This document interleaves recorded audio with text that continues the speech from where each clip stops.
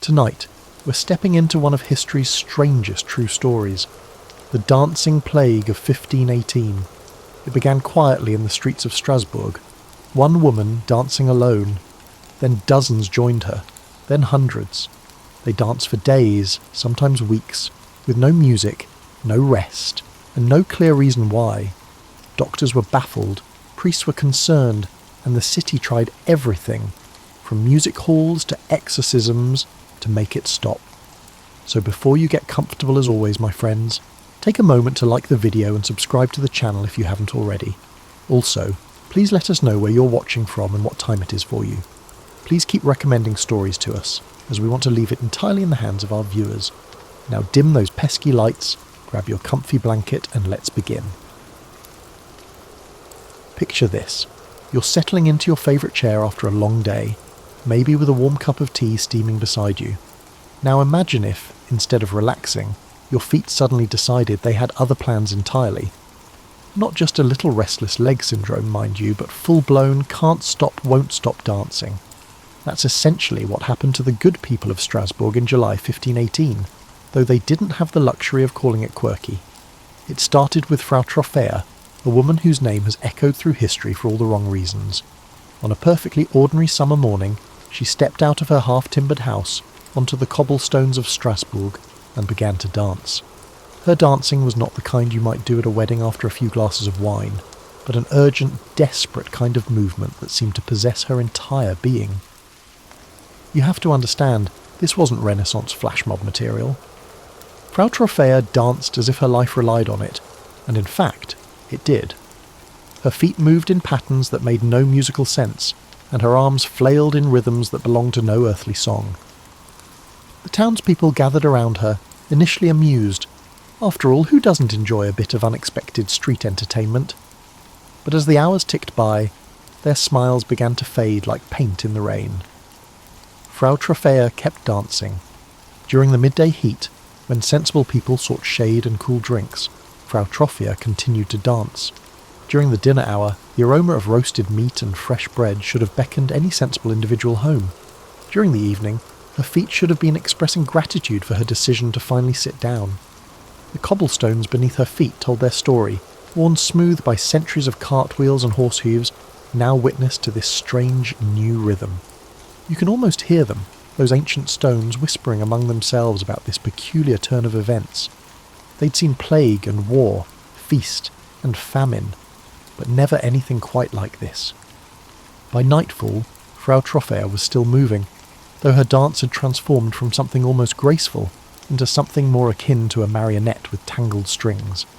Her neighbours brought her water, which she drank without stopping her movement. They offered food, which she barely managed to consume between steps. They pleaded with her to rest, but she seemed as unable to stop as you might be unable to stop breathing. The local authorities scratched their heads and consulted their limited medical knowledge. Perhaps it was a fever, they reasoned. Fevers could make people act strangely. But Frau Troffea showed no signs of illness beyond this compulsive movement. Her skin wasn't flushed, her eyes weren't glassy. She simply could not stop dancing. As you lie there tonight, comfortable in your bed, imagine the bewilderment of those medieval minds trying to process this impossibility. They lived in a world where everything had a place and a purpose. Cows gave milk, chickens laid eggs, and people danced only when there was music and merriment. But here was Frau Troffea, defying the natural order with every unwilling step. The night watchmen took turns observing her, partly out of concern and partly out of morbid fascination. They'd seen plenty of odd things during their midnight rounds, drunken revelries that lasted too long, lovers' quarrels that spilled into the streets, and the occasional sleepwalker stumbling about in their nightclothes.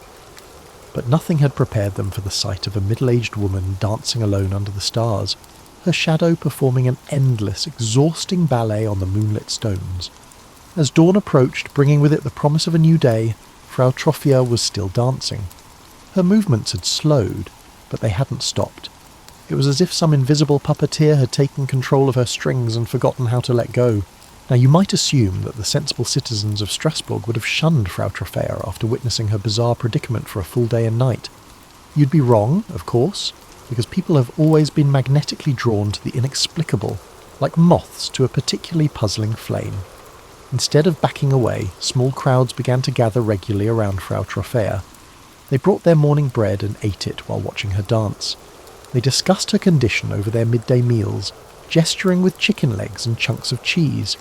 They turned her suffering into a form of communal entertainment, although none of them would have openly acknowledged it in those exact terms. This is where the story takes a turn that would make even the most creative screenwriter pause and reconsider.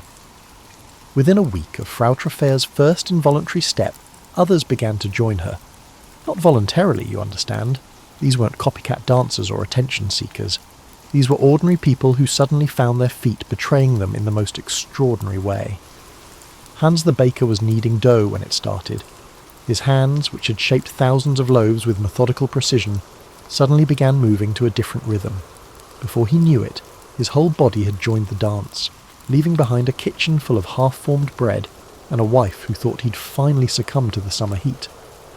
Greta, the weaver, abandoned her loom mid-thread when her feet decided they had more important things to do than operate the pedals in their usual measured way. The half-finished cloth remained stretched on the frame for weeks, a testament to the moment when normal life simply stopped making sense.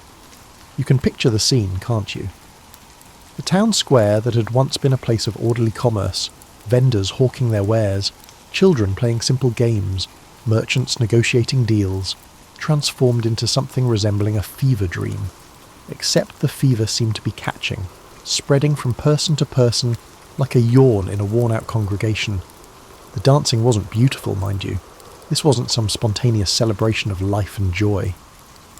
The dancers moved with a desperate urgency, their faces etched with exhaustion and confusion. Their clothes became tattered from the constant motion. Their shoes wore thin against the unforgiving cobblestones. Some danced until their feet bled, leaving small red marks on the stones like some macabre breadcrumb trail. The local physicians were summoned, naturally. These learned men arrived with their leather satchels full of mysterious remedies, and their heads full of medieval medical wisdom. They observed the dancers with the same intensity you might observe a puzzle that's missing several crucial pieces. They took notes, they consulted their texts, and they stroked their beards thoughtfully. Their diagnosis, when it came, reflected the medical understanding of the time. They declared that the dancers had a condition known as hot blood. Therefore the solution was to encourage more dancing until the heat dissipated from their systems. It was rather like suggesting that someone with hiccups should hiccup more vigorously until they stopped, but it seemed logical within the framework of 16th century medicine. Therefore, the authorities, guided by their immense wisdom, chose to combat the issue head-on. They hired musicians to play for the dancers, reasoning that proper music might help regulate their chaotic movements. They cleared larger spaces for the dancing, moving market stalls, and redirecting cart traffic. They even built a stage, thinking that perhaps the dancers would feel more dignified performing on an elevated platform. The irony would have been delicious if it weren't so tragic. Instead of curing the dancers, the music and attention seemed to attract more victims. The dancing seemed to have transformed into a seductive melody, appealing to a profound, concealed fragility within the human soul. By the end of the second week, nearly 40 people were dancing in the streets of Strasbourg, their individual rhythms creating a chaotic symphony of movement. The families of the dancers tried everything they could think of. They brought favourite foods, hoping to tempt their loved ones to stop and eat properly. They carried chairs and stools, placing them hopefully in the dancers' paths. They also brought pillows and blankets, believing that if they could persuade the dancers to take a moment's rest, the spell might be broken. But nothing worked. The dancers danced on day and night, their movements becoming more frantic as their bodies grew weaker. It was like watching people slowly drown in air, struggling against an invisible current that only they could feel. By the third week of this peculiar epidemic, the city of Strasbourg had transformed into something unrecognisable. You know how a familiar room can suddenly feel strange when you move just one piece of furniture? Well, imagine an entire city where the fundamental rules of human behaviour had been rewritten overnight. The marketplace, which had operated according to centuries-old rhythms of buying and selling, now resembled something between a medical ward and a carnival. Even in the face of impossibility, vendors still set up their stalls each morning, but their attention was divided between their wares and the growing number of dancers who wove between the displays like exhausted ghosts. Children, who had initially found the whole spectacle entertaining, began to grow frightened. There's something unsettling about seeing adults lose control, especially when those adults include your neighbours, your teacher, or your aunt, who always remembered your birthday. The dancing had crossed the line from curious novelty to something darker and more threatening. The dancers themselves had begun to show serious signs of wear. Their clothes hung in tatters, their faces gaunt from exhaustion and irregular eating. Some had collapsed and been carried home, only to rise and begin dancing again as soon as they regained consciousness. It was as if rest only stored up energy for more frantic movement. Maria, the seamstress, developed a particularly heartbreaking pattern. She would dance for hours, then suddenly stop mid-step and look around with clear, confused eyes, as if waking from a dream. She would recognise her surroundings, call out to friends and family, and even sit down for a few minutes to drink water or nibble bread. Then, just as suddenly, the compulsion would return, and she would leap to her feet and resume her endless dance. These moments of clarity made the condition even more disturbing. It wasn't madness in any traditional sense. The dancers knew what was happening to them. They simply couldn't stop it. Imagine being trapped in your own body, watching yourself perform actions you never chose to perform, like being a passenger in a vehicle whose steering wheel you can't reach. The city's records, kept by meticulous scribes who documented everything from grain prices to weather patterns, began to read like something from a fever dream. Item, the dancing sickness continues. Item, Johann the Cooper joined the dancers this morning. Item, the musicians have been paid for another week of playing. Item, 3 more dancers collapsed today but resumed upon waking. You have to admire those record keepers, really. Faced with something completely outside their experience, they did what bureaucrats have always done. They wrote it down carefully and hoped someone else would figure out what it all meant. The religious authorities, meanwhile, were having theological debates that would have been fascinating if they weren't so urgent. Was this divine punishment for some collective sin? A test of faith? Was this a manifestation of malevolent spirits? Different priests offered different interpretations, and their congregations split accordingly. Some organised prayer vigils, others called for public confessions, and a few suggested that perhaps God was simply enjoying some cosmic entertainment at human expense. The dancers themselves became unwilling celebrities. People travelled from neighbouring towns to witness the phenomenon, turning Strasbourg into an accidental tourist destination. Merchants arrived to sell food and trinkets to the crowds. Street performers came to compete for attention, though their conventional acts seemed almost quaint compared to the desperate dancing happening all around them. However, the locals were growing tired of the novelty. Living in the middle of an ongoing crisis has a way of exhausting even the most patient communities. Families were disrupted, businesses struggled to function normally, and everyone walked around with the nervous energy of people waiting for the other shoe to drop. Except in this case, the shoes never stopped moving. The dancers' families organised themselves into an informal support network. They took turns bringing food and water, alternated in watching over their afflicted relatives, and shared the burden of worry that comes from loving someone who is slowly wearing themselves down. It was community care born from desperation, but it was beautiful in its way. Some of the dancers had begun to develop their own individual styles. Otto the blacksmith danced with heavy rhythmic movements that echoed his hammering motions at the forge. Liesel, the baker's daughter, spun and twisted as if kneading invisible dough. Their bodies, even in the grip of this strange compulsion, remembered their daily work and transformed it into movement.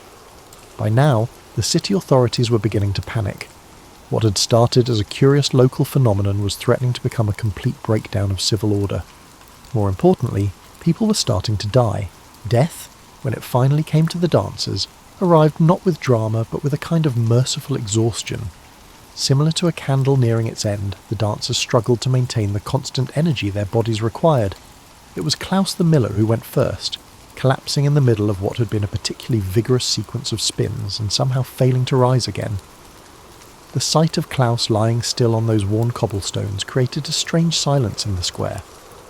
Even the other dancers seemed to pause, as if some invisible conductor had finally given them permission for a moment's rest. However, only a brief moment passed before the surviving dancers resumed their endless movement, carefully stepping around their fallen friend as if he were merely another obstacle in their path. You might wonder what goes through a community's mind when the impossible becomes deadly. The people of Strasbourg were experiencing something that challenged every assumption they'd ever made about how the world worked.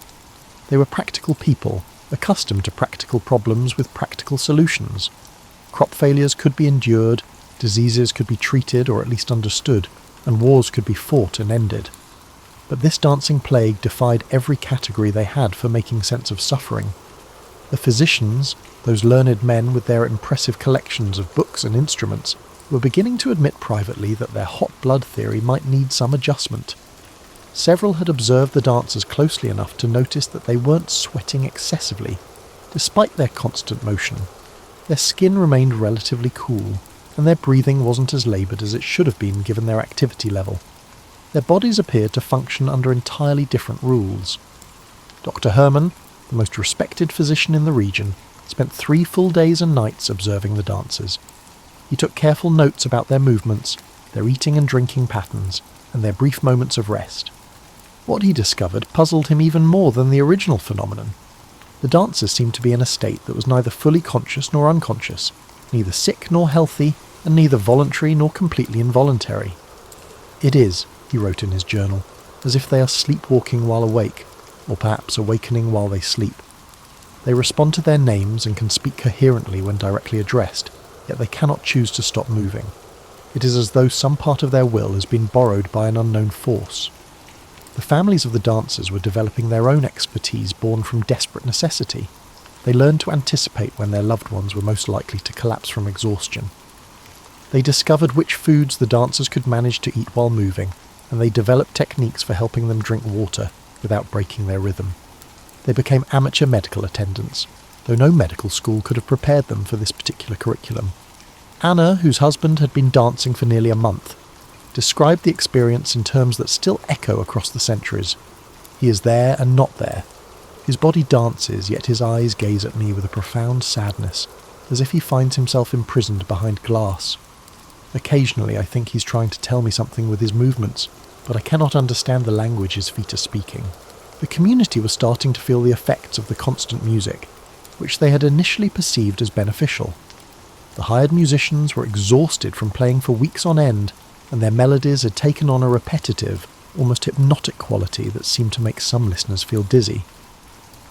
Several people reported feeling an uncomfortable urge to move their feet in time with the music, though they managed to resist the compulsion. The dancing itself was evolving. What had started as individual, isolated movements was becoming something more coordinated. The dancers seemed to be responding to each other, creating patterns and formations without any apparent conscious intent. They would form circles, then lines, scatter and reform in different configurations. It was like watching a flock of birds or a school of fish, except these were human beings who should have been making deliberate choices about their movements. Some of the dancers had begun to show signs of what we might now recognise as trance states.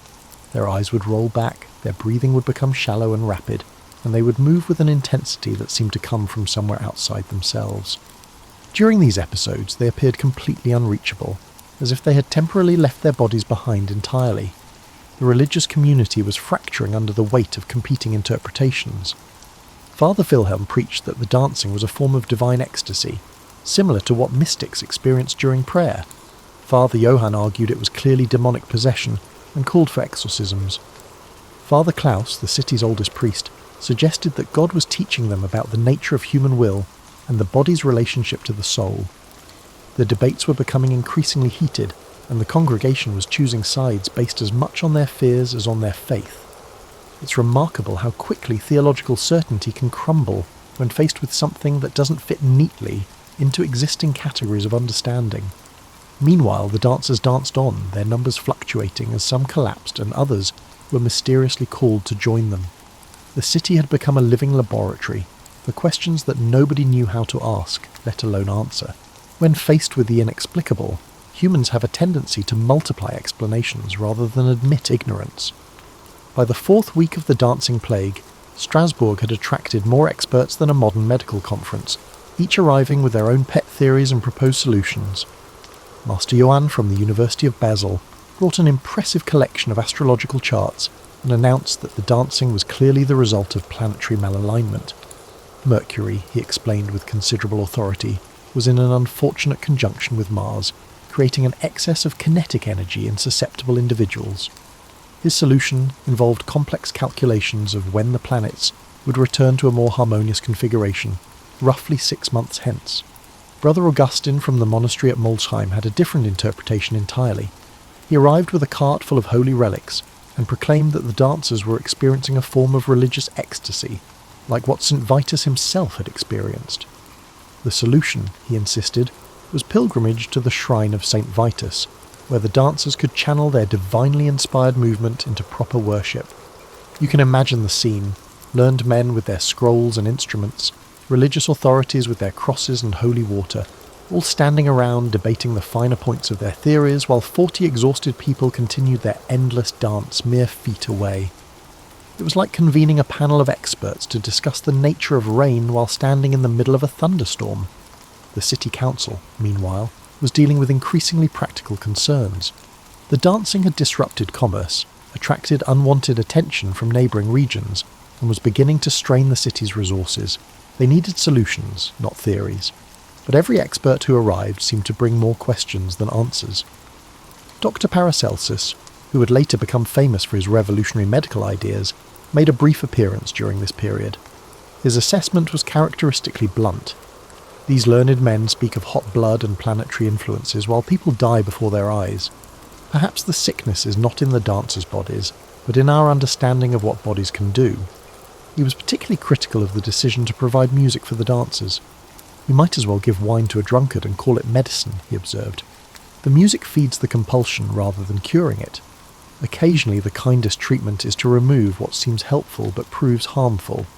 His words carried weight, and a faction began to form around the idea of trying complete silence instead of constant music. It was a radical departure from the established treatment, but then again, the existing treatment wasn't working particularly well. The families of the dancers were developing their own theories based on intimate observation. They noticed that their loved ones seemed to dance more frantically when crowds gathered, as if performing for an audience they couldn't see. They observed that certain types of music triggered more intense movements, while others seemed to calm the dancers slightly.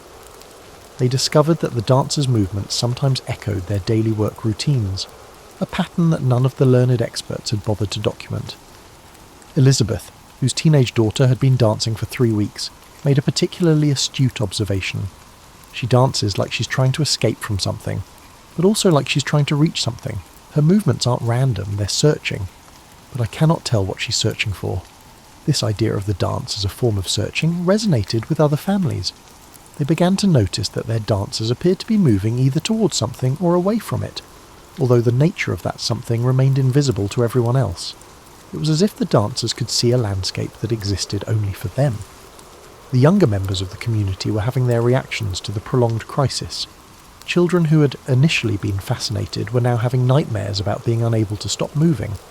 Teenagers were avoiding the areas where dancers congregated, afraid that the compulsion might somehow reach out and grab them too. Young adults were leaving the city entirely, unwilling to risk being caught up in whatever was happening. But perhaps most tellingly, some people were beginning to report feeling a strange sympathy with the dancers. They would watch the endless movement and find their feet tapping involuntarily. They would dream of dancing and wake up with their legs tangled in bedsheets. A few even reported brief moments of feeling an almost irresistible urge to join the dancers, though they managed to fight off the compulsion. Their experiences raised disturbing questions about the nature of the condition. Was it truly random, or were some people more susceptible than others? Was it a hidden contagion, or a dormant part of the human psyche? Dr. Herman, who had been observing the dancers since the beginning, was developing a theory that was both simpler and more complex than the others being proposed. He suspected that the dancing might be a physical expression of something psychological, a kind of breaking point where individual human will simply give up trying to maintain control over an increasingly uncontrollable world. Perhaps, he wrote in his private notes, the dancers are not sick, but rather more honest than the rest of us. They are showing us what it looks like when the human spirit can no longer pretend that it has mastery over the body it inhabits. It was a radical idea for its time, suggesting that the boundary between mind and body might be more porous than anyone had imagined. Sometimes the most profound shifts happen not with dramatic revelations, but with quiet observations made by exhausted people who have run out of clever theories. It was Frau Bertha, the baker's wife, who had been caring for 3 different dancers, who first noticed the pattern that would eventually lead to the plague's resolution. She observed that the dancers seemed calmer, though they never stopped moving entirely when they were in smaller groups, away from the crowds and the constant music. More importantly, she noticed that they danced differently in the early morning hours, before the city fully awakened. Their movements were still compulsive, but they seemed less frantic, more like people walking in their sleep than people fleeing from invisible demons. "It's the watching," she told Dr. Herman one morning after a particularly long night of observation. "They dance harder when people watch them, not because they want attention, but because something about being watched makes the dancing worse." This insight led to a quiet experiment. A few families began taking their dancing relatives to more secluded locations, quiet courtyards, gardens outside the city walls, even private homes with large rooms. The results were subtle but unmistakable. Away from audiences and musicians, the dancers' movements became less violent, less desperate. Dr. Herman documented these changes carefully. The dancers still couldn't stop moving, but their movements became more flowing, less like convulsions and more like a strange form of sleepwalking. Some even began to show brief moments of genuine rest, not collapse from exhaustion, but actual pauses in their movement. The religious authorities were initially resistant to this approach. Brother Augustine argued that removing the dancers from public view was tantamount to hiding God's work from the faithful. But Father Klaus, the elderly priest who had been quietly observing throughout the crisis, supported the experiment. Perhaps, he suggested, what these souls need is not more attention, but more peace. The city council, pragmatic as always, was simply relieved to have the disruption moved away from the main commercial areas. They officially sanctioned the creation of quiet spaces where dancers could be cared for away from crowds, though they were careful not to call it a cure. Gradually, as they relocated the dancers to more peaceful environments, an unexpected event occurred. Without the stimulation of constant music and crowds, their individual personalities began to reassert themselves. Maria, the seamstress, started incorporating recognizable gestures from her work into her dance. Not the frantic mimicry that had characterized her earlier movements, but something more like a conversation between her conscious and unconscious minds. Otto, the blacksmith's movements, began to follow the rhythm of breathing rather than some internal drumbeat that no one else could hear. His dance became less about desperate energy and more about a kind of patient endurance, as if he were waiting for something to finish cooling in his forge. The families caring for the dancers developed new routines based on these observations. They created spaces that were comfortable but not stimulating, provided simple foods at regular intervals, and most importantly, they learned to be present without being intrusive. They discovered that the dancers seemed to respond to quiet companionship in ways they hadn't responded to medical interventions or religious ceremonies.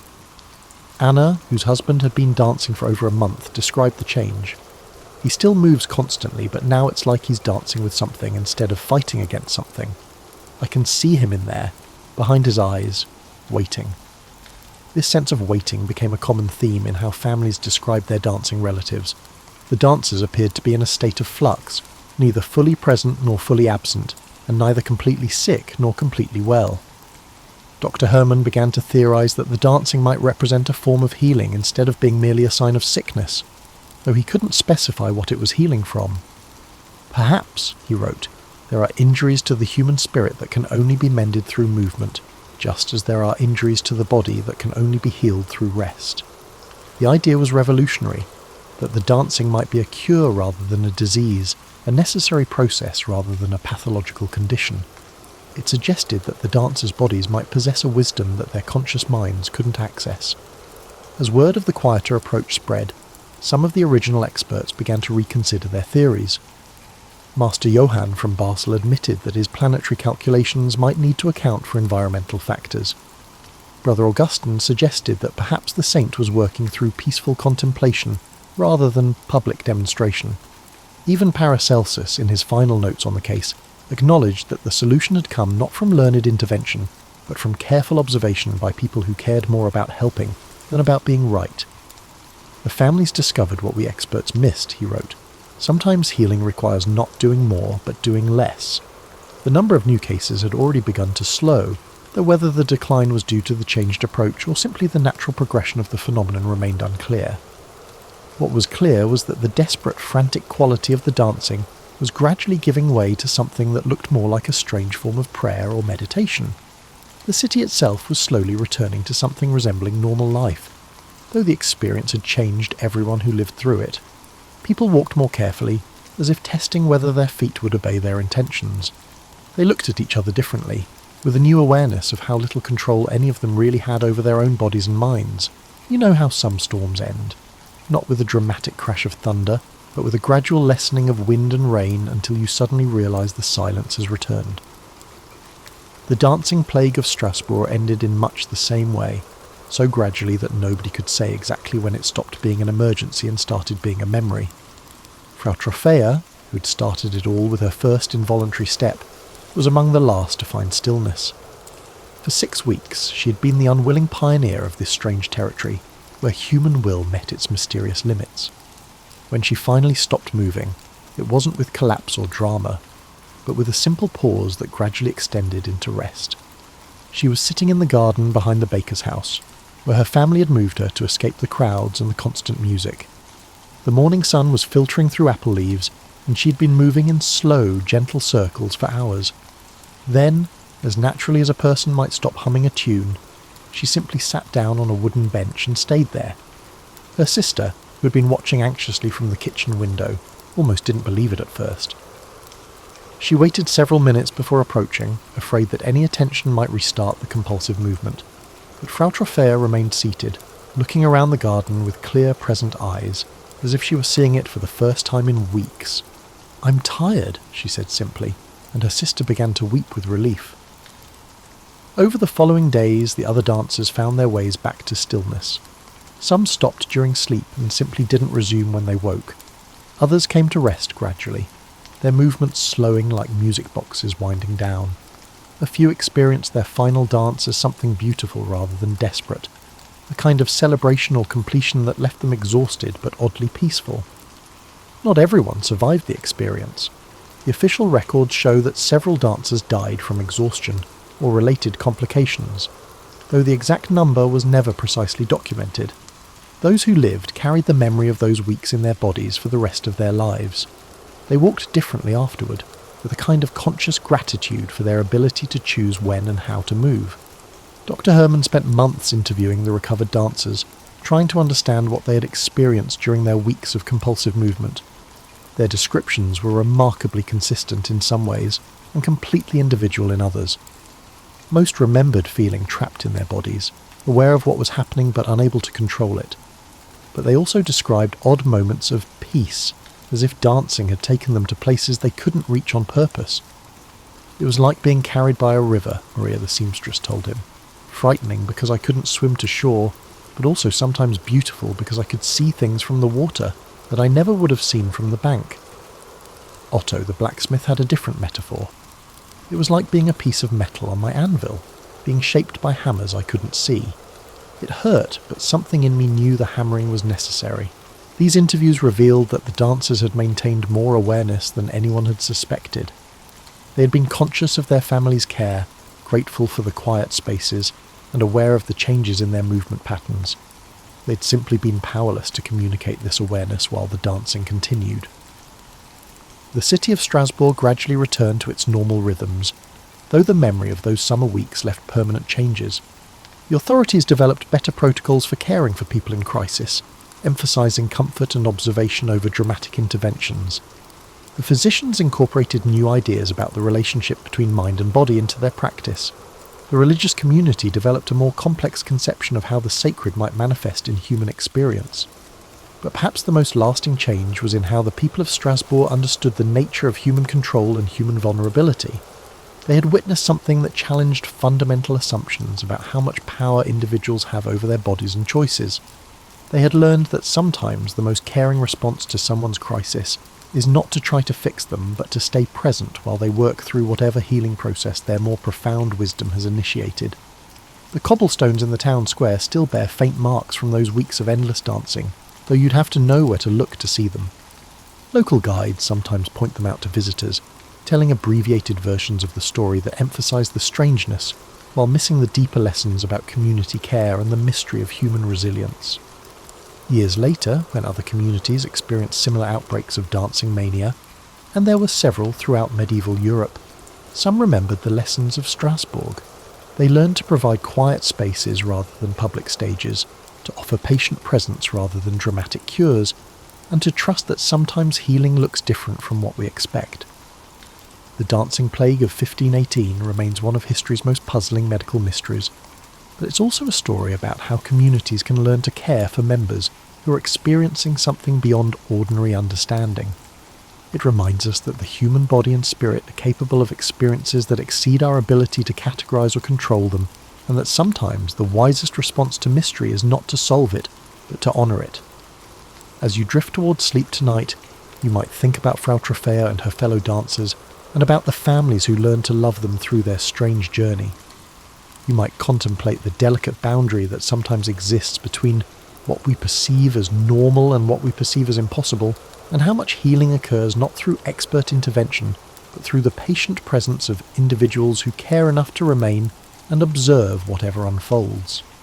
The dance is always there, just beneath the surface of our ordered lives, waiting to teach us something about surrender, about community, and about the beautiful, terrifying mystery of being human in a body that is never entirely under our control. And just like that, the music fades, and our strange story ends. If your thoughts are still spinning to rhythms only you can hear, don't worry, it happens. There are more stories to choose from, old and new here, if this one didn't lull you into stillness. But tonight we let the last dancer slow to a stop, and the streets fall quiet once more. Sleep well, my curious souls, and as always, good night.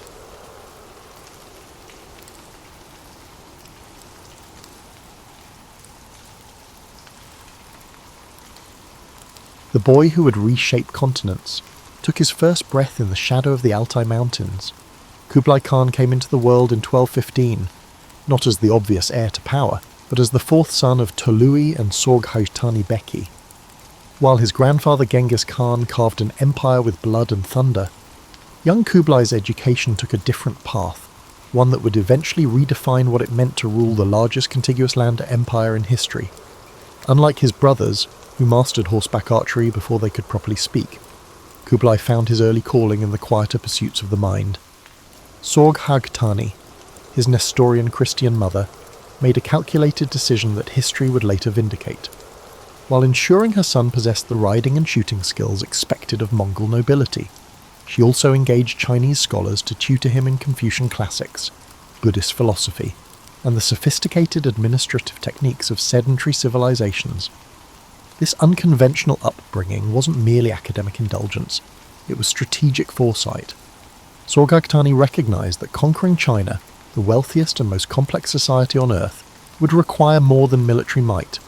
It would demand cultural understanding and administrative finesse that no Khan before had possessed. The bow conquers the throne, meant an old Mongol saying, but ink preserves it. Kublai internalized this wisdom in ways his predecessors never had. While his grandfather and uncles ruled from horseback and felt most comfortable in the open steppe, Kublai developed a fascination with urban life and permanent structures. As a young man, he constructed an experimental Chinese-style palace in the Mongolian heartland, a move that scandalized traditionalists who saw dwelling in anything but felt tense as an affront to their nomadic identity. This cultural flexibility extended to religion as well. Though raised by a Christian mother, Kublai never fully embraced her faith. Instead, he developed an intellectual's appreciation for philosophical Buddhism while maintaining traditional Mongol shamanic practices for political expediency. This religious pragmatism would later become a cornerstone of his imperial policy. What's often overlooked is how Kublai's early governance in northern China served as a laboratory for his later imperial vision. Appointed as viceroy to Chinese territories in 1251 by his brother Mongke Khan, Kublai surrounded himself with advisors from diverse backgrounds. The Tibetan Lama Drogon Chogyal Phagpa became a spiritual mentor, while Chinese Confucian scholars like Liu Bingzhong helped him navigate the labyrinthine traditions of Chinese bureaucracy. In these formative years, Kublai's governance style emerged, where other Mongol princes treated conquered territories merely as sources of plunder and tax revenue. He attempted to integrate local elites into his administration and adapt governance to regional conditions. This approach provoked criticism from Mongol traditionalists who viewed such accommodation as weakness, yet it laid the groundwork for his later ability to maintain control over vastly different cultural regions. Perhaps most telling about Kublai's character was his relationship with Chabi, his principal wife. Unlike the purely political marriages common among Mongol nobility, their partnership evolved into a genuine intellectual collaboration. Historical records suggest Chabi's influence moderated some of Kublai's harsher tendencies and encouraged his interest in Chinese culture. She advocated for policies protecting Chinese civilians during military campaigns and influenced appointments of moderate officials in his early administration. The Mongol Empire faced a pivotal moment when Mongke unexpectedly passed away in 1259. Kublai's younger brother, Arik Böke, seized the opportunity to claim the Great Khanate, rallying traditionalists who resented Kublai's perceived cultural apostasy. What followed was not merely a succession dispute, but an ideological battle for the empire's soul. Would the Mongols remain conquerors who ruled from horseback or transform into administrators of a multi-ethnic empire? The ensuing civil war demonstrated Kublai's strategic patience. Rather than immediately marching on the Mongolian heartland, where Arik's traditionalist support was strongest, he consolidated power in northern China, securing agricultural resources and tax revenues that would eventually finance his campaign. This decision, prioritizing economic infrastructure over symbolic homelands, revealed the pragmatic ruler he was becoming.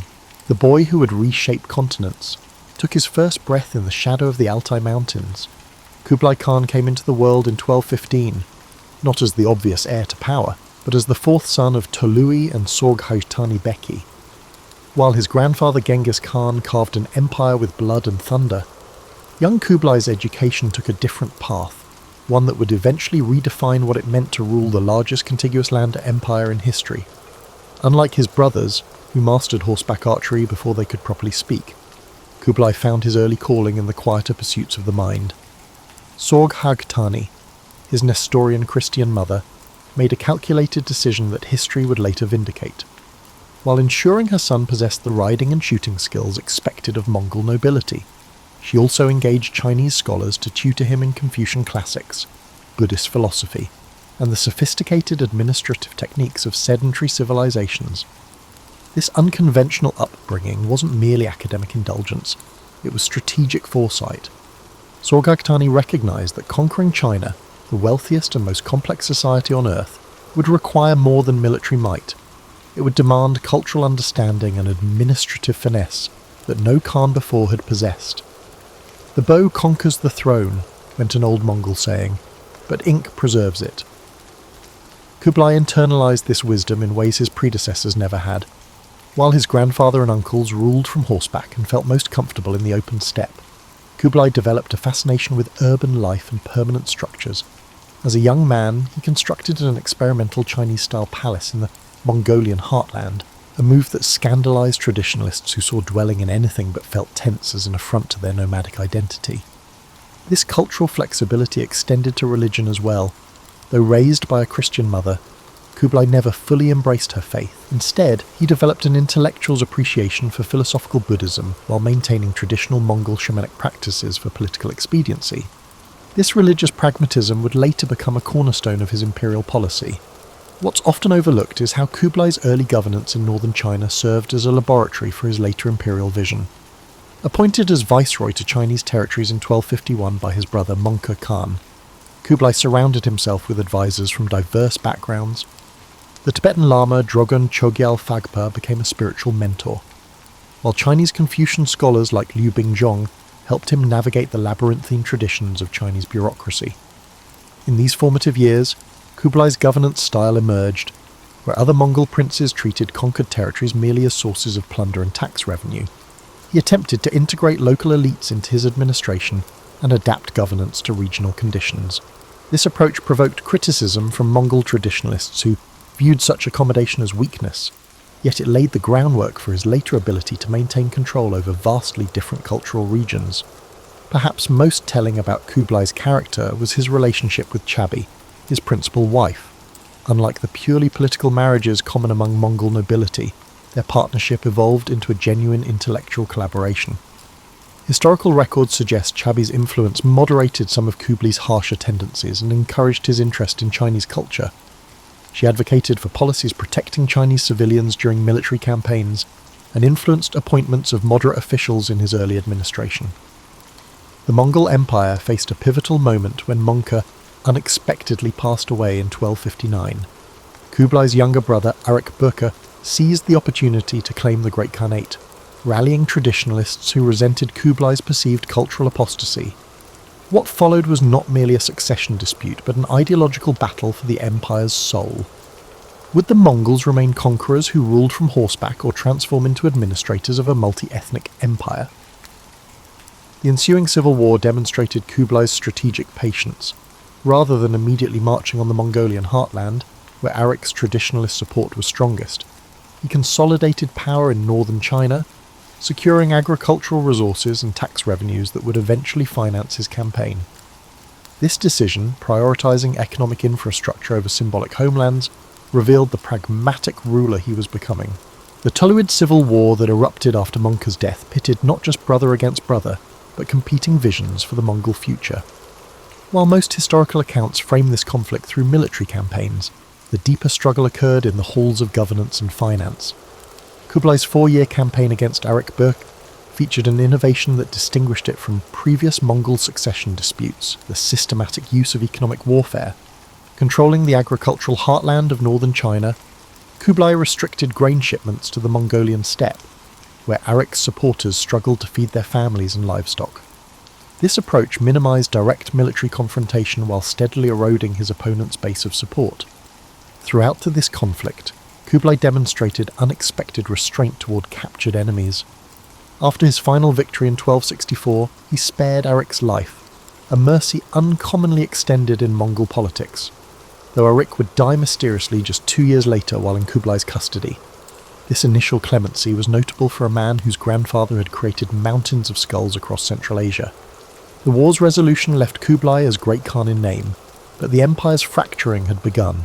The Western Khanates, the Golden Horde in Russia, the Chagatai Khanate in Central Asia, and the Ilkhanate in Persia, acknowledged Kublai's position with decreasing sincerity. Each pursued increasingly independent policies, rendering the title of Great Khan more symbolic than practical beyond East Asia. This reality shaped Kublai's vision. Rather than exhausting resources trying to reimpose central authority across the sprawling Mongol domains, he focused eastward, turning his grandfather's conquest into something new, a Chinese-style dynasty with Mongol characteristics. In 1271, at the age of 56, Kublai made this transformation official by proclaiming the Yuan dynasty.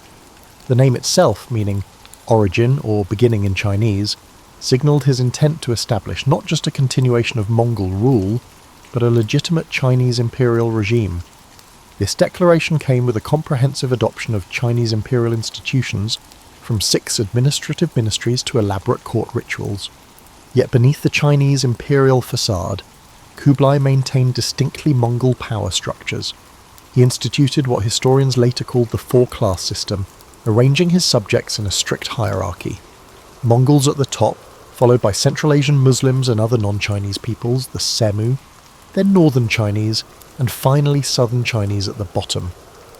This system ensured Mongol military and political dominance while incorporating useful talents from all groups. Kublai's administrative innovations were practical responses to governance challenges. Unable to read Chinese himself, he commissioned the creation of the Faegi's Pe script, a writing system that could transcribe multiple languages, including Mongolian and Chinese. This script appeared on official seals and currency, allowing communication across linguistic divides within his administration. His legal system represented a similar hybrid approach. Rather than imposing Mongol customary law universally, or adopting Chinese legal traditions wholesale, Kublai created a tiered system where different ethnic groups were judged according to different legal standards. Mongols answered to traditional Mongol law, Muslims to Islamic law, and Chinese to modified Tang dynasty codes. Perhaps most revealing of Kublai's intellectual character was his establishment of the Muslim Astronomical Observatory in Beijing. While previous rulers might have consulted astrologers before campaigns, Kublai assembled a multicultural scientific team, including Chinese, Muslim, and even European scholars, to improve calendar systems, develop navigational tools, and study celestial phenomena. This institution reflected his genuine intellectual curiosity and recognition that knowledge from diverse traditions could serve practical governance. The Khan's personal habits similarly blended traditions. While maintaining the Mongol custom of hunting expeditions, Kublai transformed these into elaborate affairs combining Chinese imperial pageantry with steppe traditions. His hunting park at Xanadu, made famous centuries later by Coleridge's poem, featured not only game reserves but also agricultural demonstrations and botanical collections, reflecting his interest in natural sciences. By the time he consolidated his position as Emperor of China, Kublai Khan had evolved from a Mongol prince with Chinese tutors into something history had not seen before. A ruler equally comfortable discussing Confucian ethics, Buddhist cosmology, and the practical logistics of cavalry warfare. Perhaps most revolutionary was Dadu's religious landscape. Previous Chinese capitals had hierarchically arranged temples reflecting imperial orthodoxy. Kublai instead created what might be considered the world's first deliberately multi-religious imperial capital. Buddhist temples stood alongside Taoist sanctuaries, Confucian academies, Muslim mosques, Nestorian Christian churches, and even a Jewish synagogue. This arrangement wasn't merely tolerant, it was strategically pluralistic, allowing the emperor to draw legitimacy from multiple religious traditions simultaneously. The city's demographic composition reflected equally revolutionary thinking. While traditional Chinese capitals segregated foreigners in designated quarters, Dadu integrated multiple ethnic neighbourhoods throughout its urban fabric. Specialised craft districts developed where artisans from across the empire, Uyghur papermakers, Persian astronomers, Tibetan Thangka painters, and Chinese porcelain masters lived and worked in proximity, creating unprecedented cultural exchange. Security considerations shaped the city in distinctive ways. Unlike previous Chinese capitals where the imperial precinct stood at the centre, Dadu's palace complex was positioned against the northern wall, allowing for an emergency escape route to the Mongol heartlands if rebellion threatened. The imperial hunting preserve adjacent to the city served dual purposes: recreation for the court and a buffer zone that could be rapidly militarised in crisis. What's rarely appreciated about Dadu is how its construction stimulated technological innovation. The massive demand for building materials accelerated the development of mass production techniques for standardised bricks and roof tiles. The need to transport these materials efficiently prompted improvements in canal boat design and lock systems. The imperial workshops established to furnish the palace complex became facilities for technical exchange, where Persian glass-blowing techniques merged with Chinese porcelain traditions. By the time foreign visitors like Marco Polo arrived at Kublai's court, Dadu had already transformed from a construction project to a functioning imperial capital. Its population surpassed 500,000, making it among the world's largest cities. Its markets offered goods from as far away as Madagascar in Scandinavia. Its libraries housed texts in dozens of languages, and at its centre sat a ruler whose very environment now reflected his unique position, neither fully Mongol nor Chinese, but something history had never witnessed before. While Kublai Khan's continental conquests earn prominent attention in most historical accounts, his maritime ambitions and their spectacular failures reveal perhaps more about the limitations of his imperial vision than his successes on land ever could. The Khan who conquered the Sung dynasty did not simply inherit China's existing naval capacity, he dramatically expanded it, creating the largest maritime force Asia had seen up to that point. By 1274, Kublai controlled over 5,000 ships, from river patrol vessels to massive ocean-going warships. His shipyards along the Yangtze and in Korea constructed vessels that dwarfed anything found in European waters during the same period. What drove this continental ruler toward maritime expansion? The answer lies partly in economic calculation. By the 1270s, maritime trade routes connected East Asia with Southeast Asia, India, and the Middle East in a network that transported more wealth than the traditional Silk Road ever had. Controlling these sea lanes promised greater revenue than taxing caravan trade. Additionally, Kublai recognised that naval power could outflank regional rivals who might block land routes. The expeditions against Japan in 1274 and 1281 represent more than failed conquests. They mark critical turning points in East Asian military history. The first invasion fleet comprised approximately 900 ships carrying an estimated 23,000 troops, including Mongol, Chinese, and Korean contingents. Contemporary Japanese accounts describe these vessels employing technologies unfamiliar to Japanese defenders, including early explosive weapons derived from Chinese gunpowder developments. What's seldom acknowledged is how these invasions accelerated military technology transfer across East Asia. The Korean shipwrights drafted into Kublai's service brought their distinctive hull designs and sailing techniques into Chinese shipyards. Mongol cavalry tactics were adapted for marine landings. Chinese siege engineers developed floating platforms for their trebuchets. This cross-cultural military synthesis created entirely new approaches to naval warfare. The infamous kamikaze or divine wind typhoons that scattered both invasion fleets have become central to the narrative of Kublai's Japanese campaigns. However, evidence suggests the second expedition in 1281 faced significant problems even before the storm struck. Coordination between the Korean and southern Chinese fleet components proved nearly impossible due to different maritime traditions and command structures. Ships designed for different waters, the relatively protected Korean coast versus the open East China Sea, found themselves inappropriately deployed. Archaeological excavations of the invasion fleet wrecks near Takashima Island have revealed fascinating details about Kublai's naval technology. The recovered vessels show a surprising standardization of construction techniques, suggesting mass production methods that anticipated European shipbuilding approaches by centuries. Recovered weapons include sophisticated composite bows designed specifically for marine combat and early grenades with ceramic casings, technologies that would not appear in European naval warfare until much later. Less known than the Japanese campaigns were Kublai's naval expeditions to Southeast Asia.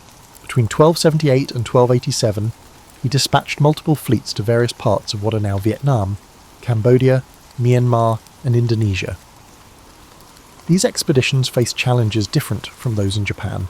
Tropical diseases decimated northern troops, and dense river systems negated the mobility advantages of Mongol cavalry once they landed. The campaign against Java in 1293 represented the furthest extension of Kublai's maritime reach, nearly 3,500 miles from his capital, and encountered unique difficulties. Local understanding of monsoon timing gave Javanese forces a decisive advantage. When Kublai's fleet arrived, they found harbours empty of trading vessels they had hoped to capture, and coastal areas already harvested of food supplies. The 1293 expedition ultimately returned with tribute but failed to establish lasting control, demonstrating the logistical limitations of projecting power across such distances. What truly distinguished Kublai's maritime ventures from previous Chinese naval operations was their hybrid nature.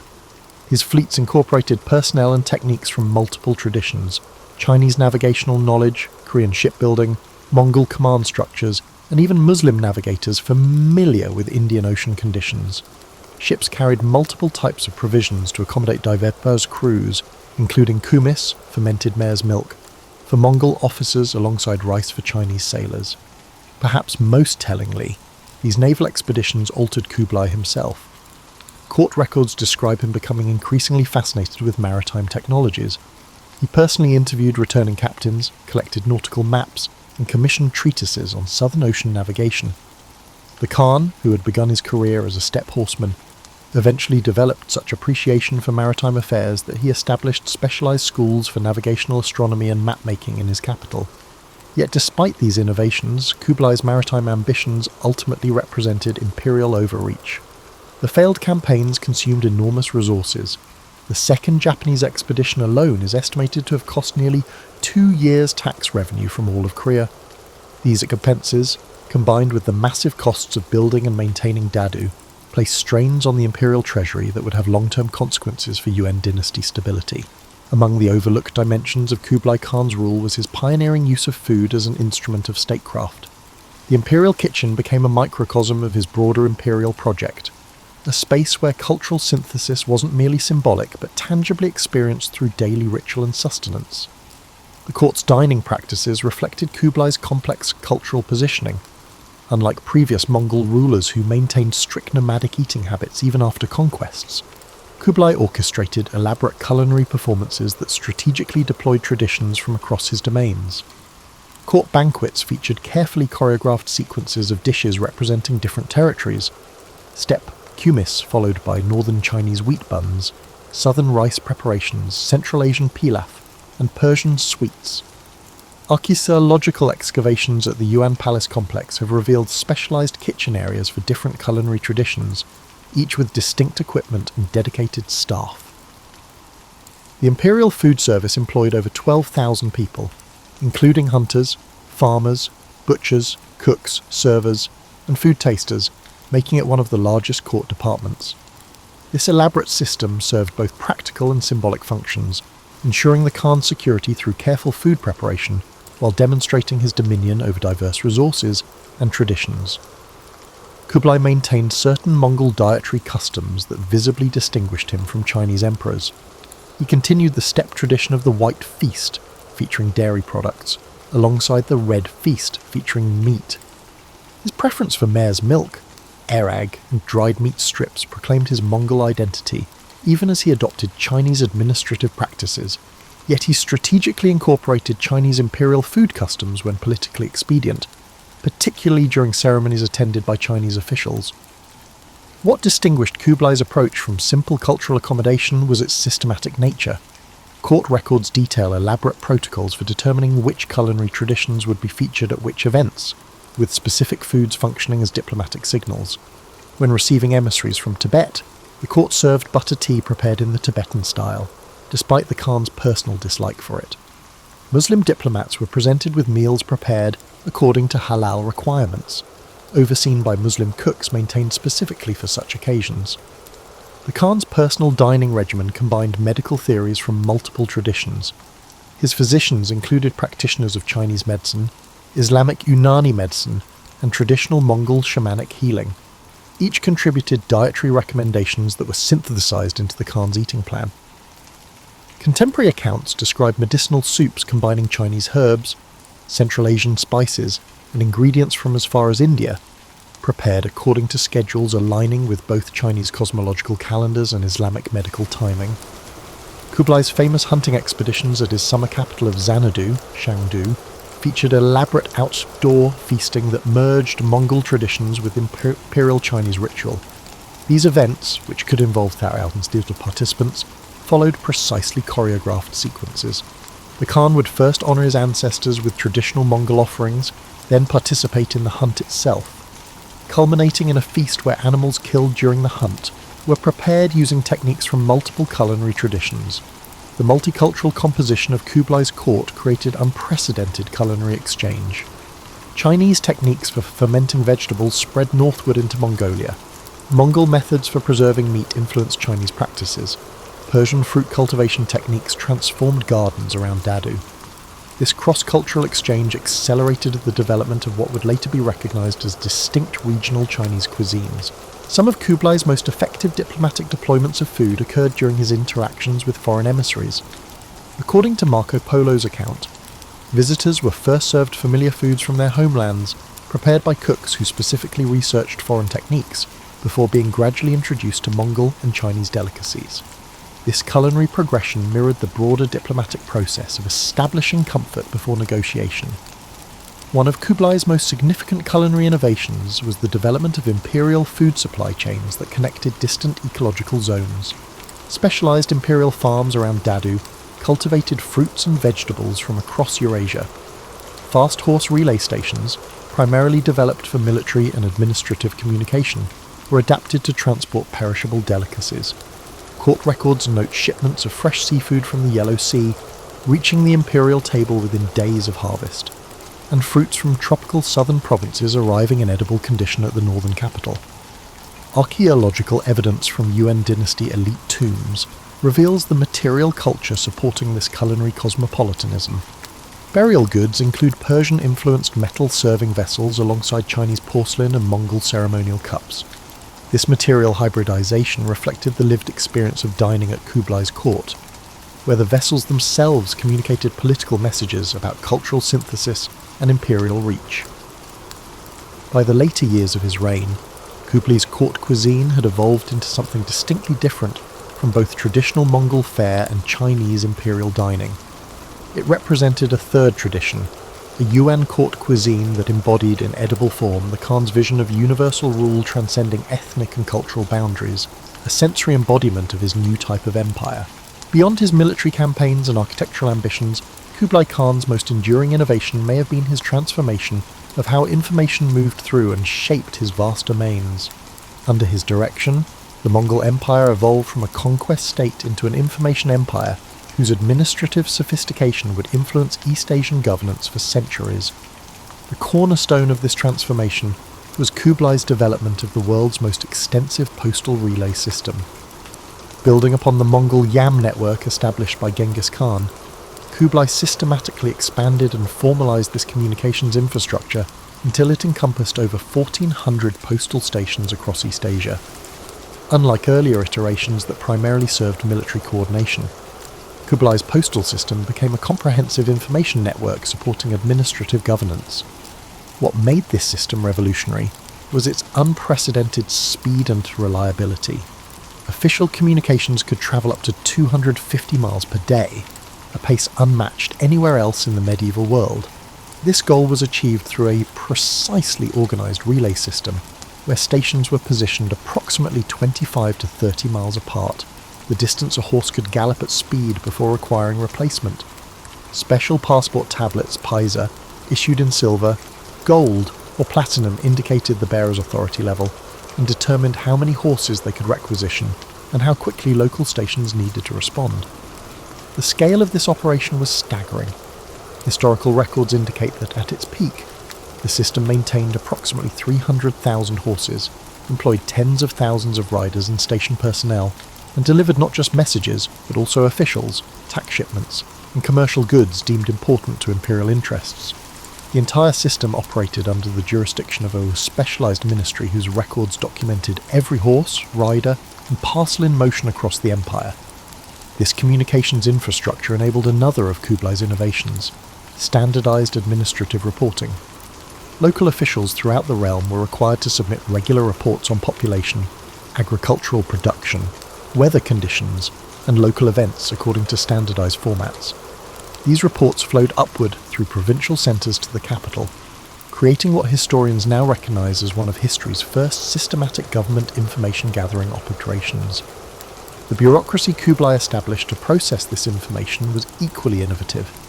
Unable to staff the entire administration with Mongols, who lacked experience in managing sedentary populations, he created a multi-ethnic civil service that included Chinese scholar officials, Uyghur financial experts, Persian astronomers, and Tibetan religious administrators. Most notably, he established specialised training academies where officials from different backgrounds learned standardised administrative methods, creating institutional knowledge that transcended individual cultural traditions. Particularly significant was Kublai's approach to language within this bureaucracy. Rather than imposing a single imperial language, as most conquering regimes did, he developed a sophisticated translation system. Key documents were produced in multiple scripts, including Chinese, Mongolian Fagspa script, Uyghur, Persian, and Tibetan. The Imperial Secretariat included dedicated translation bureaus for each major language group within the empire, ensuring that directives from the centre could be accurately implemented across diverse regions. The wealth of data flowing into Dadu enabled novel approaches to governance. Kublai pioneered large-scale statistical compilation to monitor agricultural production, population trends, and tax collection efficiency.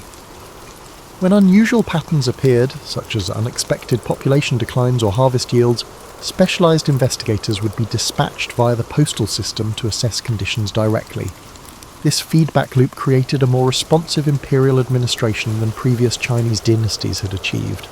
Perhaps most remarkable was Kublai's development of paper currency as an instrument of economic integration. While paper money had existed in China previously, Kublai expanded its use and standardised its implementation across his territories.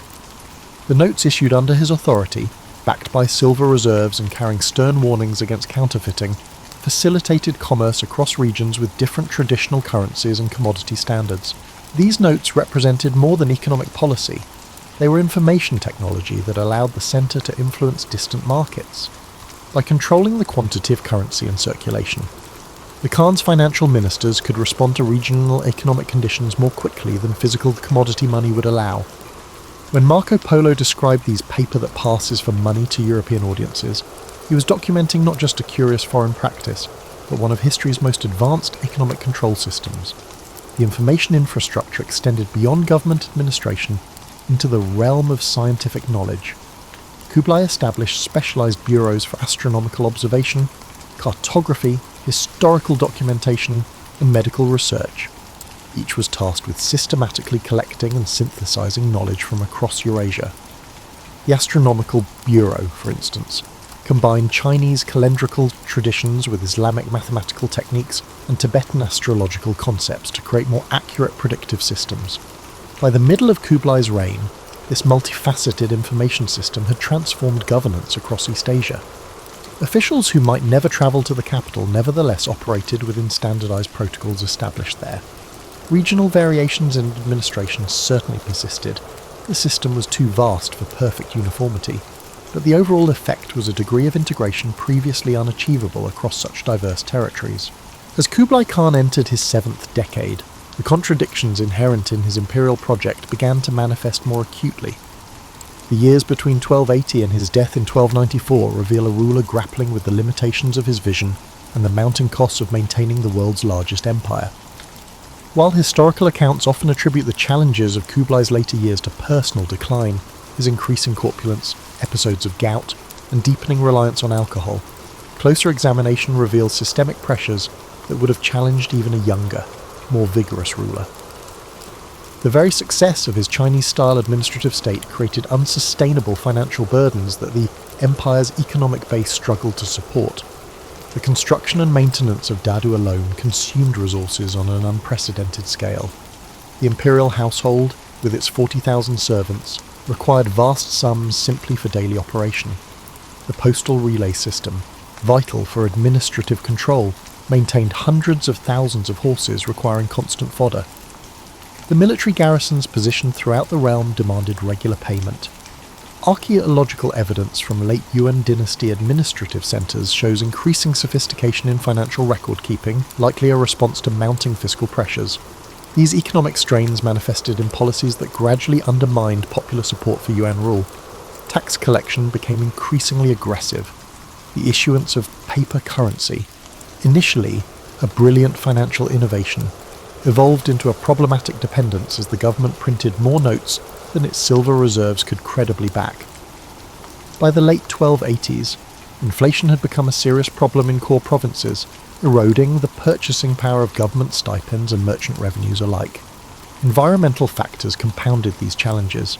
The 1280s witnessed a series of natural disasters across East Asia, floods along the Yellow River, droughts in the southern provinces, and unusually harsh winters in the northern regions. Contemporary Chinese records describe these as heaven's disapproval of Yuan governance, reflecting growing ideological resistance to Mongol rule. Modern climate research suggests these events coincided with a cooling period that affected agricultural productivity across Eurasia, creating systemic pressures no ruler could have fully addressed. Kublai's personal response to these mounting difficulties reveals much about his character in these final years. Rather than retreating from his multicultural governance model, he doubled down on it, recruiting additional foreign experts, particularly Muslim financial administrators with experience managing complex economies.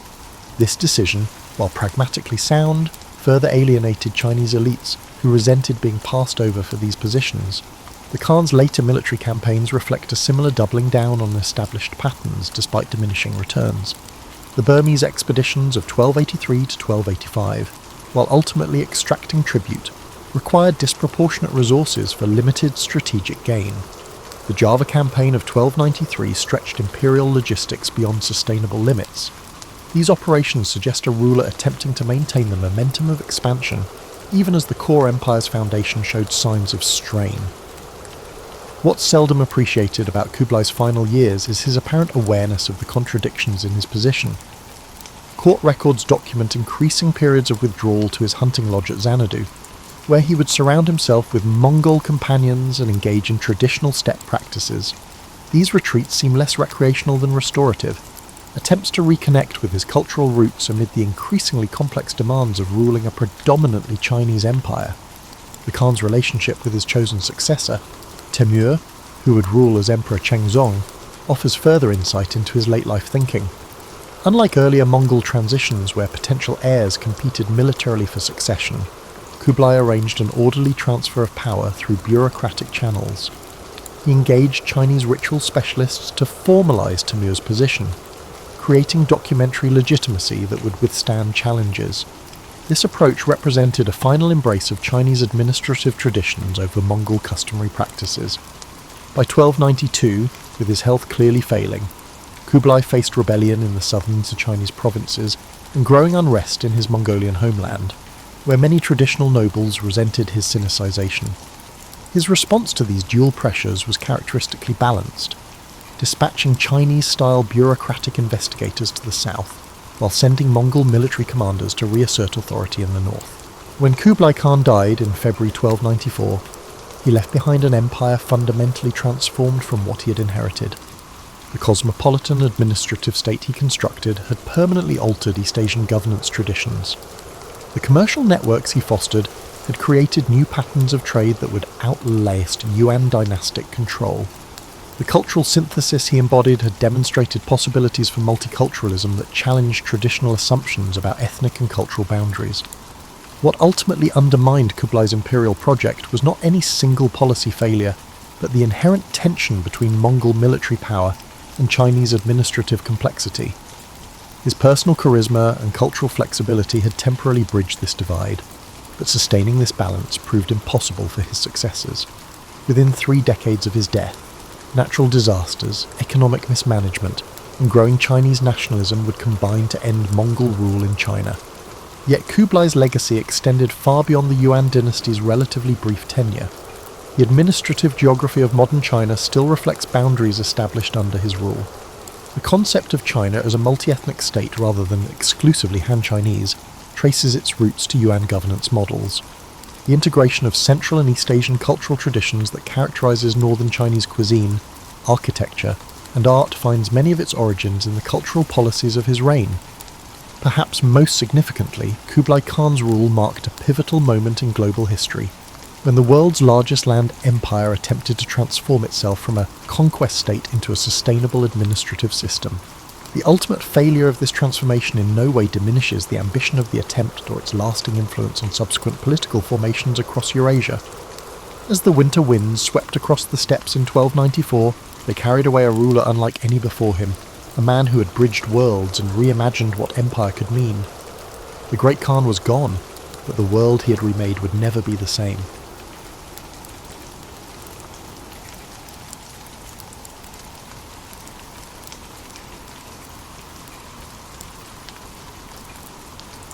In the early 19th century, the United States was still refining its identity, grappling with international pressures. Chief among them was the persistent clash with Great Britain, which never fully receded even after the Revolutionary War. By the year 1812, tensions had once again escalated. British warships roamed the Atlantic, seizing American merchant vessels and impressing sailors into the Royal Navy. Britain justified these actions by citing its endless struggle with Napoleonic France, but Americans saw them as blatant infringements on neutral rights. Politicians in Washington, D.C., argued that national honour demanded a resolute stance. Yet not all Americans agreed. New England merchants, dependent on overseas trade, feared that a war would wreck their livelihoods. Frontier farmers from the West and South, meanwhile, were more bellicose. They complained of British influence over native tribes, alleging that British agents provided weaponry to indigenous groups resisting American expansion. Famed orators in Congress, labelled war hawks, pressed for military action, insisting that only force could end maritime harassment and secure national credibility. James Madison, the 4th President, presided over a charged political scene, a quiet, deliberative. He weighed options carefully, but the clamour for war grew. In June 1812, Madison sent a war message to Congress, highlighting impressment, trade restrictions, and alleged British incitement of native violence. A narrow majority in both houses voted for war, marking the first time that the United States formally declared it. The nation's newness and untested military raised questions. Could the young republic muster the unity and resources to challenge the world's leading naval power? On paper, the British hardly viewed the US as a primary threat. Napoleon's armies in Europe had captured their attention. Nonetheless, the British recognised that if the Americans invaded Canada, the region might be lost. After all, Canada was lightly populated, and the British presence there hinged on loyal militias. British leaders believed that, despite the American impetus. The conflict wouldn't supplant Britain's prime focus on the European front, so they stationed smaller garrisons, trusting that the disorganised American approach would yield limited success. Across the Atlantic, in American port cities, many tried to maintain commerce, but with British blockades looming, merchant captains found themselves restricted or forced to sail under constant threat. The administration in Washington saw the conflict as a chance to rid the continent of lingering British power. Some leaders fantasised that capturing Canada might be straightforward. They assumed Canadians would readily join the American cause. However, that assumption proved naive. Canadian loyalty to the Crown, especially among certain pockets, was stronger than Americans had anticipated. Meanwhile, the war's outbreak also reverberated among native nations, particularly in the Great Lakes region. Some tribes formed alliances with the British, considering them to be less harmful than the land-hungry American settlers. Leaders like Tecumseh strove to form a broad indigenous confederation that might halt further American encroachment. For them, this war was another chapter in a long-standing struggle to defend their homelands. The British, short on manpower, readily welcomed indigenous allies, albeit with uncertain commitments once the war ended. Public opinion within the United States remained uneven. Southern and western states tended to favour hostilities. In contrast, many New Englanders, reliant on Atlantic trade, found the conflict ruinous. Some states half-heartedly contributed militia. Political friction within the US threatened to hamper effective prosecution of the war. Nevertheless, the formal declaration spurred initial bursts of patriotism in certain regions. Local militia parades and oratory about defending liberty repeated the rhetoric of the Revolutionary era, though critics derided the war as Mr. Madison's war. As the summer of 1812 progressed, American forces readied invasions across the Canadian border, aiming to quickly seize territory. The War Department, however, was ill-prepared. The regular army was small, officered by a mix of Revolutionary War veterans and political appointees. State militias varied widely in discipline. Supply lines were shaky. Still, generals promised swift victories. Observers from Europe, half attentive while embroiled in Napoleonic campaigns, watched with mild interest, suspecting the conflict would remain localised. The War of 1812 began in this precarious, multifaceted environment. The Americans believed they could avenge maritime wrongs and perhaps expand into Canada. The British, confident but distracted, expected to defend Canada with minimal resources. Indigenous nations, caught in the crossfire, saw an opportunity to resist American expansion. As the war commenced, few realised the transformative effects it would have on North America's diplomatic and cultural landscape. Early in 1813, American strategists believed they could redeem the humiliations of 1812 by launching renewed offensives into Canada. However, the same structural flaws persisted: volunteer militias, uncertain supply lines, and leadership lacking experience in large-scale campaigns. Generals like Henry Dearborn planned coordinated thrusts along Lake Ontario and the Niagara frontier. Yet cooperation between commands remained shaky, and British defenders, aided by local militia and indigenous allies, effectively countered many moves. On Lake Erie, Oliver Hazard Perry supervised a frantic shipbuilding effort at Presque Isle, present-day Pennsylvania. The plan was bold: construct a small fleet to wrest control of the lake from the British, thereby isolating their garrisons in western Upper Canada. In September 1813, Perry's squadron faced the British at the Battle of Lake Erie. Amid chaotic fighting, Perry's flagship took heavy damage, prompting him to row to another vessel and continue the fight. The result was a striking American victory, culminating in his laconic message, "We have met the enemy, and they are ours." This triumph severed Britain's supply route and forced them to abandon Detroit. Simultaneously, William Henry Harrison led an American army into Upper Canada. Bolstered by Lake Erie's strategic advantage, Harrison advanced, culminating in the Battle of the Thames in October 1813. The death of Tecumseh there shattered the indigenous coalition in the region. Although some tribes would continue resistance, the unified front Tecumseh championed is dissipated. American morale soared at these regional successes, mitigating memories of the prior year's catastrophes. Yet not all fronts prospered. Along Lake Ontario, the Americans captured and burned York, future Toronto, angering Canadian locals but failing to achieve a decisive hold. Furthermore, the attempt to hold or take the Niagara region vacillated as leadership changed. The incompetent or quarrelsome interplay among American generals let opportunities slip away. British regulars, though outnumbered, capitalised on interior lines and local knowledge. They also enjoyed better coordination with indigenous forces. On the Atlantic side, the US Navy's larger warships occasionally triumphed in single-ship duels, but Britain's blockade grew tighter. American merchant vessels found it perilous to venture out. Privateers operating from smaller ports tried to slip through, capturing British merchant ships for bounty. Despite being a significant threat to Britain, these privateers were unable to lift the blockade. Coastal towns faced hardship as imported goods became scarce, fueling discontent. In New England, especially, anti-war sentiment solidified. Some Federalists saw the conflict as a Southern war, suspecting expansions in territory only benefited southwestern agrarian interests. Amid these realities, 1814 brought a watershed shift in the global context. Napoleon's defeat in Europe freed British resources to pivot to North America. The British planned major offensives. One, a southern thrust aiming to capture New Orleans. Another, a mid-Atlantic invasion to strike the Chesapeake. They also stepped up attempts to secure control of Lake Champlain, a route to New York's interior. The intensification alarmed the Madison administration, which realised that if these drives succeeded, major US cities could fall or states might bolt from the Union. Also, central in 1814 was a series of negotiations that began in Ghent. Belgium, American delegates, including John Quincy Adams and Henry Clay, faced British counterparts. These talks progressed slowly, shaped by events on the battlefield. Initially, Britain demanded concessions like a recognised indigenous buffer state in the Old Northwest, while the Americans insisted on status quo ante bellum. Each side hoped for a military advantage that would improve bargaining. Throughout the summer, the negotiations seesawed, overshadowed by intensifying hostilities.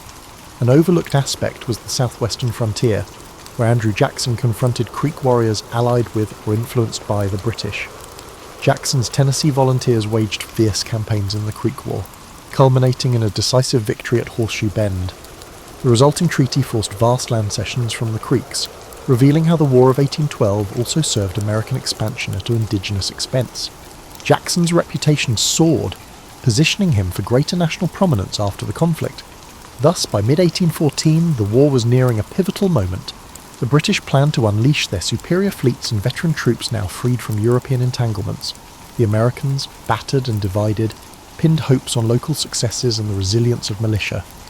Diplomatic channels flickered, but no one was sure how soon or on what terms peace would arrive. The stage was set for dramatic clashes that would shape not just the immediate fortunes of the two countries, but the future map of North America. Observers recognised that the war's outcome might finally clarify whether the United States, after 3 decades of independence, could fully stand among global powers or remain overshadowed by older empires. Late 1814 saw Britain escalate. One prong targeted the Chesapeake.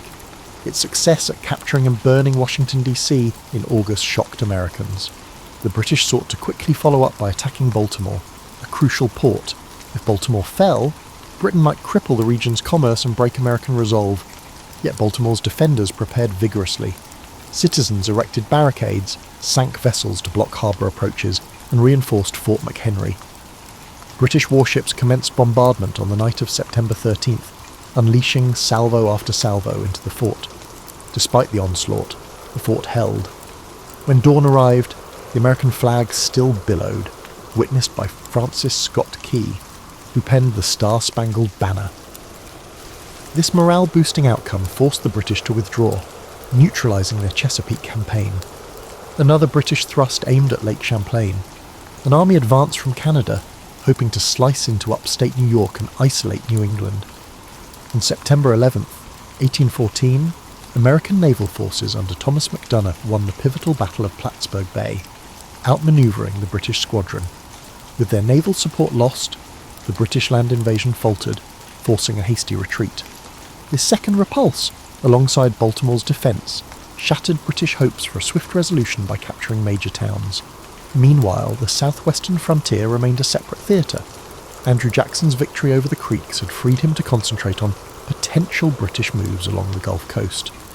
British strategists planned a grand assault on New Orleans, imagining that controlling the Mississippi's mouth would hamper American expansion.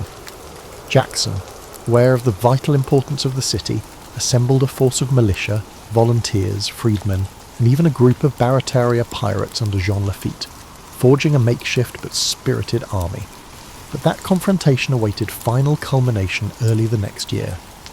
In the midst of these unfolding battles, negotiations in Ghent progressed.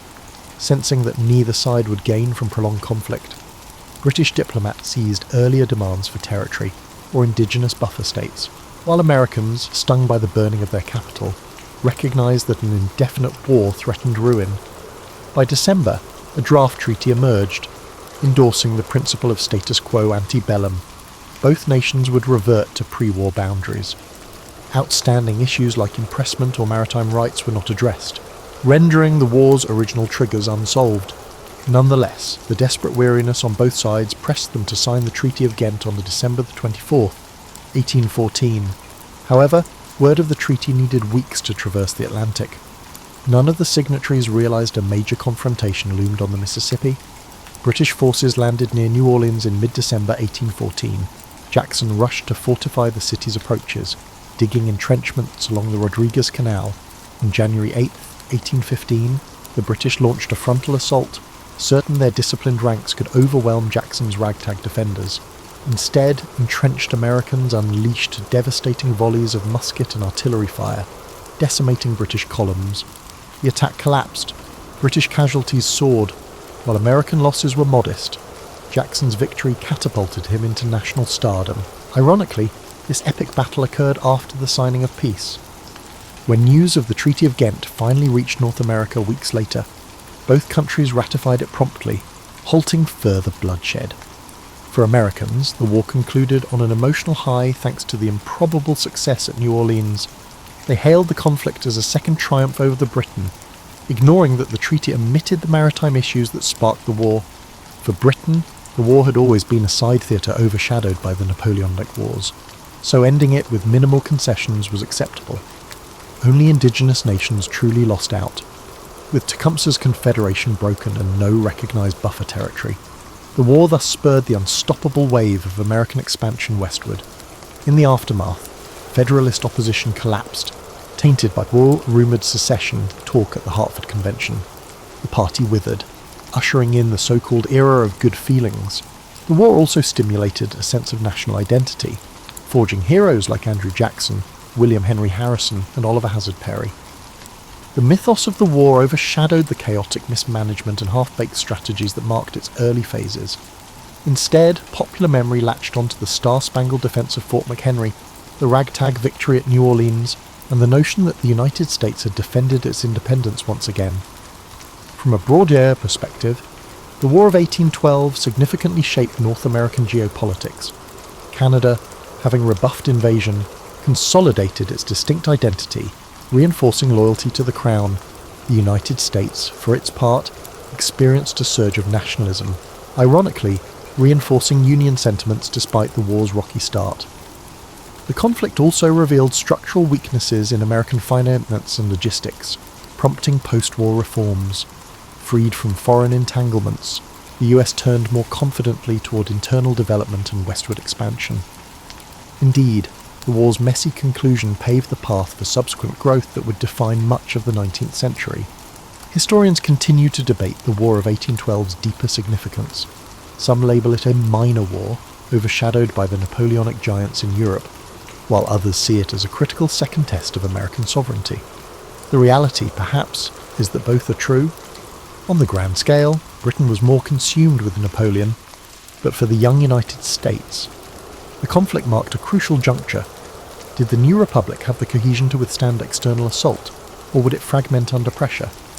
One often overlooked outcome was the impetus for American industrialization. British blockades cut off European imports, prompting domestic manufacturers to step in and supply textiles and finished goods previously sourced from abroad. This unintended stimulus laid early foundations for the Industrial Revolution stateside.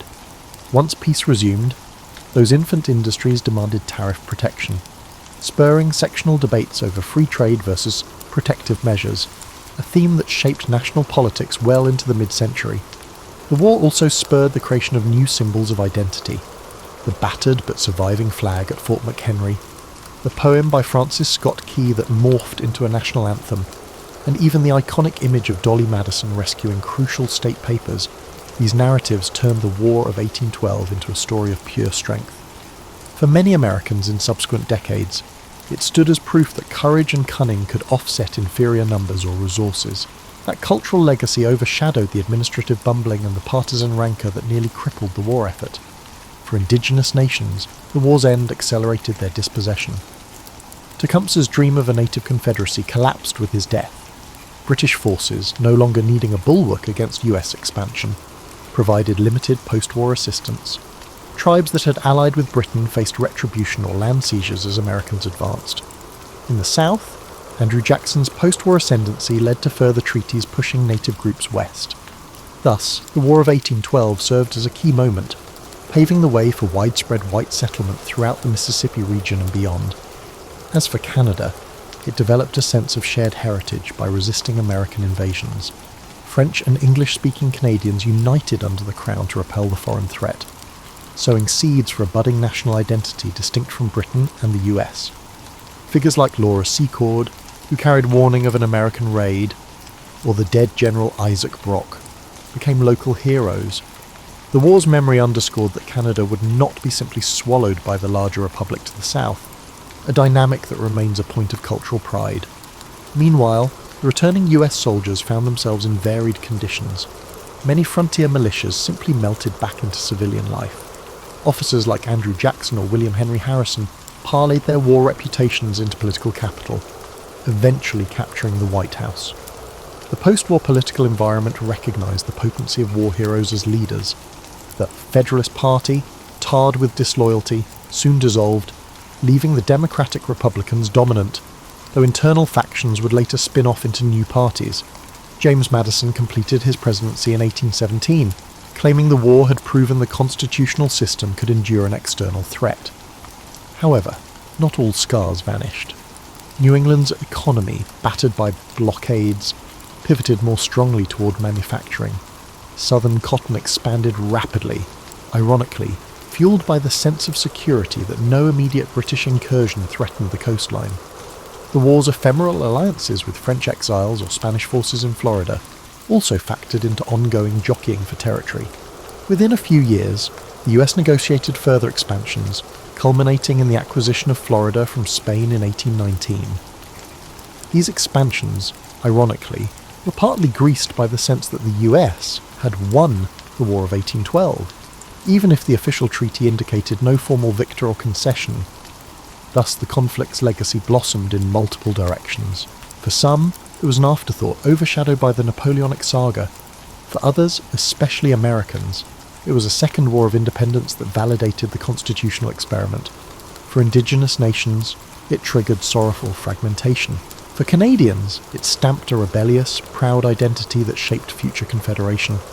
And for the wider Atlantic world, it removed a potential thorn, allowing Britain and the US to gradually pivot from enemies to trading partners. Of course, the complexities of war never vanish neatly.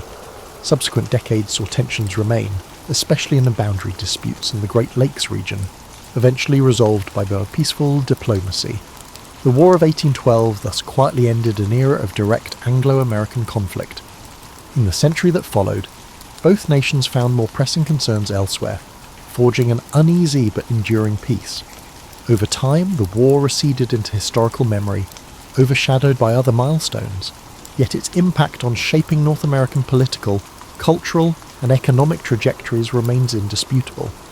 From a modern viewpoint, the War of 1812 often suffers from overshadowing by the American Revolution or the Civil War, yet it introduced important transformations in how Americans conceptualize their government's role, how local militias interface with federal authority, and how the broader continent responded to shifting power dynamics.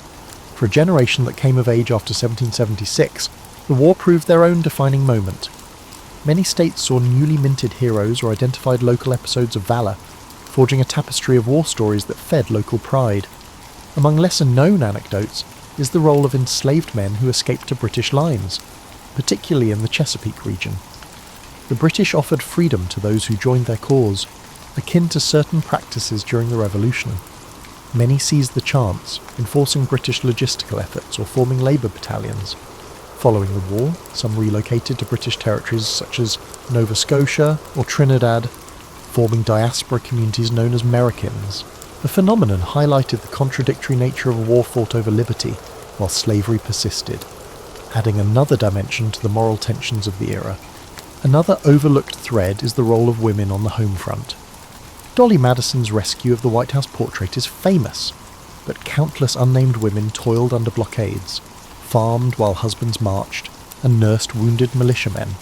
Some women, with entrepreneurial flair, turned to weaving or local manufacturing to fill voids left by the disrupted import market. Their contributions, though seldom documented, were part of the shift toward a more self-sufficient domestic economy, proving that crises can spur inventive responses in local communities. Meanwhile, the impetus for building infrastructure grew. The war exposed how the poor roads hindered troop movements and supply lines, prompting calls for federal investment in internal improvements, canals, turnpikes, and eventually railroads. Although these developments advanced mostly after the war ended, the War of 1812 experience laid bare the necessity for connectivity. As a result, the federal government gradually leaned into more involvement with the infrastructure, an idea championed by national Republicans who wanted to unify the states through improved trade routes. Diplomatically, the post-war settlements signified a slow thawing in Anglo-American relations. British statesmen, preoccupied with maintaining post-Napoleonic Europe's order, found it pragmatic to reduce friction across the Atlantic. The Rush-Bagot Agreement of 1817 demilitarized the Great Lakes, a pioneering arms control pact that diffused future tensions. Over time, the Canada-US boundary stabilized, fostering an unusual phenomenon, the world's longest undefended frontier. This shift from hostility to mutual accommodation in North America stands as a direct outgrowth of the war, even if overshadowed by the dramatic episodes of 1812 to 1815. For indigenous peoples, the war's end spelled heartbreak. Britain no longer needed to bolster native confederations, so they withdrew support. The momentum of American expansion resumed, unstoppable. A patchwork of treaties forced tribes onto smaller lands or westward.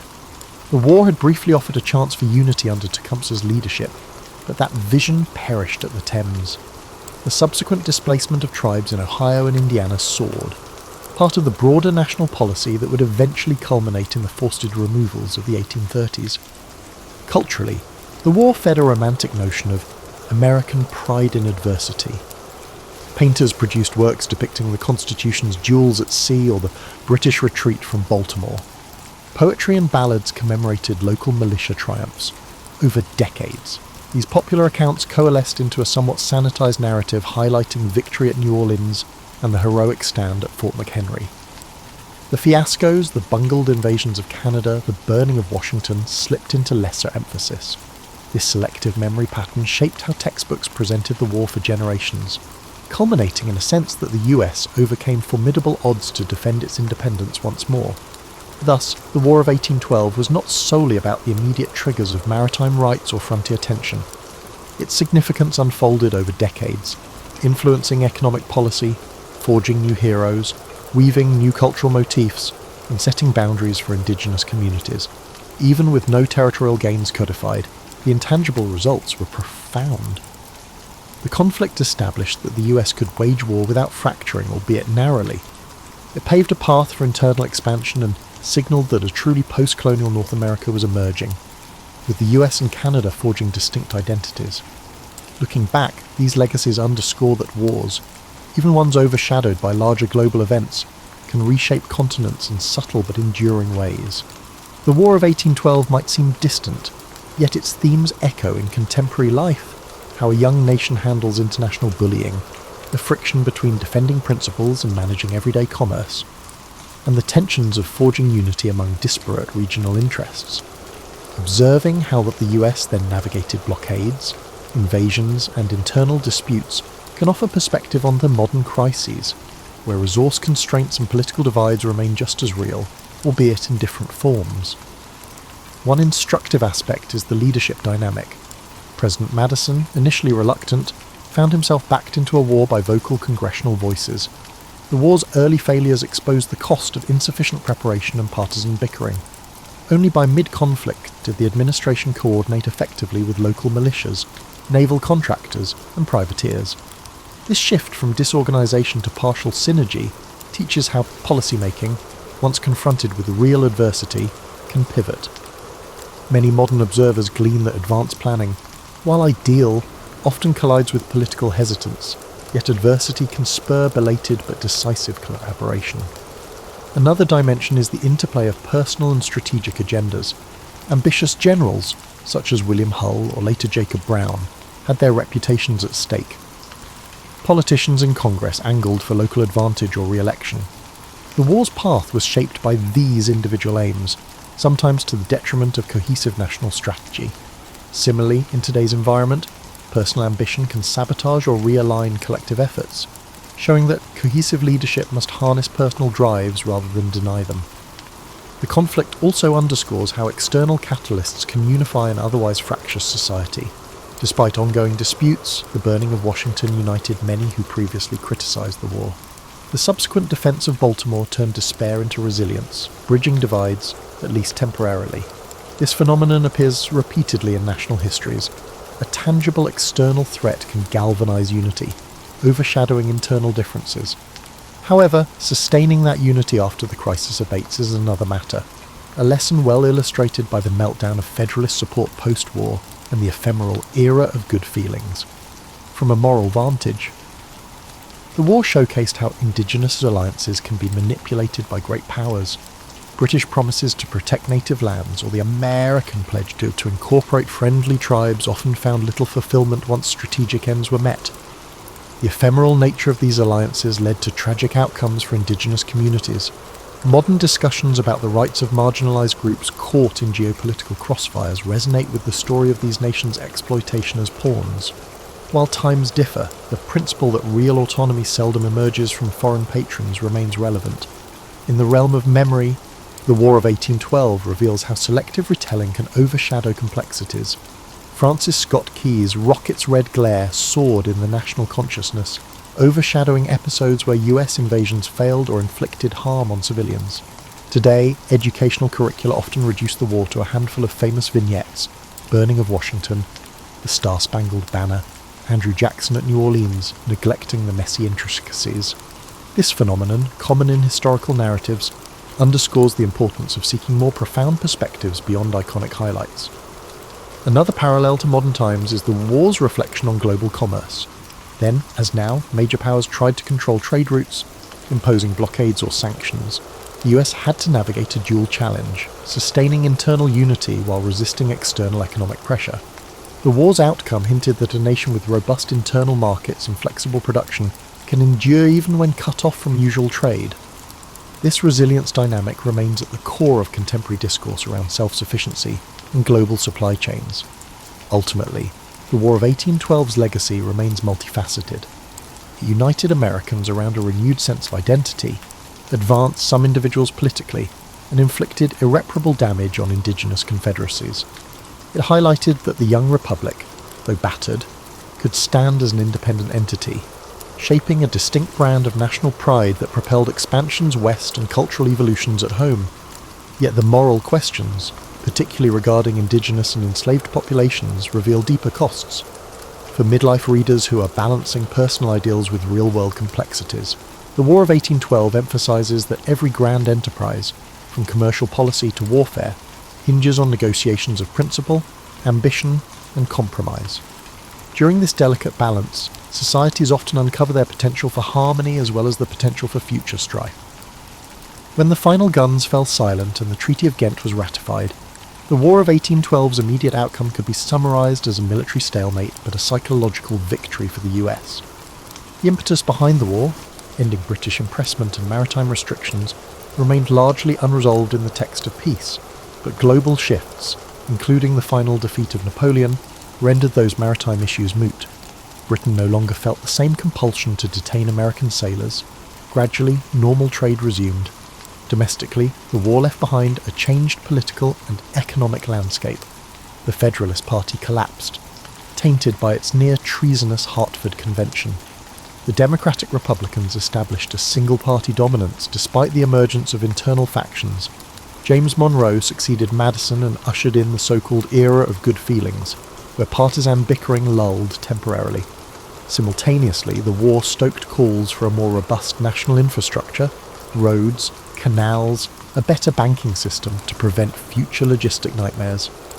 Many of the same states that had balked at federal authority during the war now grudgingly admitted the necessity of coordinated planning. Of the war's personalities, Andrew Jackson emerged as the archetypal hero. His triumph at New Orleans overshadowed earlier fiascos. Popular ballads hailed him as the unstoppable Old Hickory. This catapulted Jackson toward the presidency in the following decade, shaping a new wave of populist politics that departed from the more patrician style of Jefferson or Madison. Another figure, Dolly Madison, remained a cultural icon for her bravery during the White House evacuation, exemplifying how smaller personal acts can become legendary in a war overshadowed by battles and sieges. Meanwhile, the war's end did not bring peace to indigenous nations. With Tecumseh's coalition shattered, American expansion surged west, leading to treaties that often forced tribes off ancestral lands. The war's ephemeral alliances, wherein the British used tribal forces to hamper US invasions, vanished once the conflict concluded, leaving tribes vulnerable. This pattern repeated throughout the 19th century, culminating in a systematic push across the continent that overshadowed earlier illusions of indigenous-led confederations. For Britain, the war was a minor chapter. Most British historical accounts mention it as a side conflict overshadowed by the Napoleonic Wars. The eventual forging of an amicable British-American relationship in the 19th century meant that the War of 1812 quietly retreated into the background of British consciousness. The Joint Rush-Bagot Agreement of 1817 prevented future naval build-ups on the Great Lakes and fostered the concept of a demilitarized boundary that remains remarkable in global terms. For Canada, defending against American invasions underlined a budding sense of distinct identity. Residents of Upper and Lower Canada had, to many Americans' surprise, not welcomed the idea of annexation. This loyalty to the British Crown found fresh impetus after repelling repeated US attacks. Over time, Canadian historians pointed to the War of 1812 as a foundational moment. The volunteer militias, the alliances with Indigenous fighters, and the persevering local leadership formed the nucleus of later Canadian unity. Commemorations throughout the 19th century celebrated heroes like Isaac Brock, forging national myths that shaped the country's future. In the broader context of US military tradition, the war highlighted weaknesses that spurred professionalization.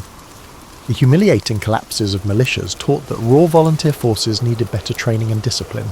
Naval successes, on the other hand, proved the potential of a well-crafted professional navy. Post-war, the Navy's leadership gradually expanded, adopting new ship designs and forging a tradition that would eventually propel the US to maritime prominence in the next century. The Army, though overshadowed, also instituted reforms in leadership selection and supply management. As the decades passed, the war's memory nestled into national lore. The Star-Spangled Banner, originally penned as a poem, eventually became the national anthem by the early 20th century, immortalizing that moment at Fort McHenry. Veterans of the war, overshadowed by the larger generation of Revolutionary War patriots, formed their associations, though their recollections were less frequently lionized. It wasn't until the war's centennial in 1912 that a wave of commemorative events revived interest. Historians passed diaries and official records, unveiling the war's complexities, how it advanced certain domestic industries, spurred expansions, inflamed indigenous dispossession, and permanently altered the shape of Canadian identity. For Canada, it reinforced a distinctive path under the Crown. For Britain, it ended an irksome sideshow that proved Americans wouldn't revert to colonial dependence. And for Indigenous peoples, it signalled the lethal truth of an expanding American republic. The war's finale, overshadowed by the surreal timing of news, delivered no single glorious victor, but shaped the next century's cross-border realities in ways subtle yet enduring.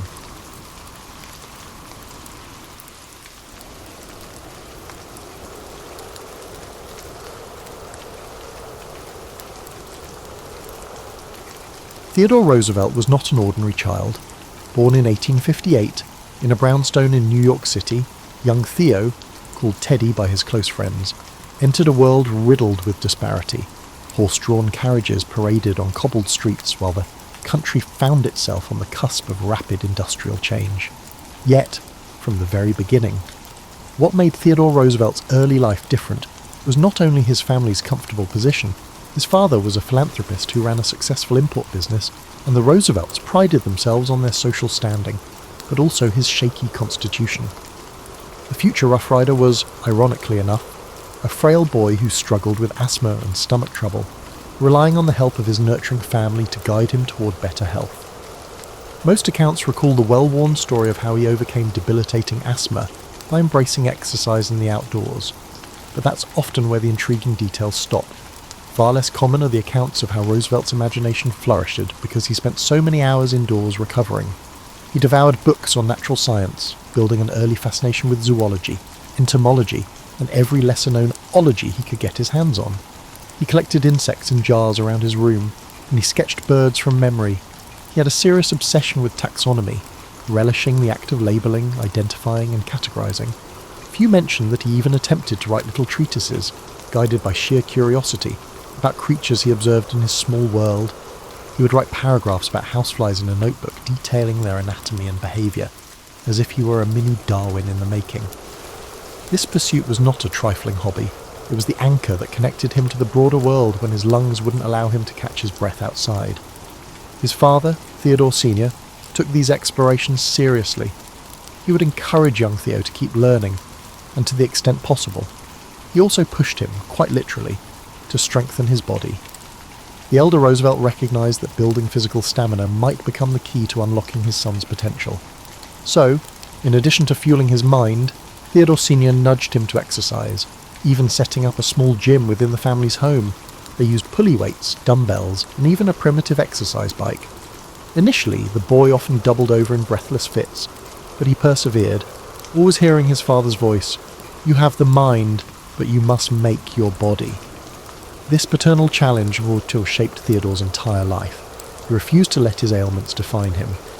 As Theodore progressed from the timid, asthmatic boy to a more robust version of himself, he also developed a nuanced understanding of compassion and fairness.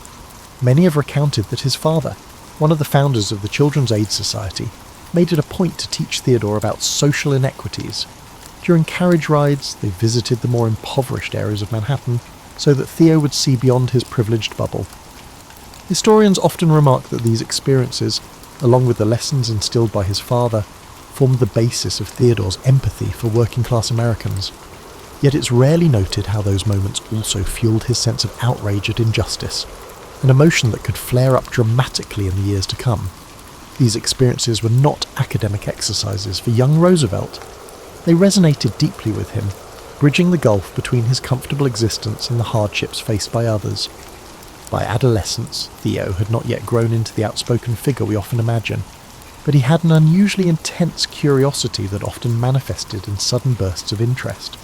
A new species of bird, a type of archaic firearm, the political history of the Netherlands, he could not resist diving in. Family and friends recall that he would often go quiet for hours, poring over a book or tinkering with a collection, then erupt with a stream of observations. He was already practicing a methodical approach to everything from sports to reading. This intense discipline would soon define his every move. One lesser-known facet of his teenage years was his growing fascination with the wilderness. Convalescing in the family's summer home or on trips to the countryside, Theodore began forging a quiet bond with untamed spaces. He was awestruck by grand forests, wildlife calls at dusk, and the possibility of testing himself against the elements. This connection was not just a passing fancy, it was a seed that would bloom into his legendary forays into the West, and his eventual influence on the nation's conservation efforts. In a sense, the vulnerability that shaped his early years also planted an ember of longing for personal independence, physical challenge, and a deep communion with nature. Even as a boy, Theodore Roosevelt was forging an identity that mixed bookish introspection with athletic resolve. He was the child who combated his asthma by turning his bedroom into a mini natural history museum. and who absorbed lessons on social injustice from his father in the carriage rides across town. He was tender, curious, and brimming with restless energy. If you look closely at his formative years, you realise the seeds of Theodore Roosevelt's future, his passion for reform, his boisterous vigour, his reverence for nature, were germinating in the walls of Brownstone and in the country fields where he works to catch his breath. This duality, fragility matched by unwavering perseverance, would characterise him for the rest of his life, making him quite unlike any of his contemporaries. Transitioning into his college years at Harvard brought out another side of Theodore Roosevelt, a side that proved how he would never quite fit into any single mould. Most stories highlight his academic tenacity and his famously rambunctious personality, but they rarely dwell on how he continuously navigated social circles that didn't know quite what to make of him. He was too worldly to be the purely bookish type, but still too studious to be the campus gadabout. He moved through the halls wearing bright clothing styles, his suits cut a bit sharper, his shirts a bit more flamboyant, and walked briskly, a sign of a mind preoccupied with tasks at hand. People noticed him, not just for his dynamism, but for his slightly eccentric edge. During these years, Theodore continued to combat lingering health problems, though he rarely spoke of them, always determined to prove he was as hearty as anyone else. The boxing club at Harvard offered an outlet for his pent-up energy. Ironically, it wasn't in the ring that he faced his most stinging defeats. It was in building friendships with the typical college set, many of whom were drawn to a more conventional path of leisure and superficial amusements. He had a small circle of close companions, but was often teased for his intensity. Some found him downright exhausting to be around, describing him as a steam engine in trousers. Yet that social friction reinforced the self-assuredness that was forming in him. It was during this period that he wrote copiously in his diaries about moral fortitude, about striving to maintain a sense of honour amid a sea of peer pressure. Oddly enough, he sometimes felt lonely at Harvard, trapped between admiration for some of the traditions there and a gnawing sense that he was different. Alongside his studies, Theodore engaged in an array of pursuits that hardly seemed to fit neatly under any single rubric of student life. He wrote editorials for the student paper, typically championing high-minded ideals of honesty and personal discipline. He pored over the works of Audubon, Darwin, and personal heroes such as naval historian Alfred Thayer Mahan.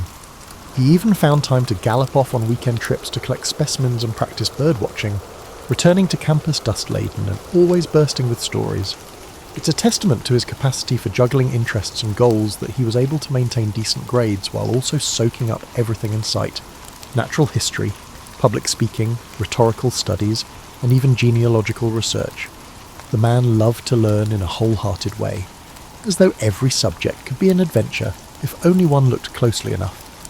In the midst of his academic fervour, something else was happening. Roosevelt was quietly falling in love, not just with any young socialite, but with Alice Hathaway Lee, a woman who embodied grace and warmth. She was a cousin of a classmate, and the attraction was immediate. Their courtship provided a surprising sense of balance for him, proof that he could be both intense and tender, formidable yet affectionate. As their relationship deepened, he began to think more concretely about his future. He was deeply into love, but also determined to shape his life in a way that would impact society. If the two could be reconciled, his political ambitions and his devotion to Alice, he believed he might find his true calling. It was a joyful, hopeful season of his life, tinged with the earnest optimism of youth. At Harvard, Roosevelt also honed his talent for debate, though interestingly, it was not always well received. He clashed over issues ranging from foreign policy to civic responsibility with classmates who, in his eyes, did not embody the moral vigour he valued. His style was direct, and sometimes his passion erupted into high-decibel insistence. People questioned whether he was grandstanding or genuinely fervent. In truth, he was both. He felt ideas with his entire being, unable to separate academic discourse from moral imperative. While some admired his zeal, others wrote him off as a brash upstart who needed to tone it down. But Theodore wasn't interested in toning anything down. He believed that if something was worth doing, it was worth doing vigorously. What's rarely acknowledged is that this unrelenting passion nearly derailed him in terms of his mental health.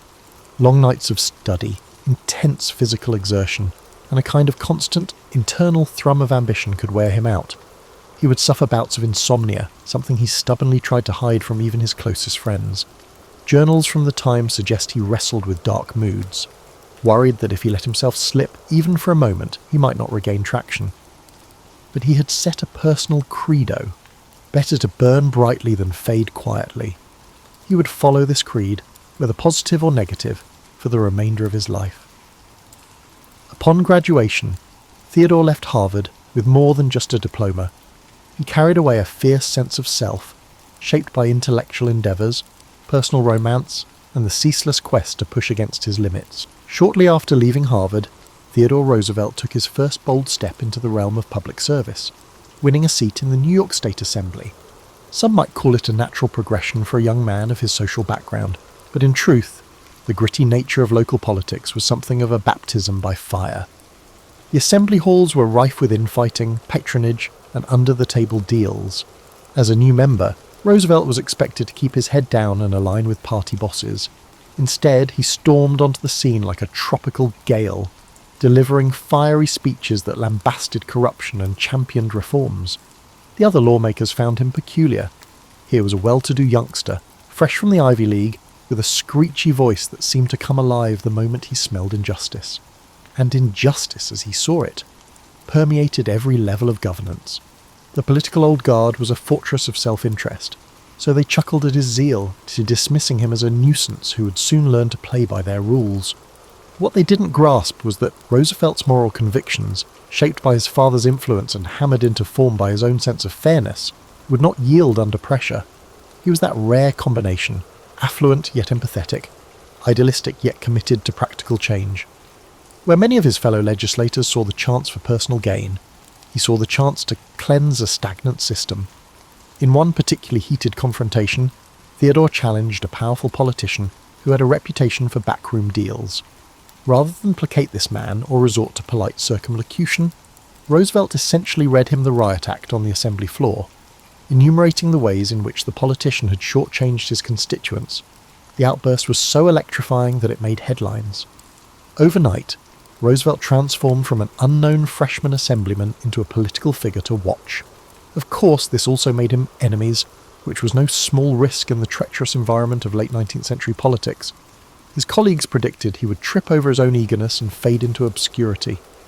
But Theodore thrived on adversity.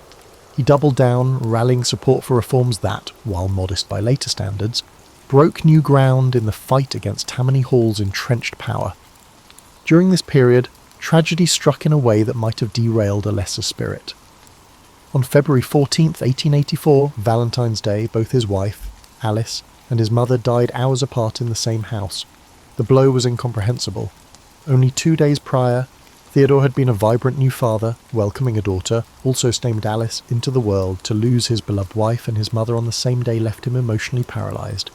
He poured his feelings into a single diary entry marked with an X, writing, "The light has gone out of my life." This searing sorrow might have undone him if not for the fact that Roosevelt believed in action as a tonic for despair. In the aftermath, he made a startling move, distancing himself from politics and heading west to the Dakota Territory.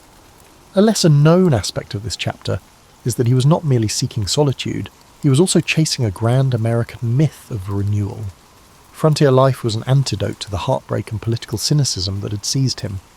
He purchased 2 ranches, the Maltese Cross and the Elkhorn, immersing himself in the daily grind of cattle ranching, gone were the starched collars and legislative debates.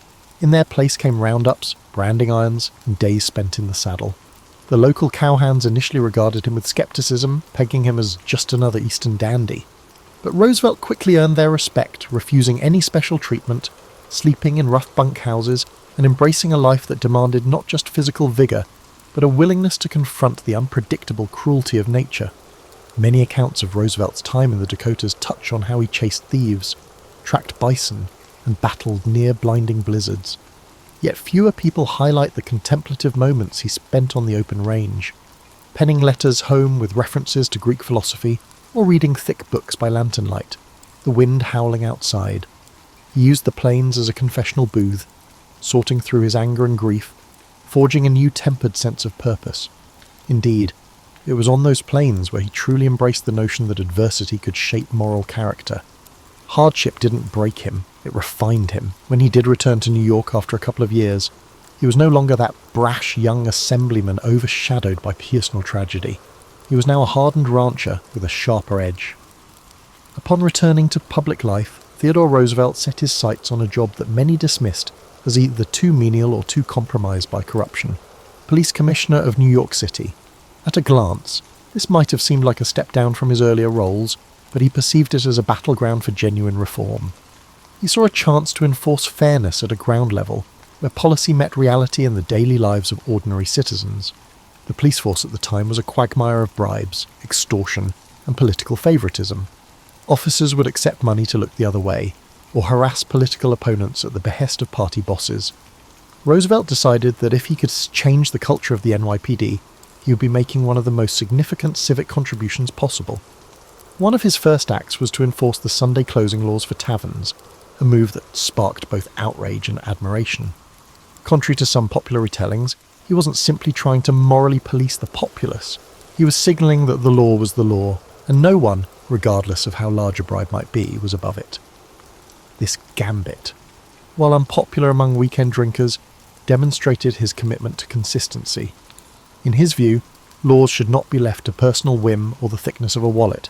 At night, he'd even don a disguise and walk the streets, slipping into bars to see if the law was being followed. Newspapers eagerly reported these midnight rambles, painting him as an almost comical figure. But beneath the spectacle lay a serious intent, to root out corruption at its source. His tenure as commissioner also saw him butt heads with the entrenched Tammany Hall apparatus. They had thrived under the assumption that police could be bought or coerced. Roosevelt disabused them of that notion. He promoted officers based on merit, introduced examinations to gauge competency, and disciplined or fired those caught in corrupt acts. This naturally turned many in the force against him, but the public, weary of crooked policing, began to appreciate that someone in a position of authority was, at last, taking their side. His energy was relentless. Staffers joked that he slept less than 4 hours a night, spending the rest of his time either in the office or pounding the pavement. Less well known is the personal toll this job took on him. Roosevelt poured so much intensity into curbing vice, graft and malfeasance that he often neglected simpler pleasures in life. He'd show up at home in the wee hours, paperwork still in hand, only to get up at dawn for yet another inspection. While he was never one to shy away from work, the pressure cooker environment of big city politics was exacting. He found himself increasingly at odds with other commissioners who were less enthusiastic about eradicating corruption, or more mindful of not offending powerful interests. On more than one occasion, he was threatened and ridiculed. Critics called him a moralistic meddler, an upstart who lacked the political savvy to navigate a city that thrived on compromise. And yet, by the time he moved on from the police department, he had planted the seeds for a more accountable and professionally run force. Officers who were promoted under his merit-based system carried forward the ethos of public service. The public, for the first time in a long while, felt glimpses of trust in their police. Roosevelt had not eradicated corruption, for it ran too deep, but he had made strides and, just as crucially, made a name for himself as a man of principle who was not afraid of unpopularity. His high-profile reforms laid a foundation for his next leap, an appointment as Assistant Secretary of the Navy under President William McKinley. Some saw this as a curious transition. Why place a boisterous, reform-minded ex-commissioner in the Navy Department? Others recognized a pattern. Roosevelt was drawn to challenges that demanded both discipline and daring. In his new role at the Navy, Roosevelt wasted no time in championing the modernization of the fleet. He had long been an admirer of naval strategist Alfred Thayer Mahan, who argued that national power hinged on naval supremacy. Far from being a bureaucrat satisfied with pushing papers, Theodore dove deep into budget allocations, pushing for new warship designs and better training. He recognized that the world was shrinking, that America's role on the global stage was expanding, and that the Navy would be essential to projecting and protecting American interests. Then came the Spanish-American War, a brief conflict that seemed tailor-made for someone of Theodore Roosevelt's temperament. When the USS Maine exploded in Havana Harbor in 1898, public sentiment towards Spain had already been riled by sensational journalism. Roosevelt saw this as both a chance to liberate Cuba from colonial oppression and a test of American resolve. But beyond ideology, it was personal for him. He had grown restless in Washington, convinced that action was often sacrificed on the altar of caution. So he resigned from his post as Assistant Secretary of the Navy and famously organised the first US Volunteer Cavalry, better known as the Rough Riders. The myth of the Rough Riders has been recounted in 1,000 different ways, usually focusing on the charge up San Juan Hill. Yet what many people don't realise is that the unit was an oddball mix of Ivy League athletes, frontier cowboys, Native Americans, and everyone in between. Part of Roosevelt's genius lay in his ability to unite disparate individuals around a shared sense of adventure and duty. He wasn't naive. He knew that forging discipline from such a melange of backgrounds would be challenging. But he saw in these men the spirit of America itself, resilient, varied, and headstrong. Training for the Rough Riders was rigorous, but the logistical challenges of shipping them to Cuba were even more daunting. Horses got left behind, supplies went missing. Some men ended up on the battlefield without enough provisions. When the unit finally arrived in Cuba, they found themselves grappling with heat, disease, and disorganized command structures. Roosevelt, who had pined for action, found that the reality of warfare was a chaotic maze of conflicting orders, muddy roads, and the constant whine of enemy gunfire. And yet, to see him in the middle of it all was to witness a man who felt completely alive, for better or worse. He led from the front, riding his horse, Little Texas, as close to enemy lines as he dared, his spectacles fogging in the tropical humidity. The famed Battle of San Juan Heights was the defining moment. While Roosevelt and his men did indeed take part in the bold assault, the charge up San Juan Hill has often been painted in more glorified tones than the day itself likely warranted. War correspondents, eager for a heroic narrative, latched onto Roosevelt's vigorous leadership. The truth remains that it was a brutal affair, with heavy casualties on both sides. Many of the Rough Riders had never experienced anything like it. Roosevelt himself noted later how the fear of death gripped him, yet also spurred him forward. He believed that courage did not mean the absence of fear, but the resolve to act in spite of it. In that sense, the charge encapsulated much of what he believed about life. Better to face peril head-on than to cower behind caution. Once the battle concluded, the Spanish forces surrendered, and the Rough Riders triumphantly returned home as national heroes. Newspapers breathlessly lauded Roosevelt as a war hero who had personified American valour. He played the part well, though privately he mourned the friends he'd lost and grappled with the weight of having seen men killed at close range. It left him even more convinced that reforms were needed, not just in the military, but in how America approached its growing international role. He argued that the country should maintain a strong defence, but always keep a moral component in its actions. For Roosevelt, war was never to be glorified for its own sake. It was a crucible in which national character was tested. Upon his return, Roosevelt's popularity soared. Seizing the moment, political allies urged him to run for governor of New York. He obliged, and the public, enchanted by his war record and leadership, elected him. In the governor's mansion, he managed to marry progressive ideals with pragmatic governance. He championed everything from civil service reform to corporate regulation, challenging the massive trusts that dominated industries at the expense of smaller competitors. The path that led Theodore Roosevelt to the presidency was rather unorthodox. In 1900, Republicans, wary of his reformist zeal as governor, sought to sideline him by offering him the vice presidential spot under President William McKinley. They believed it was a ceremonial role where Roosevelt's boisterous energy would be contained, his capacity to shake up the status quo effectively nullified. They forgot that fate often has other plans. Following McKinley's assassination in 1921, Roosevelt, at the age of 42, unexpectedly emerged as the youngest president in American history.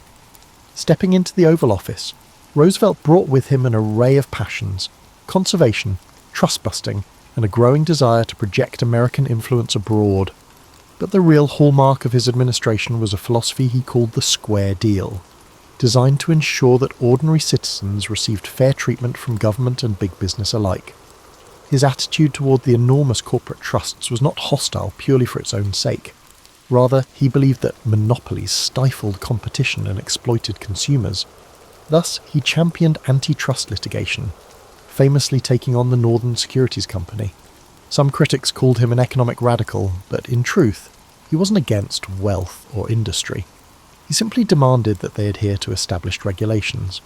Meanwhile, Roosevelt's passion for the environment resulted in one of the most significant conservation legacies in history. He established wildlife refuges, national parks, and millions of acres of protected forest lands by drawing on his love of nature, which began in his youth and was refined on the Dakota Plains. He placed Gifford Pinchot, a fellow conservationist in charge of the Forest Service, setting the tone for responsible stewardship of America's resources. He recognized that nature was not an infinite bounty to be pillaged, but a national treasure to be preserved for posterity. This conviction might seem commonplace today, but in the early 1900s it was visionary. Despite fierce opposition from logging, mining, and oil interests, Roosevelt's political determination prevailed. He considered it his duty to ensure future generations would inherit landscapes unmarred by short-sighted greed. On foreign policy, he embraced an activist stance, guided by the maxim, "Speak softly and carry a big stick, you will go far." This approach was evident in his role in the construction of the Panama Canal. When Colombia balked at the terms proposed for a canal zone, Roosevelt covertly supported Panamanian rebels seeking independence from Colombia. Once Panama seceded, the new government swiftly granted the United States rights to build the canal. Controversial then, and still debated by historians now, this move showcased Roosevelt's willingness to wield American might to achieve strategic goals. He had no illusions that power should remain dormant. For him, national strength was a tool to shape global events, ideally in a manner he saw as ultimately beneficial for America and, in his mind, the world. Throughout his presidency, Roosevelt was a figure of constant motion, inviting athletes, writers, explorers, and all manner of individuals to the White House. He famously welcomed Booker T. Washington to dine, a move that shocked the segregated norms of the time. He championed progressive ideals that, while still limited by the social outlook of the era, nudged the country forward.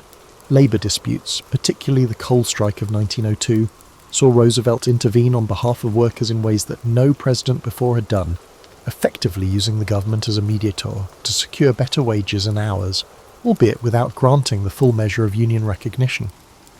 Numerous minor narratives often overshadow these major stories.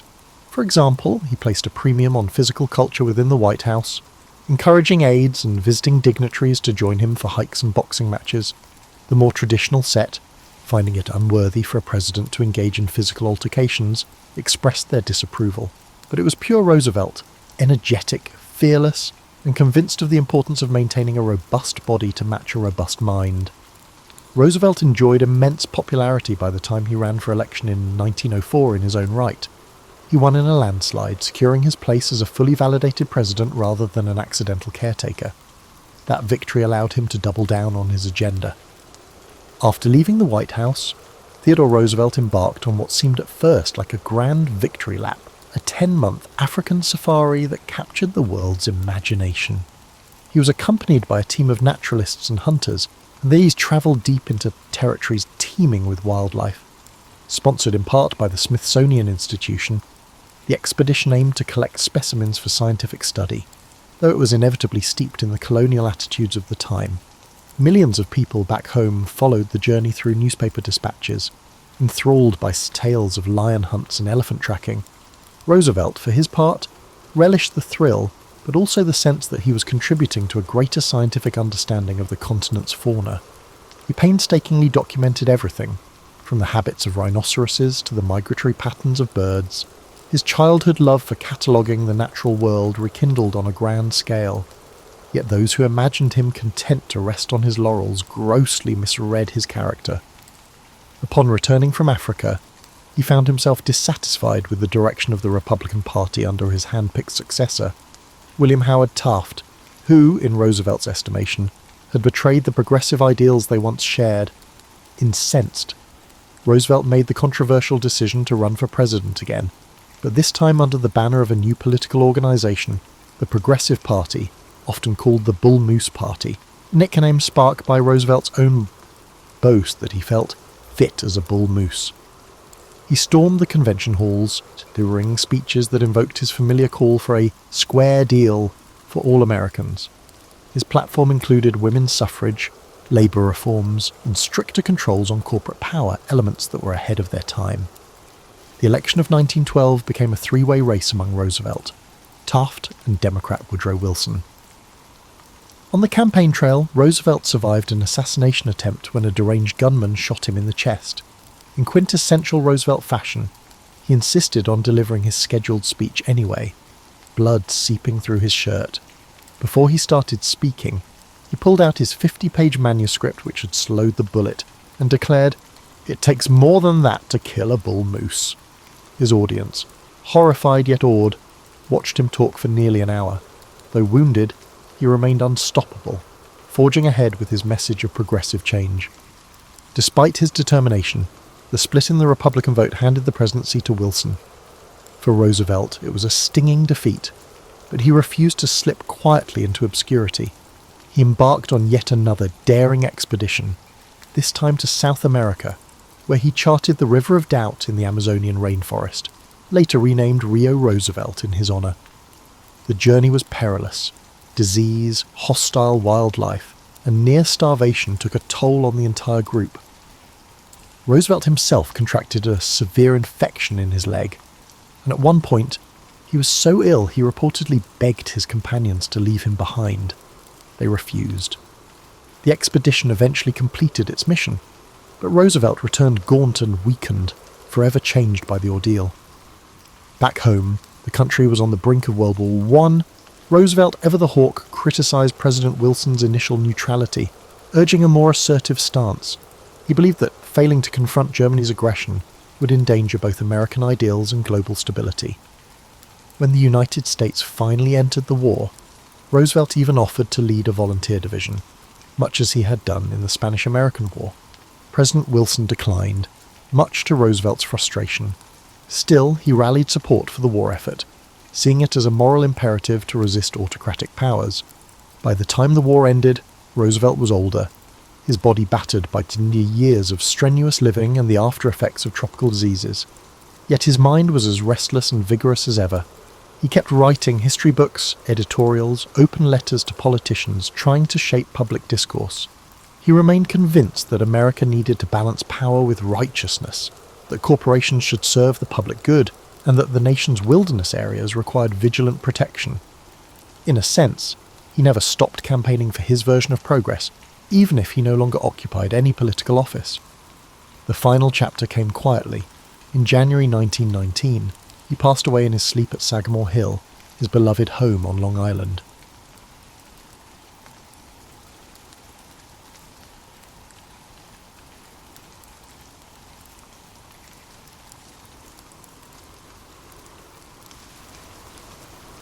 The Battle of Gettysburg began on the morning of July 1st, 1863. It was a warm summer day, the kind where the golden light of dawn touched the fields and forests with a serene glow.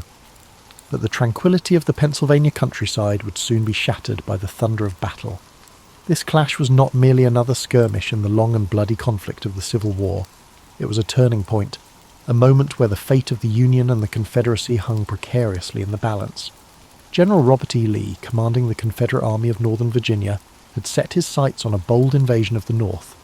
His army, emboldened by a string of victories, marched into Pennsylvania with the hope of striking a decisive blow that would force the Union to sue for peace. Lee's strategy was not just about military conquest. It was about shaking the Northern resolve, bringing the war to Union soil, and perhaps swaying foreign powers to recognize the Confederacy. On the Union side, General George G. Meade had recently taken command of the Army of the Potomac. His task was daunting: to stop Lee's advance and protect the Union's heartland.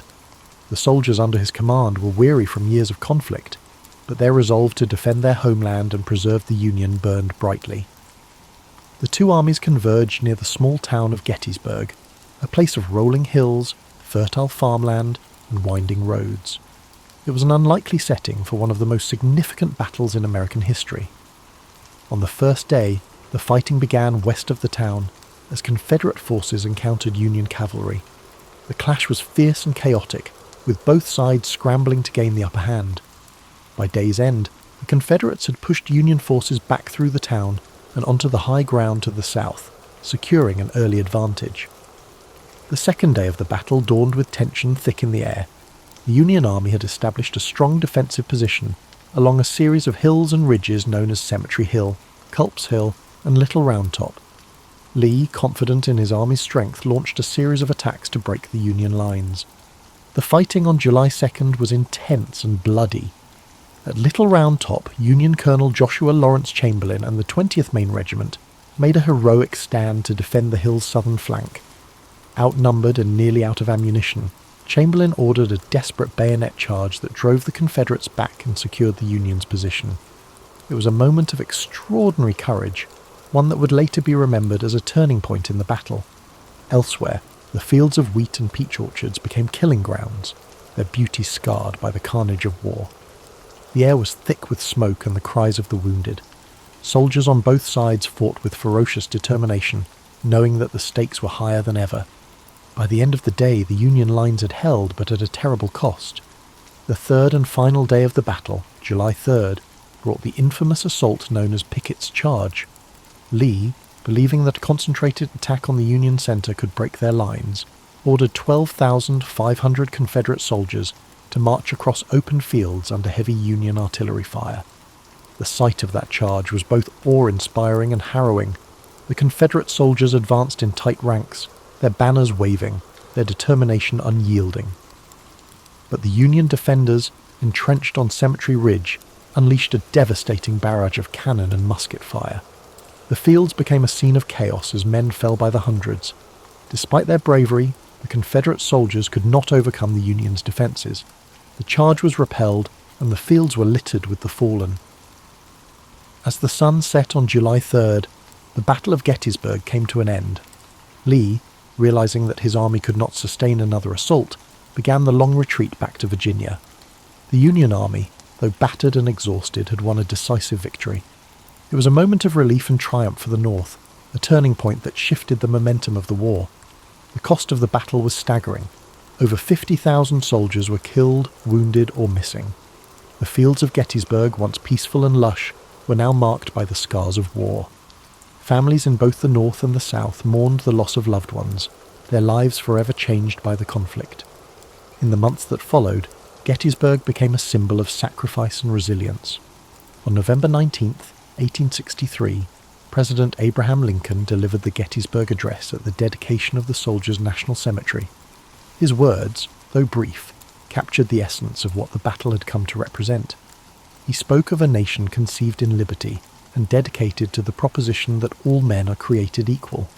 He reminded the audience that the soldiers who had fought and died at Gettysburg had done so to ensure that freedom and democracy would endure. The Battle of Gettysburg remains one of the most studied and remembered events in American history. It was a moment of profound struggle and sacrifice, a reminder of the costs of war and the resilience of the human spirit.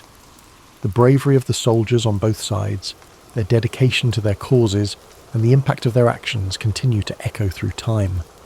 As you drift into sleep, let the story of Gettysburg fill your mind with a sense of reverence and reflection. Imagine the stillness of the fields after the battle, the quiet wind carrying the memory of those who fought and fell. Feel the weight of their sacrifice, but also the hope that their struggle helped to shape a better future. The aftermath of the Battle of Gettysburg left an indelible mark, not only on the landscape of Pennsylvania, but also on the hearts and minds of the American people. The quiet town that had seen a horrific convergence of armies now bore the weight of countless graves, hastily dug for the fallen soldiers. The once lush fields, orchards, and rolling hills were now etched with scars of war, trenches, shattered fences, and abandoned artillery. In the days immediately following the battle, the townspeople of Gettysburg rose to meet the grim reality of what had unfolded. Civilians who had sought shelter during the 3 days of fighting now ventured out to help the wounded and dying. Homes, barns, and churches were transformed into makeshift hospitals. Women, men, and even children worked tirelessly to bring comfort to soldiers, regardless of the uniforms they wore. The lines of battle blurred in the face of shared humanity. Doctors and nurses were overwhelmed by the sheer number of wounded. Medical supplies were scarce, and the knowledge of sanitation was rudimentary at best. Despite the primitive conditions, countless acts of compassion unfolded as townspeople did what they could to save lives or bring solace to those whose time was short. As the Confederate army retreated southward, General Lee bore the burden of his army's defeat. The invasion of the North had failed, and the high hopes of a quick victory and a potential peace agreement were dashed. For Lee, Gettysburg marked a turning point. a moment when the tide of the war began to turn decisively against the Confederacy.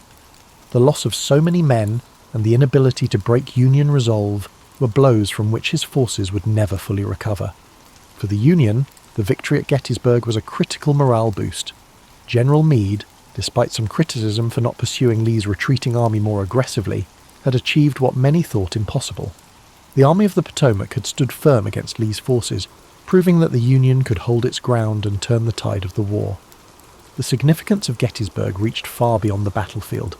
It became a symbol of the broader struggle, the fight to preserve the Union and the principles upon which it was founded. In the months following the battle, efforts began to ensure that the sacrifices made there would not be forgotten. One of the most poignant moments came on November 19, 1863, with the dedication of the Soldiers' National Cemetery at Gettysburg. President Abraham Lincoln was invited to deliver a few remarks, following a lengthy oration by Edward Everett, a renowned speaker of the time. Lincoln's address, though brief, would become one of the most enduring speeches in American history. Standing on the blood-soaked fields of Gettysburg, Lincoln spoke not only to honour the dead, but to remind the living of the greater cause for which they had fought. His words, beginning with the now iconic phrase, 77 years ago, framed the battle within the context of the nation's founding ideals.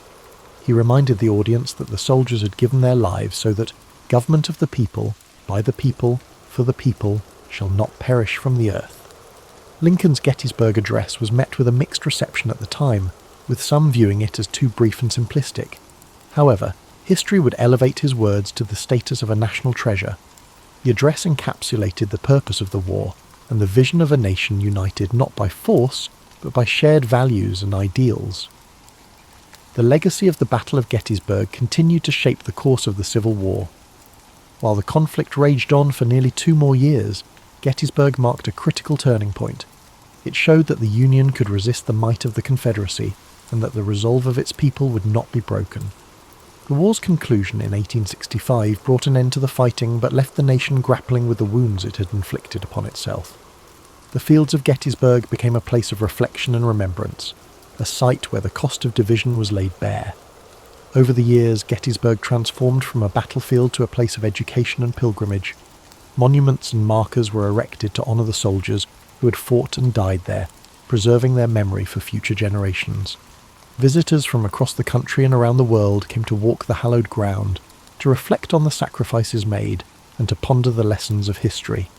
Today, Gettysburg stands as a testament to the resilience of the human spirit and the enduring struggle for freedom and equality. It reminds us of the fragility of unity and the strength required to preserve it. The lessons of Gettysburg echo through time, challenging us to remember that the cost of division is far greater than the effort required to come together. As you rest tonight, let the story of Gettysburg remind you of the courage and sacrifice of those who came before us. Imagine the quiet fields at dawn, the soft rustle of the wind, and the stillness that now blankets a place once filled with chaos. Let the strength of their resolve bring you a sense of peace, and may their legacy inspire hope and understanding in your heart. The legacy of Gettysburg extends far beyond the battlefield itself. It remains a cornerstone of American history, not only as the site of a pivotal clash during the Civil War, but also as a symbol of the nation's enduring struggle to reconcile its ideals with its realities. The battlefields and memorials at Gettysburg now stand as a reminder of the courage, sacrifice, and humanity displayed by those who fought there, as well as the immense costs of division and conflict. In the years following the Civil War, Gettysburg became a focus for national healing. Veterans from both the Union and the Confederacy returned to the site to honour their comrades and reflect on the events that had shaped their lives. These reunions, particularly those held on significant anniversaries of the battle, fostered a sense of reconciliation and shared purpose. Despite the lingering wounds of war, these gatherings underscored a shared humanity that transcended the divisions of the past. One of the most moving examples of this came during the 50th anniversary of the battle in 1913.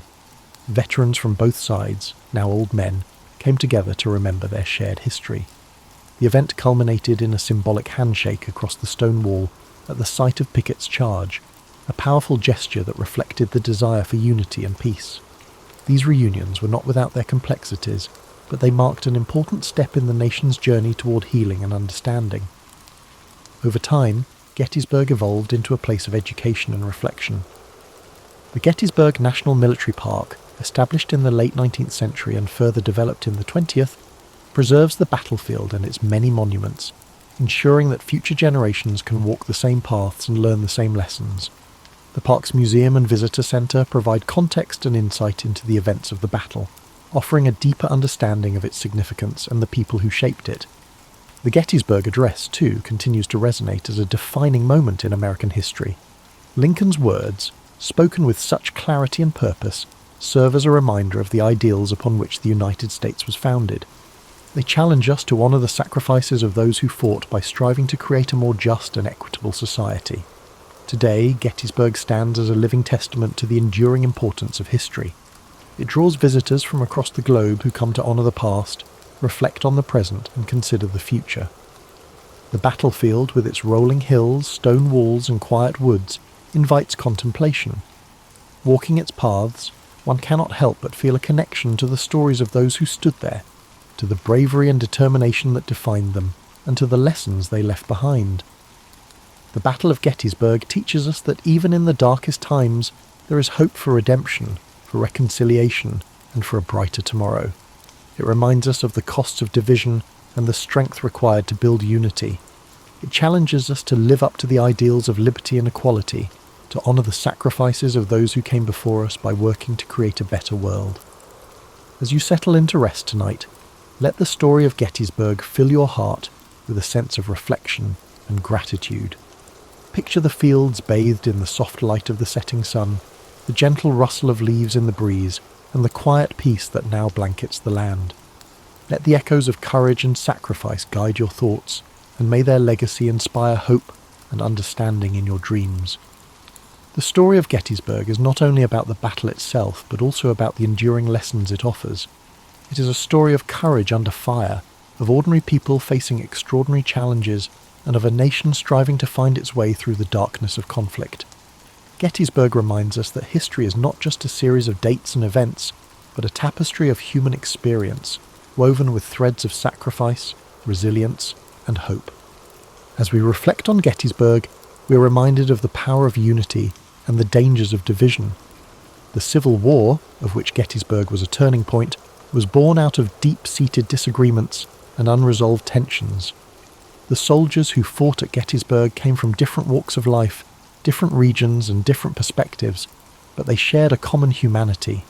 Their bravery and sacrifice speak to the strength of the human spirit, even in the face of unimaginable hardship.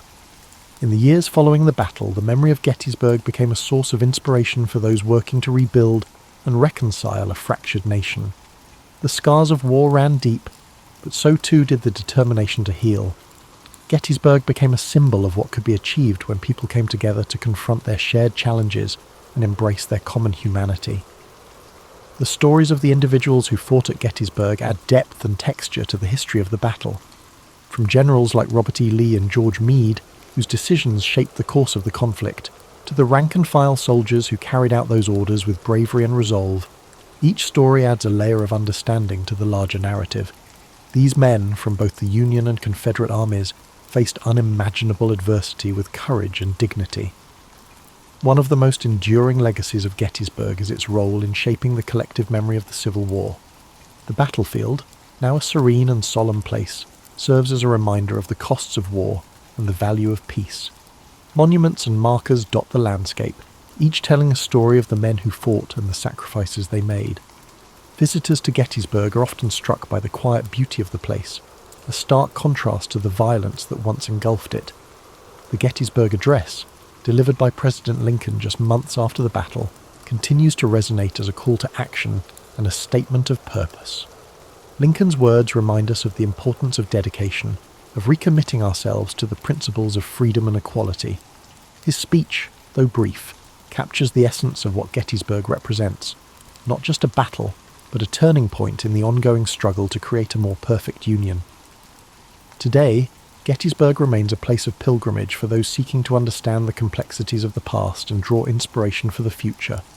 The stories of those who fought there, the lessons of unity and perseverance, and the enduring call to honour their sacrifices continue to guide us. Gettysburg is not just a place on a map, It is a symbol of resilience, a reminder of what we can achieve when we come together to face our challenges. As you drift off to sleep tonight, let the story of Gettysburg wrap around you like a warm blanket of reflection and peace. Imagine the stillness of the battlefield at dawn, the quiet hum of nature reclaiming a place once filled with chaos. Let the courage and sacrifice of those who stood there inspire you, reminding you that even in the darkest times there is light to be found. Thank you for spending this time with us on History and Sleep. May the story of Gettysburg bring you a sense of calm, perspective and hope. Sleep well, and may your dreams be filled with peace, understanding, and the enduring strength of the human spirit. Sweet dreams.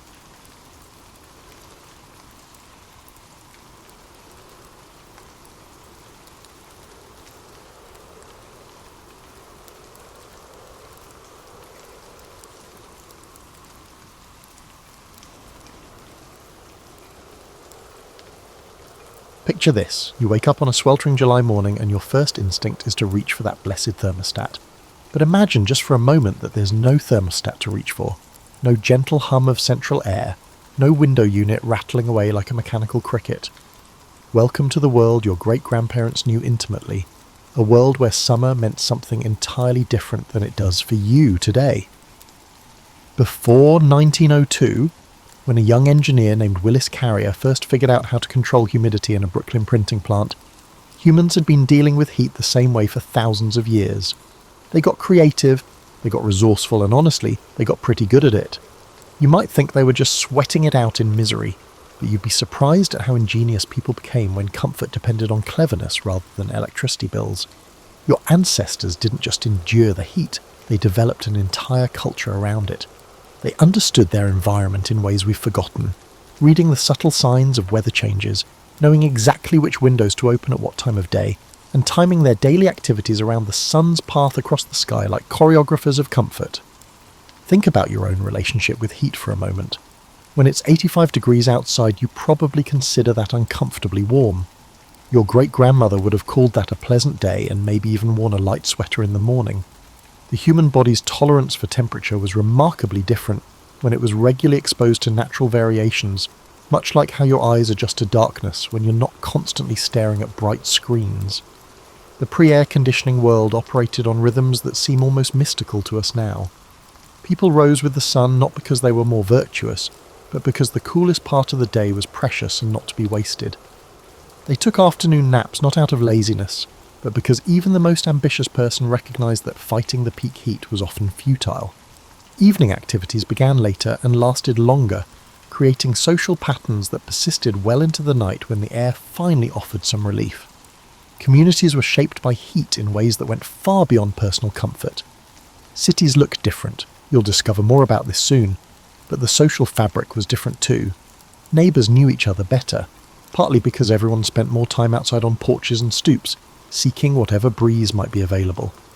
The evening constitutional wasn't just exercise, it was social networking, news sharing and communal heat management all rolled into one pleasant tradition. You've probably noticed how quiet your neighbourhood gets when everyone retreats indoors to their climate-controlled environments. In the pre-AC era, neighbourhoods came alive during the cooler hours. Children played in the streets until well past dark, adults lingered on front porches with glasses of sweet tea or lemonade, and the boundaries between private and public space blurred in the most wonderful ways. Food culture, clothing choices, architectural decisions, work schedules, social gatherings, and even romance. Everything was influenced by the simple fact that when it got hot, you had to deal with it using nothing but human ingenuity and natural resources. Your ancestors became masters of reading air currents, understanding thermal dynamics, and working with nature rather than against it. This isn't a story about how tough people used to be, though they certainly were resourceful. It's about how different life was when humans lived in closer harmony with the natural cycles, when comfort was something you actively created rather than passively consumed. It's about communities that formed around shared challenges and clever solutions that often worked better than our modern brute force approach of simply cranking up the AC and hoping the electric grid holds. As you settle in for this journey through the pre-air conditioning world, you'll discover that our ancestors weren't just surviving the heat, they were thriving in it, creating beauty and comfort and community in ways that might surprise you and maybe even inspire you. So let's step back in time together, monsieur, when staying cool was an art form, and summer evenings was something people actually looked forward to. Your ancestors were essentially climate engineers, and they didn't even know it. Before the advent of HVAC systems, builders were crafting structures that would leave modern energy efficiency experts in awe. They understood something we've largely forgotten, that the right building can be a natural air conditioning system, working with physics rather than against it. Walk through any historic neighbourhood, and you'll notice things that might seem decorative but were actually brilliant cooling strategies. Those deep wraparound porches weren't just for sitting, they were thermal buffer zones, creating shade that kept the sun's heat from ever reaching the main walls of the house. The wide, overhanging eaves you see on older homes weren't architectural flourishes, they were carefully calculated to block the high summer sun while allowing the lower winter sun to warm the interior. Consider the lofty ceilings of old houses, which may seem intimidating to those accustomed to modern 8-foot rooms. Your great-grandparents built those high ceilings because hot air rises, and they wanted it to rise as far away from them as possible. Those ceiling fans you see in historic homes weren't working against the natural convection. They were amplifying it, creating air movement that made 85 degrees feel like a comfortable 75. The most ingenious homes had what we'd now call passive cooling systems built right into their bones. In the south, you'll find houses built on tall piers that allowed air to flow underneath, cooling the floors from below. The famous dog trot houses, with an open breezeway running right through the centre, were essentially wind tunnels that captured every available breeze and funneled it through the living spaces. Your ancestors understood cross-ventilation like meteorologists. They positioned windows not just for light or views, but to create pathways for air to move through the house. They knew that a window on the shaded north side would draw cool air in, while a window on the sunny south side would let hot air escape, creating a natural circulation system that worked as long as there was even the slightest temperature difference between inside and outside. In hot climates, thick walls weren't just for durability, they were thermal mass, absorbing heat during the day and releasing it slowly at night, essentially smoothing out temperature swings. Adobe houses in the southwest could stay remarkably cool during blazing hot days because those thick walls acted like natural batteries, storing and releasing heat on a delayed schedule that favoured human comfort. Colour choices weren't just aesthetic decisions either. Light-coloured roofs and walls reflected heat rather than absorbing it, while strategic use of vegetation created microclimates around homes. Your great-grandmother's rose bushes and climbing vines weren't just pretty, they were living insulation, shading walls and cooling the air through transpiration. The Victorian era brought us some of the most sophisticated natural cooling systems disguised as architectural details. Those cupolas and roof monitors you see on old houses were actually thermal chimneys, designed to pull hot air up and out of the building. The decorative lattice work and fretwork weren't just ornamental, they provided shade while allowing air to flow through, creating natural evaporative cooling. Even urban planning was influenced by the need to stay cool. Cities were laid out with wide streets to allow air circulation, and generous setbacks between buildings prevented them from creating heat islands. Tree-lined streets weren't just beautiful, they were essential infrastructure, providing shade and cooling the air through evaporation. Your ancestors also understood the power of thermal zoning within their homes. The kitchen was often separate from the main house or located in a basement or outbuilding, keeping the heat from cooking fires away from living spaces. Bedrooms were typically on upper floors where breezes were stronger, while daily activities happened in the cooler ground floor rooms during hot weather. They selected the materials based on their cooling properties and aesthetic appeal. Hardwood floors stayed cooler than carpets, high-quality plaster walls had better thermal properties than thin drywall, and natural materials like stone and brick had thermal mass that helped regulate temperature naturally. These weren't just practical decisions, they created homes that were genuinely more comfortable than many modern houses. The constant air movement, the natural temperature regulation, and the connection to outdoor breezes and seasonal changes created living environments that worked with human physiology rather than trying to override it completely. Your great-grandparents' homes breathed in ways that our sealed, climate-controlled boxes simply don't. Your great-grandparents didn't just check the weather. They lived it, breathed it, and planned their entire day around it. They had an intimate relationship with atmospheric conditions that would seem almost supernatural to you now. While you might glance at your phone's weather app and grab an umbrella, they could feel a storm coming in their bones and predict the next day's heat by the way the evening air moved through their hair. The pre-air conditioning day began with what we might call a temperature reconnaissance mission. Before your great-grandmother even got out of bed, she was assessing the thermal situation. Was there still a hint of coolness in the air that could be captured and preserved? Were the windows that had been opened to the night breeze ready to be closed before the sun began its daily assault? This wasn't casual observation, it was a survival strategy disguised as a morning routine. You probably think of your daily schedule as being controlled by work hours, appointments and social obligations. Your ancestors organised their days around the sun's path and the thermometer's climb. The heaviest work, laundry, cooking and cleaning, happened in the early morning hours when the air was still cool and energy levels were high. By the time you settled in for your second cup of coffee, your ancestors had already accomplished what might take you all morning simply because they understood that working with the cool was far more efficient than fighting the heat. Midday brought what we might call the ultimate hibernation. Between 11 a.m. and 3 p.m, when the sun was most merciless, sensible people found shady spots and settled in for activities that required minimal movement. This wasn't laziness, it was physics. Your great-grandfather understood that his body was a heat-generating machine, and adding human-generated warmth to the day's natural furnace was simply poor engineering.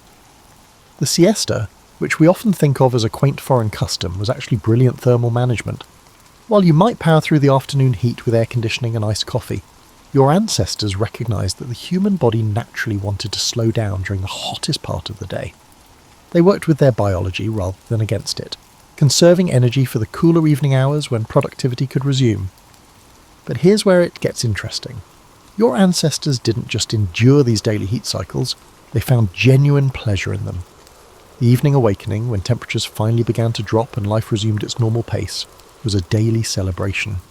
Imagine the relief and joy of feeling that first cool breeze after hours of stillness, the way evening air felt like silk against skin that had been warm all day. These thermal rhythms also influenced the scheduling of social life. Dinner parties began later, when the air had cooled enough to make cooking and eating pleasant again. Evening visits to neighbours, walks around the community and outdoor games and activities, all of these began when the sun started its descent and continued well into the night, making the most of every degree of cooling. Your great-grandmother became a master of microclimate management within her own home. She knew which rooms stayed coolest at which times of day, which windows to open to catch the morning breeze, and which ones to close to keep out the afternoon heat. She understood that opening windows on the shady side of the house while closing those on the sunny side created natural air conditioning, pulling cool air through while allowing hot air to escape. The evening ritual of opening up the house was a precise science. As temperatures dropped, windows throughout the home were strategically opened to capture every available breeze and encourage air circulation. Your ancestors could feel the subtle pressure changes that indicated when outdoor air was finally cooler than indoor air, the exact moment when natural ventilation would begin working in their favour rather than against it. They also understood the art of thermal layering in their daily lives. Light, loose clothing during the day could be supplemented with light shawls or wraps as evening breezes picked up. During hot hours, they styled their hair up and off the neck, allowing it to flow freely when the coolness returned. Even the choice of where to sit, which chair to choose, and which side of the porch to favour, all of these decisions were made with thermal comfort in mind. Weather prediction became a survival skill. Your great-grandfather could read cloud formations, wind patterns, and atmospheric pressure changes like you read traffic signs. A shift in wind direction might mean relief was coming. Certain cloud formations promised afternoon thunderstorms that would break the heat. The behaviour of animals and the feel of the air provided advance warning of weather changes that could affect the day's comfort level. This daily dance with weather created a rhythm of life that was deeply connected to natural cycles, where human activity flowed with environmental conditions rather than trying to dominate them. Heat had a way of bringing people together that our climate-controlled world has largely forgotten. When staying cool required community effort and shared wisdom, social bonds formed around the simple necessity of surviving summer. Your great-grandparents didn't just endure the heat alone, they created entire social systems around managing it together, turning what could have been individual misery into collective comfort and even joy. The front porch served as more than just an architectural feature, it served as the hub of the community's cooling culture. While you might spend your evenings inside watching television in air-conditioned comfort, your ancestors gathered on porches as the sun went down, creating informal networks of conversation, shared cooling strategies, and mutual support. These weren't planned social events, They were spontaneous communities that formed wherever people could catch a breeze and share the relief of cooling air. Imagine a summer evening in your great-grandmother's neighbourhood. As temperatures finally began to drop, porch lights would flicker on and rocking chairs would creak into motion. Children would emerge from houses like flowers opening to cooler air, beginning games of tag and hide-and-seek that could continue safely in the gathering dusk. Adults would settle into conversations that meandered like the evening breeze itself, unhurried and comfortable. These porch communities shared more than just evening air. They exchanged cooling wisdom like valuable currency. Your great-aunt might share her secret for keeping bedsheets cool. Hint, it involved strategic folding and placement. While your neighbour would demonstrate his technique for creating cross breezes using strategically placed fans and open windows. Cooling knowledge was community knowledge, passed down through informal networks of neighbours who understood that everyone's comfort depended on shared intelligence. The evening constitutional, that leisurely walk through the neighbourhood that seems so old-fashioned now, was actually sophisticated heat management disguised as socialising.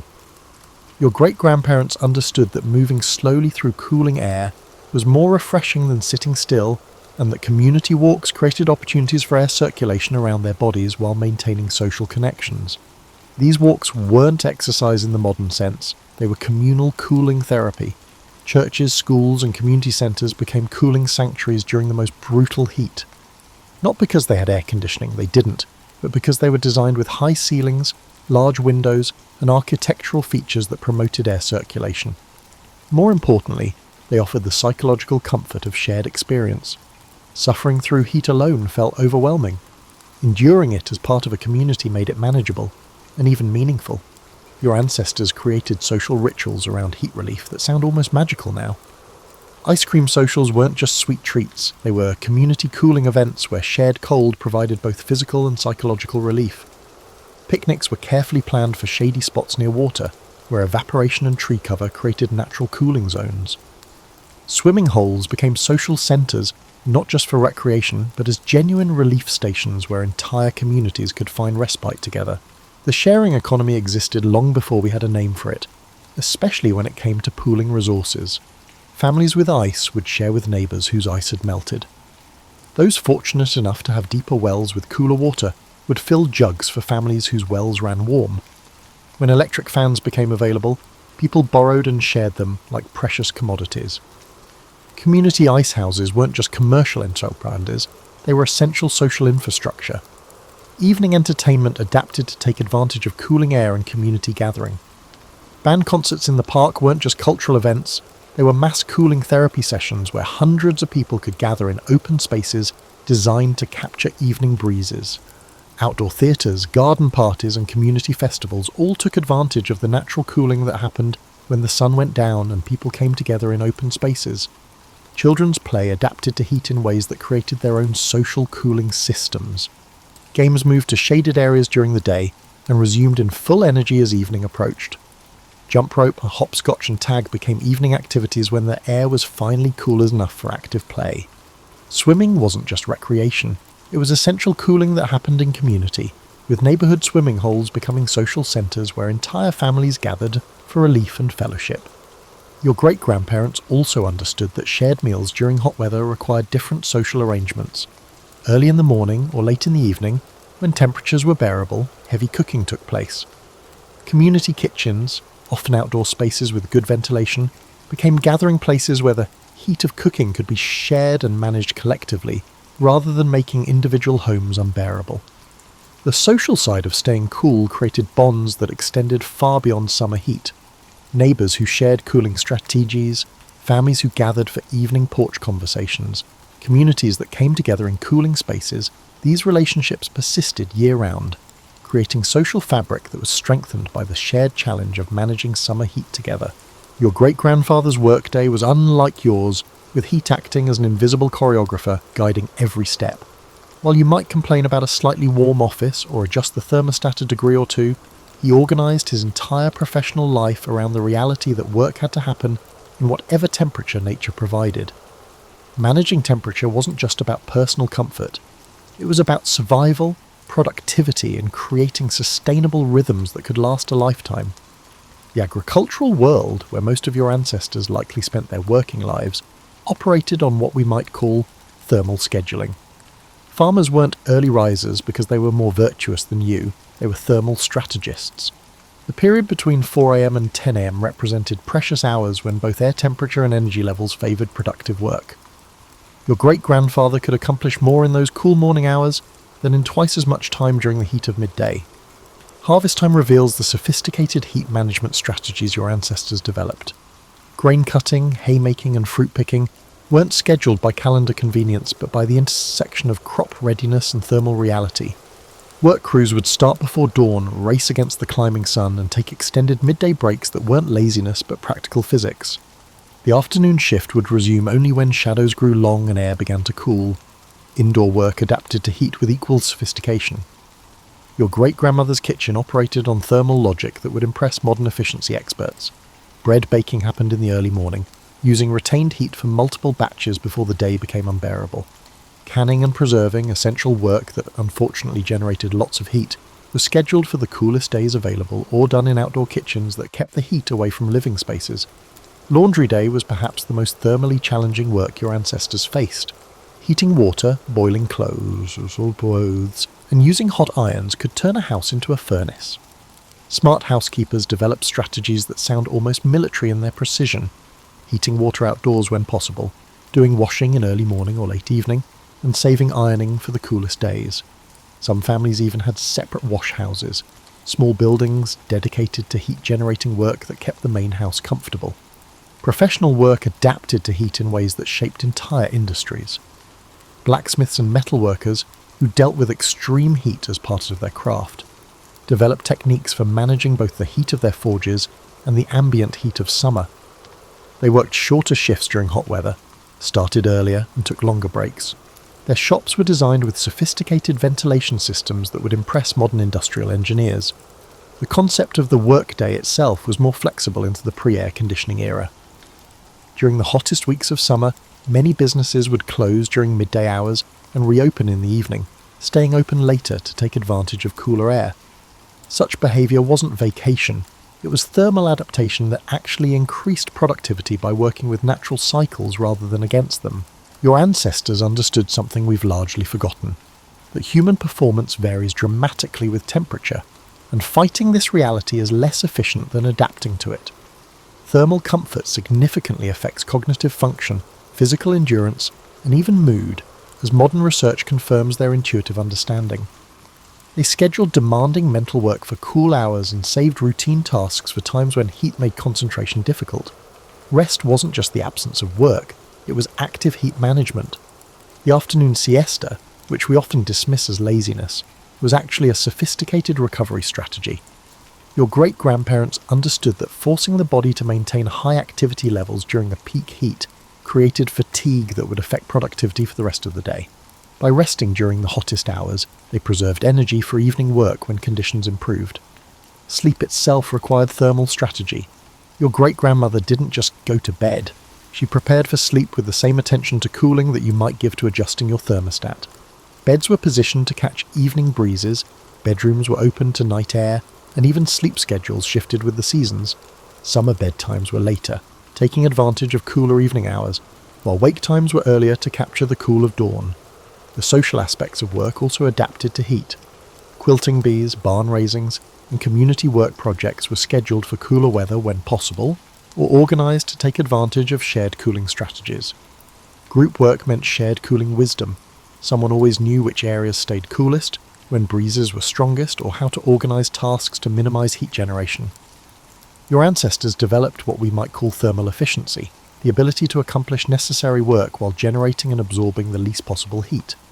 Such efficiency wasn't just about personal comfort, it was about sustainable productivity that could be maintained throughout long, hot summers without exhaustion or heat-related illness. Your great-grandmother's wardrobe wasn't just about looking proper, it was an engineering marvel designed to make summer heat bearable while maintaining social respectability. Every fabric choice, every style decision, and every accessory served a dual purpose, keeping cool and looking appropriate. While you might throw on shorts and a t-shirt for hot weather, she had to work within social expectations that required much more coverage, making her cooling strategies far more sophisticated than yours. The fabrics your ancestors chose reveal their profound understanding of thermal properties. Linen, cotton, and other natural fibres weren't selected just because synthetic materials didn't exist. They were chosen because they breathed, absorbed moisture, and allowed air circulation in ways that kept the body cooler. Your great-grandmother knew that loose-weave fabrics created tiny air pockets that insulated against heat, while tight weaves trapped hot air against the skin. Colour science played a crucial role in pre-air conditioning fashion. Light colours weren't just fashionable in summer, they were essential technology, reflecting heat rather than absorbing it. Your great-grandmother's white cotton dresses, light-coloured parasols and pale summer hats were essentially wearable cooling systems that modern research has confirmed as remarkably effective heat management. The layering strategies your ancestors developed would impress modern outdoor gear designers. They understood that multiple light layers could be adjusted throughout the day as temperatures changed, allowing for fine-tuned thermal control. A light chemise, followed by a cotton dress, topped with a removable shawl or jacket, created a flexible system that could adapt to morning coolness, midday heat, and evening breezes. Your great-grandfather's summer work clothes tell their own cooling story. Those loose overalls weren't just practical for farm work, they allowed air circulation around the body while protecting skin from the sun. The wide-brimmed hats that seemed purely functional were actually sophisticated cooling devices, creating portable shade while allowing heat to escape from the head. Even suspenders served a cooling purpose, holding the pants away from the body to allow air circulation. Hairstyling in the pre-air conditioning era was as much about temperature management as it was about fashion. Your great-grandmother's elaborate updos weren't just decorative, they lifted hair off the neck and allowed air to circulate around one of the body's most effective cooling zones. Those intricate braids and buns that look so complicated in old photographs were actually practical cooling technology disguised as beauty routines. Undergarments of the era reveal the sophisticated understanding your ancestors had of thermal regulation. While the idea of corsets and multiple petticoats might seem stifling to you, these garments were designed to create air pockets and allow circulation while maintaining the silhouette that social expectations demanded. Summer undergarments were made from the lightest possible materials and designed to wick moisture away from the body. Thermal reality completely shaped food culture in the pre-air conditioning era. Your great-grandmother didn't avoid using the oven in summer because she was trying to save energy. She avoided it because heating the kitchen could make the entire house unbearable for days. Summer menus were essentially cooling strategies disguised as meals. Cold soups, fresh salads, and uncooked foods weren't just refreshing, they were thermal management. Your ancestors understood that digestion itself generates body heat, so summer meals were lighter, easier to digest, and required less internal energy to process. Those elaborate cold salads and chilled soups that seem so elegant in old cookbooks were actually sophisticated cooling technology. Preservation methods adapted to heat in ingenious ways. Root cellars, spring houses, and ice houses weren't just food storage, they were community cooling infrastructure. Your great-grandmother might plan her weekly menu around what could be stored without generating heat, what could be prepared without cooking, and what would actually help cool the body from the inside. Beverages became medicine in the pre-air conditioning world. Sweet tea, lemonade, and other cooling drinks weren't just refreshments, they were thermal therapy. Your ancestors understood that certain ingredients could actually help the body cool itself, while others would make heat worse. Mint, cucumber, and citrus served not only as flavouring but also as internal cooling agents. Even social dining adapted to heat management. Summer entertaining moved outdoors not just for ambiance but for thermal practicality. Garden parties, picnics, and outdoor dining took advantage of breezes and shade while keeping the heat-generating cooking activities away from living spaces. Your great-grandmother's summer dinner parties were carefully choreographed to minimise heat generation while maximising cooling opportunities. The timing of meals shifted with thermal reality. Breakfast might be substantial, taking advantage of cool morning air for cooking and eating. Lunch became lighter and simpler, while dinner was often delayed until evening, when both cooking and eating could happen in more comfortable temperatures. Your ancestors didn't eat by the clock, they ate by the thermometer. These weren't just survival strategies, they created a culture of elegance and sophistication that worked within natural limits rather than trying to overcome them. Your great-grandmother managed to stay cool, look beautiful, and maintain social standards without ever touching a thermostat, creating a lifestyle that was both practical and genuinely stylish. As you settle into your climate-controlled bedroom tonight, consider how different your great-grandparents' relationship with sleep was during the sweltering summer months. Night wasn't just a time for rest. It was the daily reward for surviving another day of heat. A precious opportunity to cool down, recharge, and prepare for whatever thermal challenges tomorrow might bring. The evening hours held a special magic that our artificially cooled world has largely forgotten. The transition from day to night was something your ancestors savoured like wine. As the sun finally began its descent, the entire household would shift into evening mode with the precision of a well-rehearsed orchestra. Windows that had been strategically closed during the heat of the day would begin opening in careful sequence, each one positioned to catch the first hint of cooling air and encourage it to flow through the house. Your great-grandmother had an intimate knowledge of her home's thermal personality. She knew which windows to open first to create the gentle suction that would pull hot air out while drawing cooler air in. She understood the exact moment when the outdoor temperature dropped below the indoor temperature, the magical threshold when natural ventilation changed from liability to blessing. This wasn't guesswork. It was science learned through years of paying attention to the subtle signals that told her when relief was finally available. The bedroom preparation rituals of the pre-air conditioning era would seem elaborate to you now, but they were essential technology for achieving comfortable sleep. Beds were positioned not just for convenience, but to catch every available breeze. Your great-grandfather might move the entire bed closer to windows during heat waves, transforming the bedroom layout to take advantage of night air movement. Bedding became a crucial element in thermal management.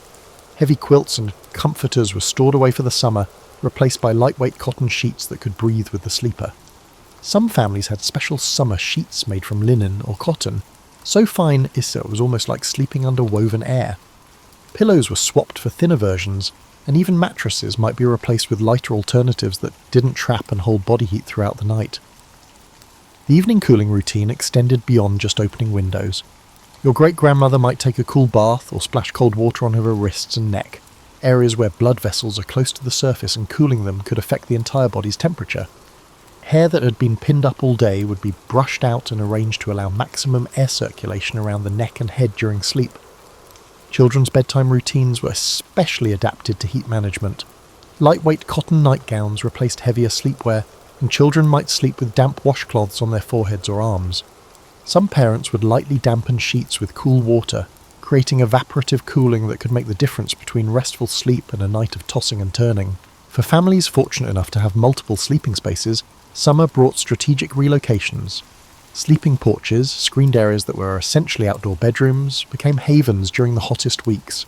Upper floors, which were stifling during the day, might become comfortable at night when breezes were stronger at higher elevations.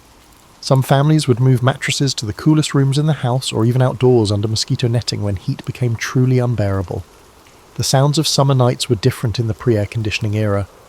Instead of the constant hum of climate control systems, your great-grandparents fell asleep to the natural symphony of cooling air, the whisper of breezes through window screens, the gentle creak of settling houses as temperatures dropped, and the distant conversations of neighbours also seeking relief on their porches and in their yards. Night work took on special significance during hot spells. Tasks that generated heat during the day could be accomplished in the blessed coolness of evening and early morning hours. Your great-grandmother might do her ironing by lamplight, taking advantage of temperatures that made the additional heat bearable. Baking for the next day could happen in the pre-dawn hours when ovens wouldn't turn kitchens into furnaces. The social aspects of cooling extended into the night as well. Neighbours might visit each other's cooling spots. Perhaps one family had a better cross breeze while another had a deeper well with cooler water for late evening refreshment. These evening gatherings weren't formal social events but spontaneous communities of relief, where shared cooling strategies and mutual support made the heat more bearable for everyone. Dawn brought its rituals in the pre-air conditioning world.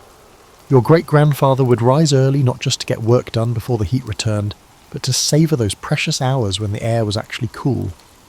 The morning routine included assessing the day's thermal prospects, checking cloud cover, feeling the air for humidity, and making strategic decisions about how to capture and preserve the coolness for as long as possible. The cycle would begin again. Windows that had been opened to night air would be strategically closed as temperatures began to rise. Curtains would be drawn to block the sun's heat, and the daily dance with temperature would resume. But those hours of relief, that nightly promise of cooling air and comfortable sleep, made it all bearable and even beautiful. Your ancestors didn't just survive the heat, They created lives of grace and comfort within natural limits that required wisdom, patience, and community. They understood something we're still learning, that working with natural cycles rather than against them can create not just sustainability, but genuine contentment.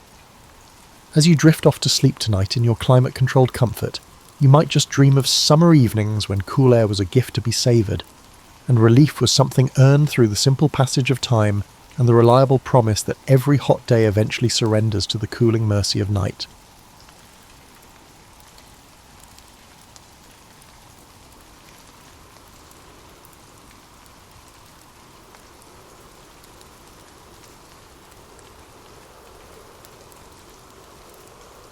Leonardo da Vinci was born on April 15th, 1452, or 1452 by the Florentine calendar, 1452 to 1453 by modern reckoning, in the Tuscan hamlet of Anciano, near the town of Vinci. He came into a world undergoing seismic changes. Florence was a republic brimming with artistic energy, and Europe was on the cusp of the Renaissance's full flowering. His father, Ser Piero da Vinci, was a notary of moderate renown, while his mother, Caterina, is believed to have been a local woman of humble background. The boy's illegitimacy meant he was never part of the upper echelons, yet it freed him from certain constraints that might have shackled a legitimate son to family business. Even as a child, Leonardo is said to have displayed an intense curiosity, wandering fields and streams, sketching plants, small creatures, or swirling eddies in the water. At this time, many children in Tuscany received minimal formal education, but Leonardo's father recognised the boy's precocious mind. Records suggest that around age 14, Leonardo began an apprenticeship in Florence with Andrea del Verrocchio, a master known for sculpture, metalwork, and painting. The workshop bustled with talented pupils and assistants, forging a collaborative environment. Apprentices learned to prepare pigments, craft details, and replicate the master's style. Leonardo's innate knack for observation set him apart. His notebooks from that era, though mostly lost, would have contained anatomical sketches, mechanical doodles, and fleeting notes on geometry. While other students memorized standard forms, Leonardo probed the underlying structures, dissecting how limbs attached or how light refracted on glossy surfaces. An early turning point arrived when Verrocchio assigned him to paint a small angel in the corner of the Baptism of Christ. Legend has it that upon seeing Leonardo's contribution, Verrocchio felt overshadowed and vowed never to paint again. Though that story might be apocryphal, it underscores how swiftly Leonardo's skill gained recognition. He brought a fresh approach to shading, employing what we now call chiaroscuro to infuse figures with tangible volume. While older masters often used linear outlines, Leonardo blended tones so that forms emerged gracefully from shadow. Despite his promise, Leonardo's early years in Florence carried frustrations. Some commissions fizzled due to political upheavals or patron shifts. Eager to expand his reach, Leonardo sought new vistas. Around 1482, he journeyed to Milan, offering his services to Ludovico Sforza, the ruling duke.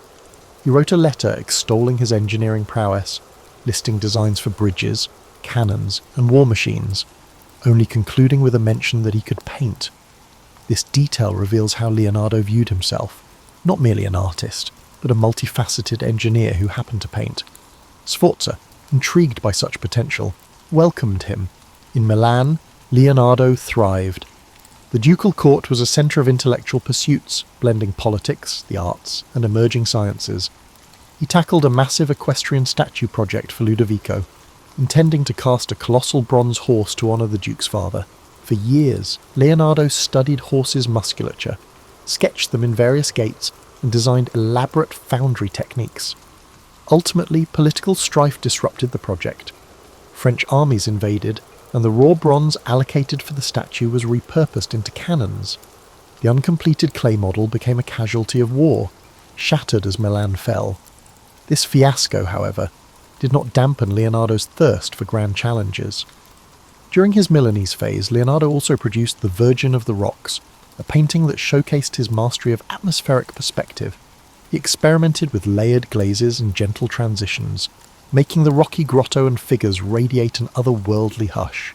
Simultaneously, he furthered his anatomical investigations, dissecting animals to refine his knowledge of muscle groups. He documented swirling water patterns in the city's canals, studied the flight of birds, and toyed with the idea of a flying machine. Milan's environment gave him the space to roam intellectually, bridging artistry with scientific speculation in a manner rarely seen before. Yet these pursuits coexisted with real-world demands. The Sforza court needed fortifications, festival designs, and mechanical contraptions. Leonardo obliged, penning treatises on geometry, building stage sets for pageants, and engineering ephemeral wonders. Some found him eccentric, especially as he scribbled notes in mirror writing. Others recognised him as an inexhaustible thinker who might at any moment produce the next stroke of genius. By the late 15th century, Leonardo had established himself as a leading figure of the Renaissance, though his restless mind kept him pushing forward, always hungry for the next frontier of knowledge. Leonardo's life in Milan was bustling, yet destiny had other turns in store. In 1499, French forces under King Louis XII conquered Milan. The once powerful Sforza dynasty collapsed, leaving Leonardo and his patrons scrambling. With the city's patron gone, Leonardo lost his secure base. He departed Milan, travelling to Venice, then briefly to Mantua, carrying an uneven portfolio of half-finished commissions and a head brimming with experiments. The aftermath was a tumultuous period, marked by shifting alliances across Italy's city-states. In Mantua, the Marchioness Isabella d'Este welcomed him, seeking a portrait. She was a formidable patron, but Leonardo's restlessness prevailed. He quickly moved on, possibly uninterested in the standard portrait tasks. By the mid-1500s, he found his way back to Florence after 2 decades away. The city had changed. It was now under the sway of the Republican government, briefly influenced by the fiery preacher Savonarola. Tensions simmered, and art commissions had a new flavour, patriotic or moralistic. Yet Florence remembered Leonardo's early promise. He was invited to paint a major altarpiece, though negotiations stalled. Instead, he seized on a more prestigious assignment, a mural in the Palazzo della Signoria, the seat of Florence's government. This mural project, known as the Battle of Anghiari, was meant to commemorate a 1440 Florentine victory. Across town, Michelangelo was commissioned to do a different battle scene in the same hall. The city braced for a competition between two towering geniuses. Leonardo approached the mural with an experimental technique. He planned to use a wax-based paint to speed drying. He built a giant scaffold and devised advanced heating systems to help the paint set, but the innovation backfired. Parts of the mural dripped or refused to adhere. Despite partial success in depicting dramatic cavalry charges, the painting never reached its final form. Over time, the incomplete mural decayed or was covered by later renovations. Still, the surviving sketches and copies hint that it was a dynamic, swirling composition of men and horses locked in ferocious combat. During this same stretch, Leonardo painted the Mona Lisa, commissioned by Francesco del Giocondo for his wife, Lisa. It was initially a private portrait, yet Leonardo spent years refining it, working and reworking subtle glazes. The face's elusive smile and luminous complexion resulted from layering translucent paint. Each layer diffused light. The painting's mysterious aura also came from Leonardo's habit of constantly altering details. While smaller than some grand frescoes, the piece represented a culmination of his sfumato technique. The background's hazy mountains and winding roads mirrored Leonardo's fascination with geology and fluid dynamics.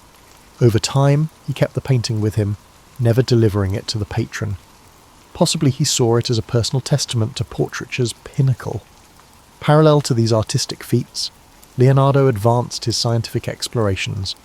He dissected human cadavers in hospitals outside Florence, sketching cross-sections of muscles and bones. Though dissection was sensitive, certain hospitals allowed it for educational ends. His anatomical drawings, some discovered centuries later, revealed a near-modern understanding of the spine, the arrangement of internal organs, and the skeleton's mechanics. He planned an extensive treatise on anatomy, combining text with diagrammatic precision, anticipating the modern concept of illustrated medical textbooks. However, like many Leonardo projects, it was never formally published in his lifetime. Politics roiled again in 1503 to 1504 when Pisa threatened Florence. Leonardo contributed to engineering solutions, brainstorming ways to divert the Arno River to hamper Pisa's supply lines. He drafted canals, levees, and even considered flooding tactics. The plan was bold but faced practical obstacles in Tuscany's terrain. Although partially attempted, the scheme never fully materialised. The episodes highlight Leonardo's willingness to tackle large-scale engineering challenges, blending topographical studies with strategic insight. The lessons gleaned would echo in his future city planning sketches and water management designs. By 1506, French rule stabilised in Milan, opening the city once more. Long gone was Ludovico Sforza, but the new French governors beckoned Leonardo. Eager to revisit uncompleted ideas like the giant horse statue, he returned. Florence parted ways with him under a cloud of frustration, as the Battle of Anghiari lingered unfinished. Yet Leonardo's departure signalled that loyalty to a single city was never his style. He roamed, following whichever environment let him chase multiple intellectual pursuits. In returning to Milan, he sought continuity for the scientific and artistic projects left behind a decade prior. Thus, by the mid-1500s, Leonardo had become an artist-engineer bridging city-states, forging a pattern of partial achievements and unfinished marvels. Some critics found him unreliable, an eternal tinkerer, yet few denied his brilliance. He left Florence having revolutionised portraiture and capturing ephemeral visual mysteries in the Mona Lisa, while also nearly revolutionising mural painting. The stage was set for further meanderings in Milan and eventually beyond, as Europe recognised him as a truly singular figure, a testament to the Renaissance's union of art and science. Leonardo's second stint in Milan began around 1506 under the patronage of Charles d'Amboise, the French governor. This time the city was controlled by the French crown, not the Sforza family. The environment was different, less personal loyalty, more bureaucratic oversight. But Leonardo's fame had grown. He was recognised as a Renaissance man, whose counsel was prized for everything from architecture to geometry. Some records indicate he was granted a workshop near the Porta Vercellina district, where he resumed anatomical, mechanical, and artistic endeavours. One ongoing obsession was the equestrian monument he had once planned for Ludovico Sforza. Though the bronze had been lost to war, Leonardo still dreamed of building the largest horse statue known. He refined the design, adjusting how a rearing stallion might balance on hind legs. He sketched innovative casting methods, hoping to circumvent earlier meltdown issues. However, the politics had shifted. With Ludovico deposed, the impetus for a Sforza memorial dissipated.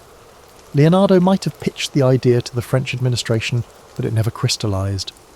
He remained resolute in exploring equine anatomy, capturing every sinew and tendon in fresh sketches. During this period, Leonardo welcomed a youthful apprentice named Francesco Melzi, who would become his most devoted disciple and eventual executor of his estate.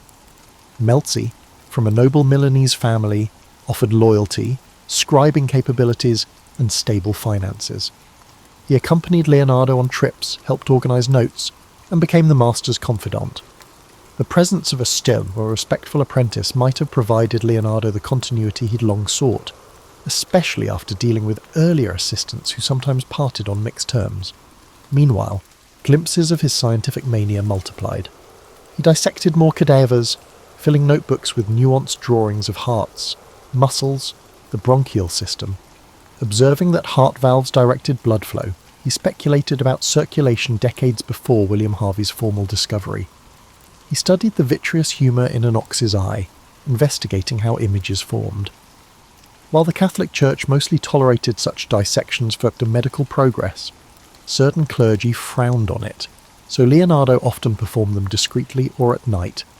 Had he published these findings, he might have revolutionised medicine centuries earlier, but perfectionism and continuous revision meant his data stayed personal, locked in cramped notebooks and penned in a mirror script. In parallel, Leonardo authored treatises on flight.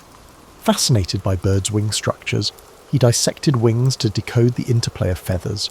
He built mechanical prototypes, ornithopters, aiming to replicate flapping flight.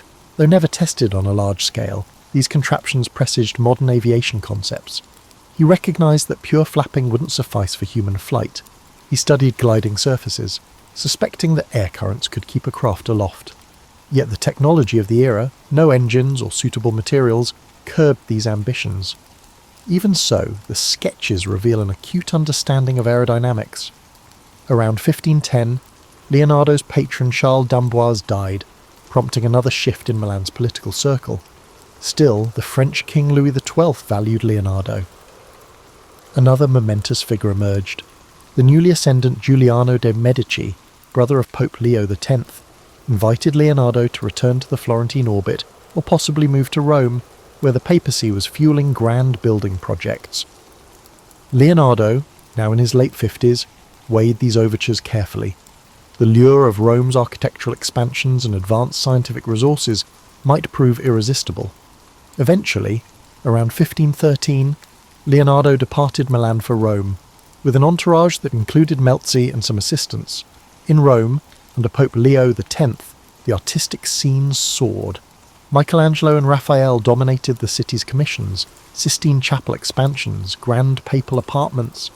Leonardo expected a role in major architectural or hydraulic projects. Instead, he found himself overshadowed by younger rivals. Michelangelo, known for moody brilliance, had little patience for Leonardo's diversions, while Raphael's rising star enthralled the papal court. Leonardo was offered small tasks.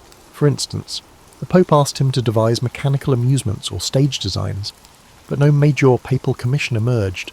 Despite the frustration, Leonardo utilised Rome's libraries, continuing anatomical dissections. He took advantage of more cadaver supply from local hospitals.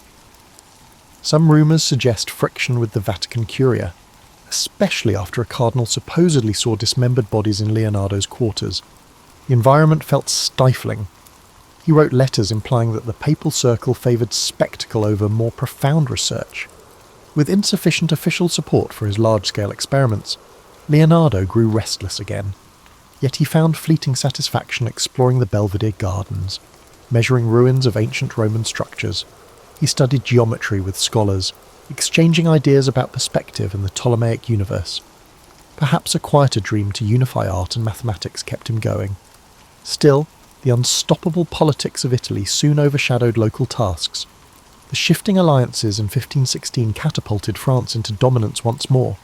Francis I became king, eyeing Italy hungrily. For Leonardo, the swirling intrigue spelled an opportunity to pivot yet again. The next invitation from the French crown would beckon him across the Alps for what would become the final chapter of his life's remarkable journey.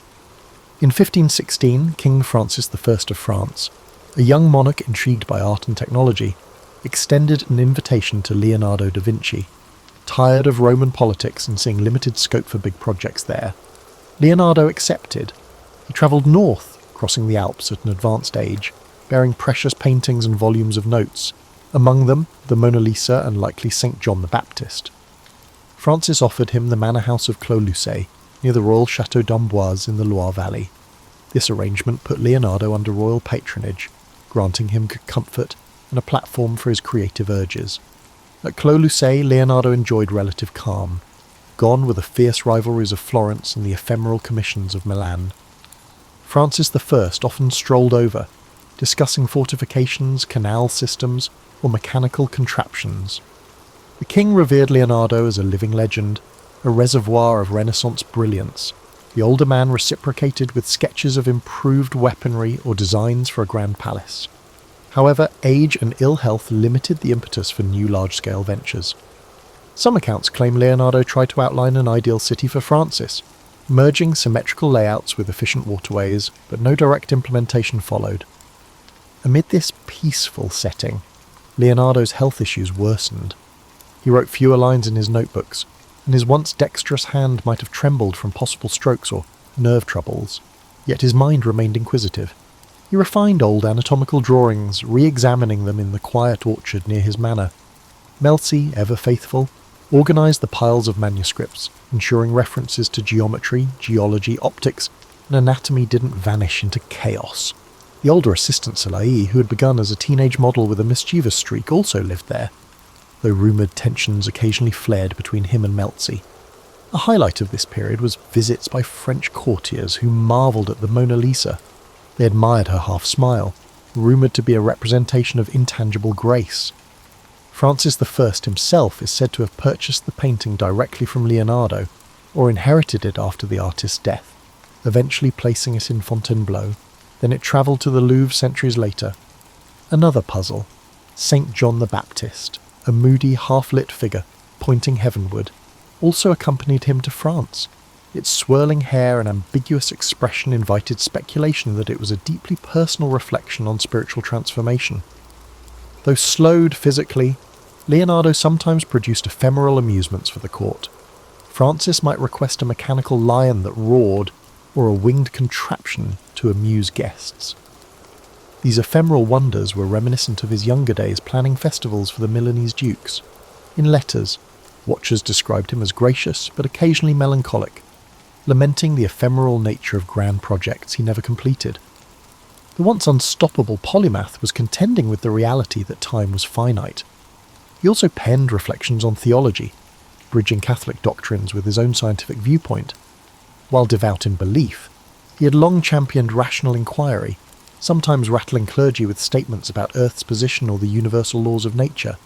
In France, the monarchy had a slightly more flexible attitude toward intellectual exploration, so long as loyalty to church dogma wasn't overtly challenged. This gave Leonardo space to fuse spiritual musings with scientific wonder. A few cryptic lines in his notebooks hint that he believed the study of anatomy and nature only deepened reverence for a divine creator. Socially, the small circle at Clos Lucé was cosy. Francis I occasionally dined with Leonardo, absorbing tall tales from Italy's golden cities. Melzi recorded these dialogues, though few transcripts remain. Meanwhile, rumours circulated about Leonardo's final unseen manuscripts. Some believed he was penning a definitive treatise on flight or a universal theory of water currents. In truth, he likely polished segments of older notes rather than forging a single cohesive magnum opus. The scattered nature of his archive meant the future would discover his brilliance piecemeal. During the winter of 1518 to the 1519, Leonardo's condition deteriorated.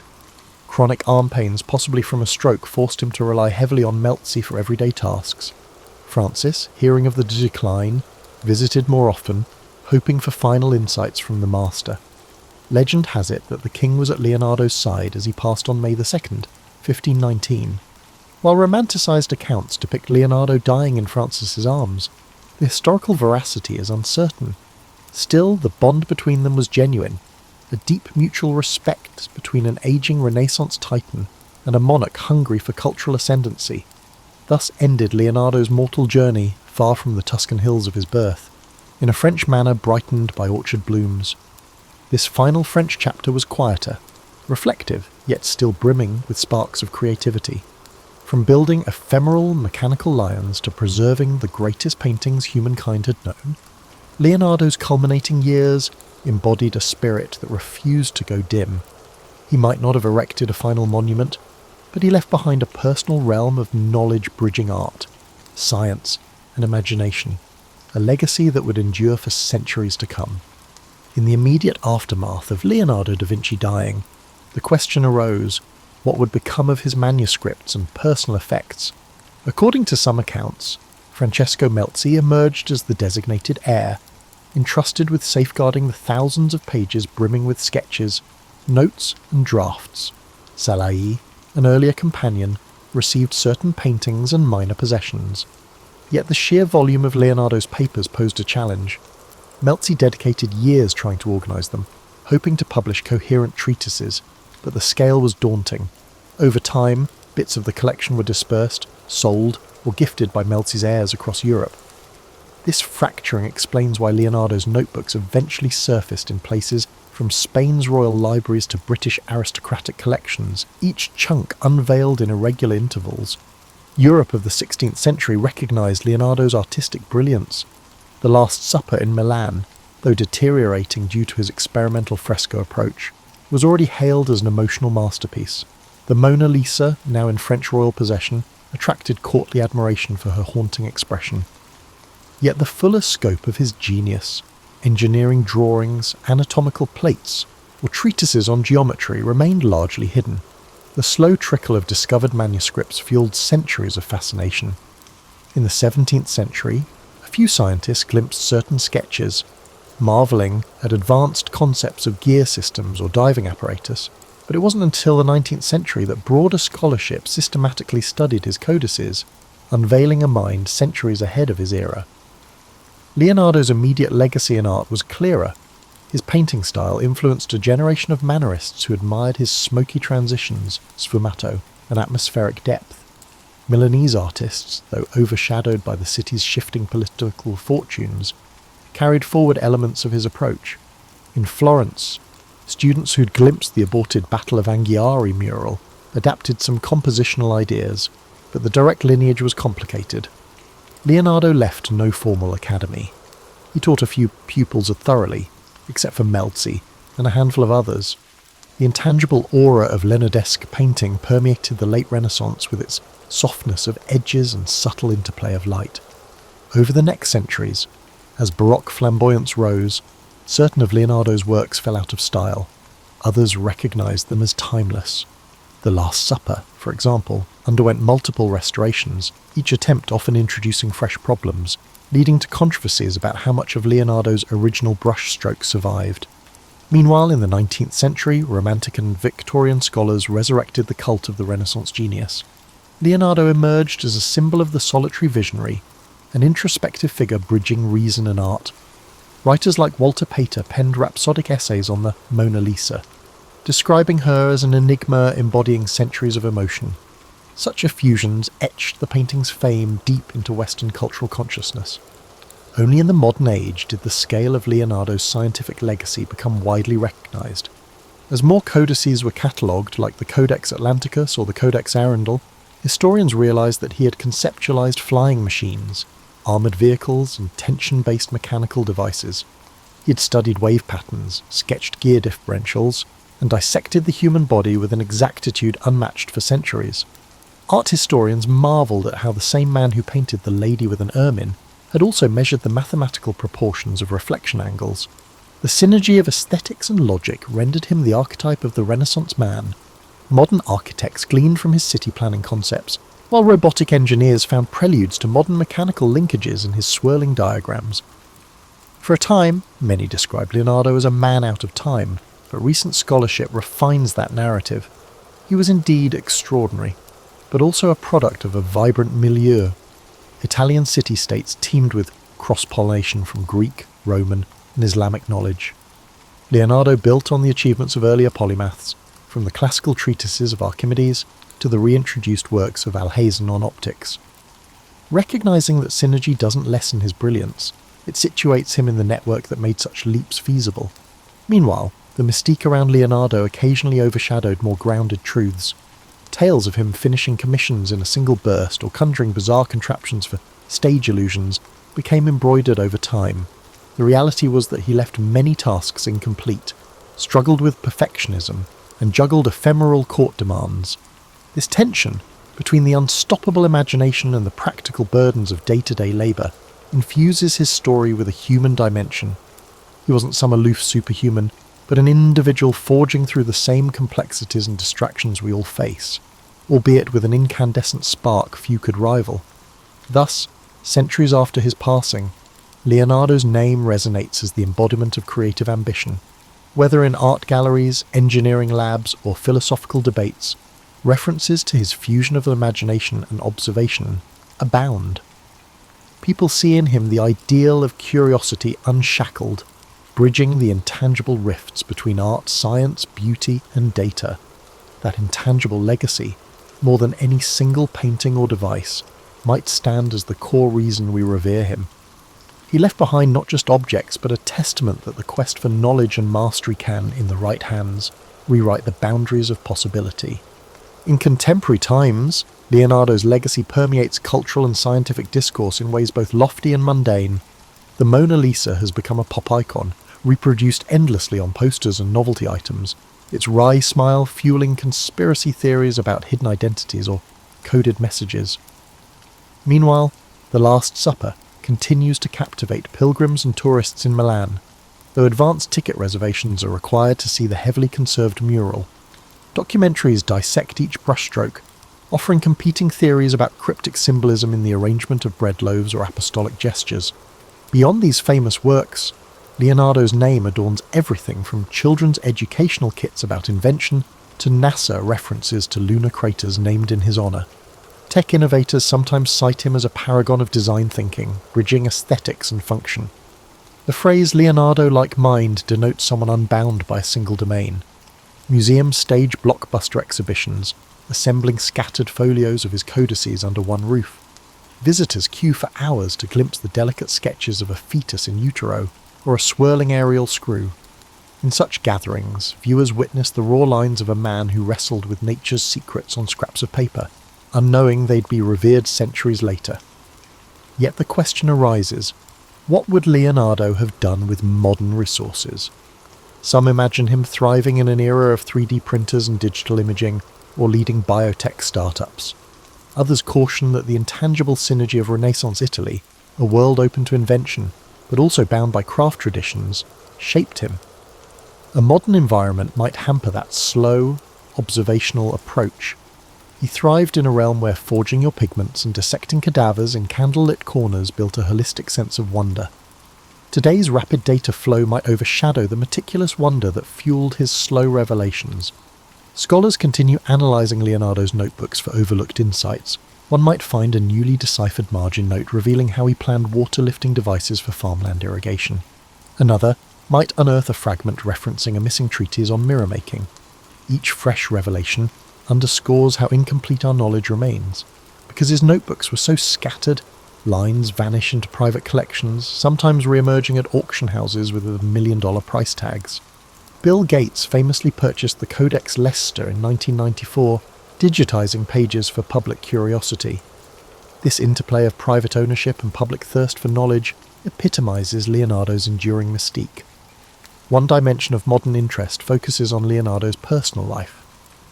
The few references to intimate relationships or sexuality remain ambiguous. Some interpret his heavy focus on male assistants as indicative of hidden personal aspects. Others see no direct evidence of romance in his notes. He rarely wrote about personal feelings, preferring coded references or allegorical musings. The aura of secrecy around his private life parallels the guarded manner in which he protected his scientific methods, fueling endless speculation.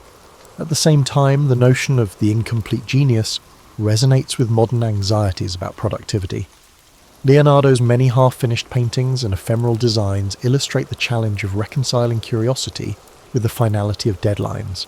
In an age obsessed with completion and output, his story hints that the path of exploration, though meandering, can yield intangible but profound insights. That he never published his anatomical volumes didn't negate their brilliance. Their posthumous influence shaped fields from architecture to fluid dynamics. Many contemporary creatives draw solace in Leonardo's example. Creation can be iterative, perpetually in flux, and still crucial to progress. Even so, some critics note that praising Leonardo can overshadow other Renaissance figures, like Filippo Brunelleschi, who concretely built the Florence Dome, or Luca Pacioli, whose mathematics influenced him. They argue that the Leonardo legend occasionally romanticizes an era's synergy. While that synergy was real, credit goes to many. Leonardo's singular star shouldn't blind us to the collective genius of the period, but precisely because he integrated so many fields, art, science, engineering and anatomy, he became an enduring symbol for the entire Renaissance moment, capturing the fervour of bridging knowledge domains. Hence, in the 21st century, Leonardo da Vinci remains less a static historical figure than a living metaphor for potential. Each generation reinterprets him, plugging his name into the contexts as varied as STEAM education, cultural diplomacy, or brand marketing. The friction between the legend and the historical details keeps him relevant. People yearn for the secret of how a single mind could roam so broadly, producing both timeless artistic wonders and notebooks brimming with half-realised marvels. That tension between the completed and the fragmentary may well be Leonardo's final gift, spurring us to question how far our curiosity might take us if we refuse to erect barriers between the arts and sciences. The story of Leonardo da Vinci serves as a lens on lifelong reinvention.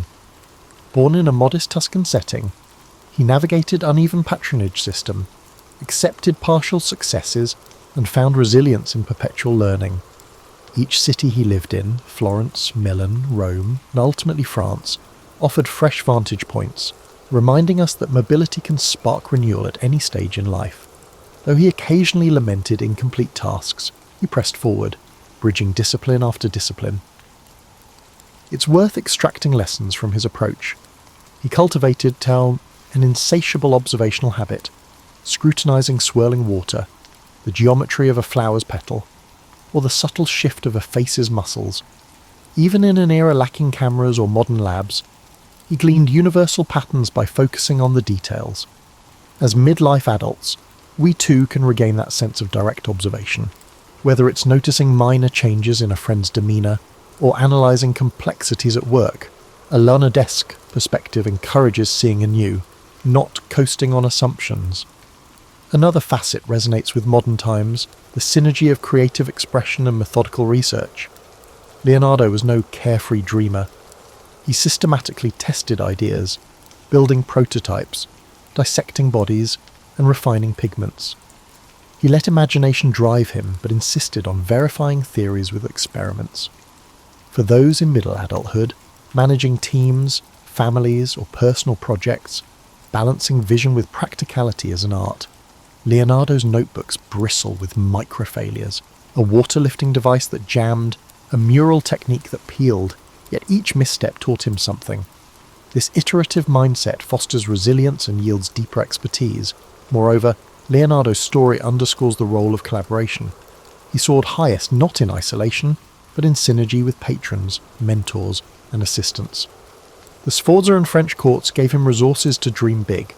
Skilled workshop members helped realise or test concepts. Even his competition with Michelangelo and Raphael, albeit fraught with tension, catalysed fresh impetus. In present life, synergy across skill sets can amplify outcomes. We see parallels in cross-functional corporate teams or community coalitions that blend varied talents to achieve breakthroughs. However, we also need to address the negative aspect, the eerie feeling of unrealised potential. Many of Leonardo's grand designs, such as the Sforza horse or the treatise on flight, remained incomplete. Some might interpret him as a cautionary tale about perfectionism. Indeed, he sometimes spent years layering glazes on a single painting or rewriting the same mechanical design. For busy modern adults, it can be a nudge to find closure. Not every idea demands indefinite polishing. Finishing and sharing can unlock new phases of growth.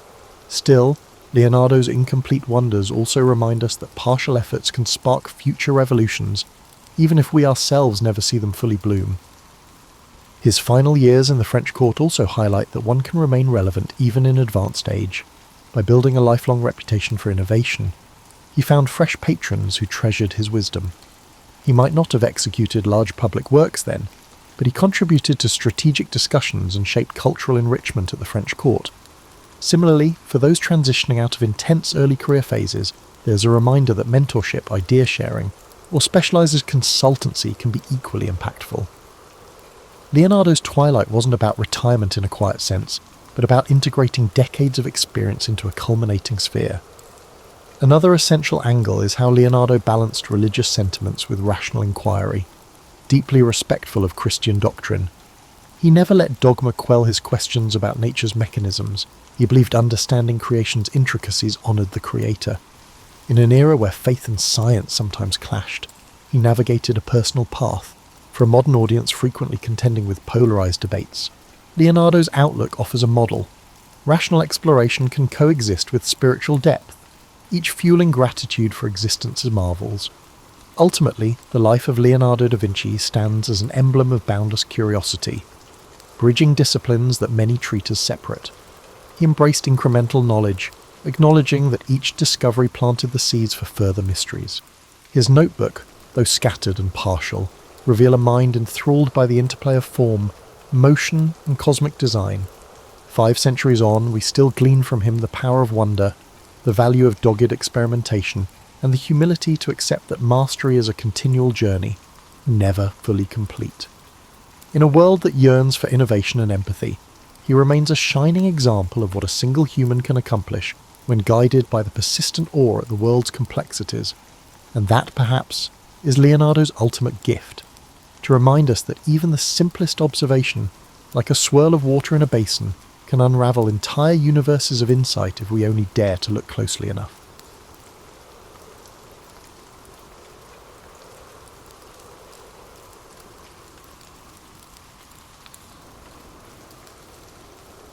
Picture this, you're complaining about your house being 68 degrees instead of 72, maybe grumbling as you reach for that extra blanket. Now imagine it's 1942, you're somewhere in Eastern Europe, and the thermometer has given up trying to measure temperatures that would make a penguin reconsider its life choices. Welcome to the world where winter wasn't just uncomfortable, it was actively trying to kill you. You see, when World War II rolled around, nobody really thought much about the weather. Sure, Napoleon had a minor mishap with the Russian winter in 1812, but that was long ago, right? Modern armies had modern equipment. They had plans, they had confidence. They had no idea how creative you had to be when Jack Frost joined the other team. The thing about military planning is that it's a lot like packing for a vacation. You think you know what you'll need. You make your lists, you feel prepared, and then you arrive to discover you've brought sandals to a blizzard. Except in this case, the consequences of poor packing weren't just uncomfortable, they were potentially fatal. When the first brutal winter hit the European theatre, soldiers discovered something that would make even the most seasoned outdoorsman nervous. The cold wasn't just cold, it was the kind of cold that turns your breath into icicles mid-sentence, that makes metal so brittle it snaps like a pretzel, and that transforms simple tasks like loading a rifle into a finger-numbing exercise in futility. But here's where the story gets intriguing and where you start to see the remarkable ingenuity of people who refuse to let Mother Nature have the last word. When confronted with temperatures so low as to freeze antifreeze, individuals not only endure, but also innovate. You master improvisation, acquire a PhD in adaptability, and become a professor of whatever works. The first lesson these soldiers learned was that the enemy wasn't always wearing a uniform. Occasionally the enemy was invisible, creeping through tent flaps and uniform seams, turning their breath against them, and making every night a battle for survival. The cold became a third party in the conflict, impartial in its cruelty, affecting everyone equally, regardless of which side they were fighting for. Think about your worst camping experience. Maybe that time the air mattress deflated, or when you forgot to pack enough warm clothes. Imagine multiplying that discomfort by approximately 1,000, adding the constant threat of enemy action, and adding the responsibility of ensuring the functionality of your equipment and the survival of your fellow soldiers. And you'll begin to understand the situation. What's remarkable isn't just that these soldiers survived, it's how they turned survival into an art form.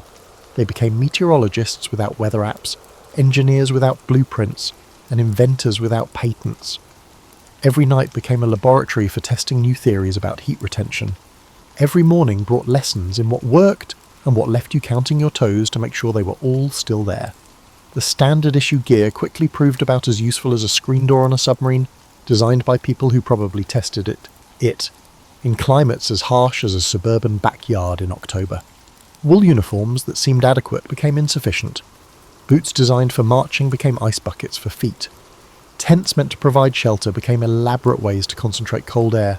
So what do you do when your equipment fails, your supply lines are stretched thinner than your patience, and the thermometer looks like it's trying to dig to China? You get creative. You start looking at everything around you, not for what it is, but for what it could become. That mess kit isn't just for eating, it's a potential hand warmer. That extra sock isn't just spare clothing, it's insulation for your rifle. That piece of canvas isn't just material. It's the difference between sleeping and freezing. And this is where our story really begins. Not with the grand strategies or the famous battles, but with the quiet moments when ordinary people figured out extraordinary ways to stay alive in conditions that seemed designed to make that impossible. Now, you might think that socks are just socks, those things you lose in the dryer, argue about with your spouse, and occasionally use to dust furniture when nobody's looking. But in the frozen theatres of World War II, socks became currency, lifelines, and the foundation of an entire underground economy that would make Wall Street traders jealous. The first thing you need to understand about feet in sub-zero temperatures is that they're basically traitors. Your body, being the pragmatic organism it is, decides that keeping your core warm is more important than maintaining diplahebus, or in this case under the frostbite. Therefore your feet, along with your fingers, suffer the consequences of frostbite. Trenchfoot became a condition so common that it practically needed its own postal code. Imagine your feet deciding to stage a revolt, swelling up, turning fascinating colours that would make a sunset jealous, and generally make every step feel like walking on broken glass. Now imagine trying to march, run, or fight in that condition. It's like trying to dance ballet in ski boots filled with marbles. This is where the Great Sock Conspiracy began. Soldiers quickly realised that the military's approach to foot care was about as sophisticated as using a hammer to fix a watch. The standard issue socks were fine for parade grounds, but about as useful as chocolate teapots when dealing with months of wet, cold conditions. So they improvised, and their solutions would make modern outdoor gear companies weep with admiration. They learned to layer socks like lasagna, thin silk or cotton against the skin, wool for insulation, and sometimes even paper or cloth strips for extra padding. They discovered that changing socks wasn't just hygiene, it was survival. Dry socks became more valuable than cigarettes, and cigarettes were practically currency. But here's where it gets really creative. When fresh socks were in short supply, which was most of the time, soldiers became textile engineers. They learned to dry wet socks using body heat, tucking them inside their uniforms close to their chest while they slept. Imagine spooning with your laundry, but hey, when it's life or death, dignity takes a back-to-memory seat. They also figured out the ancient art of sock rotation. They would maintain a meticulous record of the socks they had worn, those that were drying and those that were clean, much like a sophisticated filing system. Some soldiers developed elaborate schedules that would make a corporate calendar look simple. Tuesday, wear the grey wool, dry the cotton blend, air out the emergency pair. The really clever ones discovered that newspapers, when available, made excellent sock insulation. They'd wrap their feet in newspaper before putting on socks, creating a makeshift vapour barrier that would make modern hiking gear designers nod with approval. Of course, this led to the amusing situation of soldiers literally having yesterday's news in their boots, but when you're avoiding frostbite, you don't complain about the reading material. Some soldiers took the sock science even further, learning to waterproof their footwear using whatever was available. Candle wax, animal fat, even soap. Anything that could create a barrier between their feet and the elements. They became chemists, testing different combinations and sharing successful formulas like state secrets. The sock trade became so sophisticated that units developed their own internal economies. A pair of dry wool socks could be worth a day's rations.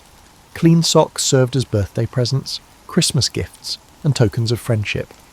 Soldiers would literally give you the socks off their feet, though probably not the ones they were currently wearing. And then there were the ingenious innovations in socks. Some soldiers learned to knit, creating custom tow, socks from unravelled sweaters or salvaged yarn. Others figured out how to repair holes using thread pulled from other garments, essentially performing sock surgery by candlelight. But perhaps the most touching aspect of the Great Sock Conspiracy was how it brought people together. Soldiers would share their foot care knowledge like family recipes, passing down the wisdom of keeping extremities warm from veteran to rookie.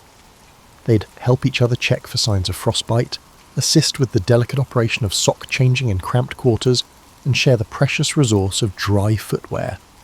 The discussion wasn't just about comfort, though comfort was certainly part of it. The debate was about maintaining the ability to fight, march, and survive. Feet were mission-critical equipment, and socks were the maintenance manual. Every dry sock was a small victory against the cold. Every successful foot care routine was a triumph of human ingenuity over hostile conditions. You know how they say 2 heads are better than 1? Well, in temperatures that could freeze your thoughts mid-think, 2 bodies were definitely better than 1. In freezing conditions, the buddy system evolved from simple military protocol to a delicate survival dance that demanded more coordination than a Broadway musical and more trust than a marriage. Imagine trying to explain to your spouse why you need to share a sleeping bag with your co-worker. Now imagine that sharing a bed isn't just a suggestion, it's the difference between waking up tomorrow and becoming a human popsicle. Welcome to the realm of tactical cuddling, where maintaining personal space has become an expensive luxury. The science behind shared body heat is actually pretty straightforward, though the execution could be hilariously awkward. Your body generates heat, about as much as a 100-watt light bulb when you're just sitting around. In normal conditions, most of that heat just wanders off into the atmosphere like an ungrateful teenager. But when you're trying to survive in conditions that would make an Arctic fox shop for a warmer coat, every BTU becomes precious. Soldiers quickly learned that sharing body heat wasn't just about snuggling up. It was about creating a microclimate, a tiny pocket of livable temperature in the middle of nature's deep freeze. They developed techniques that would make efficiency experts proud. 2 soldiers would zip their sleeping bags together, creating what they called a thermal envelope. Sounds fancy, but it was basically an adult sleeping bag built for 2 chilly people. But here's where it gets tricky, and sometimes hilarious. Sharing body heat requires coordination that would challenge a synchronized swimming team. Who sleeps on which side? How do you arrange arms and legs so that nobody's circulation gets cut off? What happens when one person needs to get up in the middle of the night?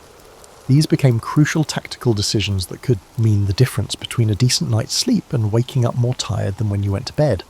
The rotation system they developed was pure genius. Since the person on the outside of the arrangement naturally got colder, they'd switch positions every few hours. It was like a freezing critical version of musical chairs.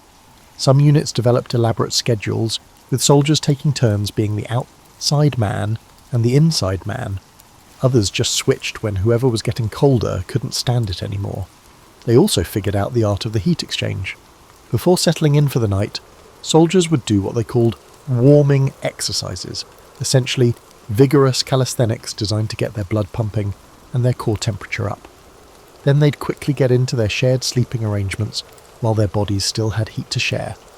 It was like preheating an oven, except the oven was your buddy, and the oven was trying to keep you both alive. The buddy system extended beyond sleeping arrangements.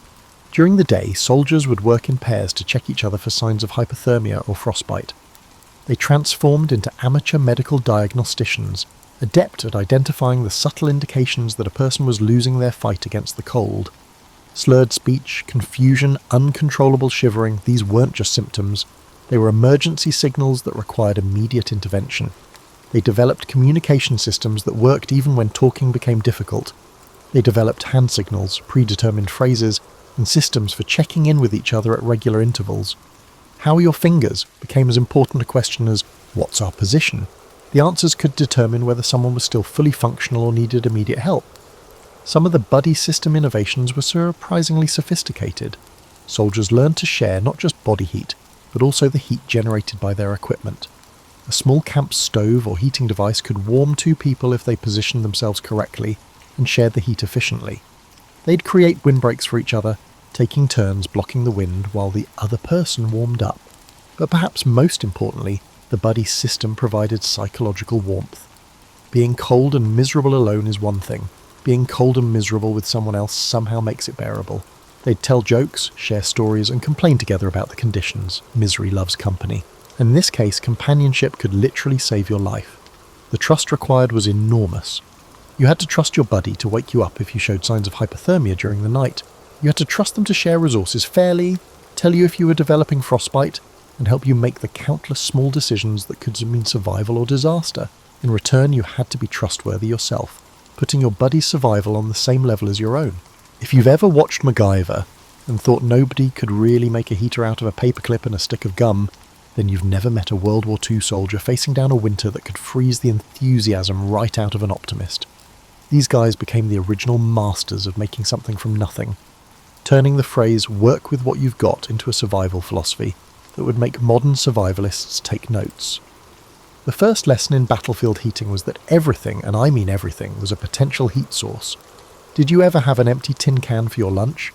Congratulations, you just found yourself a hand warmer. Those candles you've been saving for special occasions? Every night trying not to become a human ice cube counts as special. The alcohol you've been hoarding for when the war ends? Well, it turns out alcohol burns, and burning things make heat. Who knew? Soldiers became amateur chemists, learning which materials burned cleanest and longest. They discovered that strips of cardboard, when rolled tightly and lit, could burn for surprisingly long periods. Paper soaked in melted candle wax became a slow-burning fuel source. They learned to make buddy burners, tin cans filled with rolled cardboard and wax that could provide heat for hours. But the real innovation came in heat distribution and conservation. While creating fire was the initial step, the real challenge was directing that heat to its most beneficial location. Soldiers learned to create heat reflectors using polished metal, mirrors, or even pieces of glass. They'd position these reflectors to bounce heat from small fires back toward themselves, essentially doubling the effectiveness of their heat sources. They also mastered the art of the heat bank. A fire could heat large stones, metal objects, or even their mess kits, which they then used as portable heaters. A hot stone wrapped in cloth could keep hands warm for hours. A heated mess kit could be tucked into a sleeping bag to pre-warm it before bedtime. The group was essentially creating medieval hot water bottles, but without using actual water bottles. Some of the most creative solutions involved repurposing military equipment in ways that would probably violate several military regulations. Empty ammunition boxes became miniature stoves. Discarded helmets became heat reflectors, or even cooking surfaces. They could create structures for holding heat sources, or build makeshift heaters using rifle cleaning rods. The really clever ones figured out group heating systems that would make modern heating engineers jealous.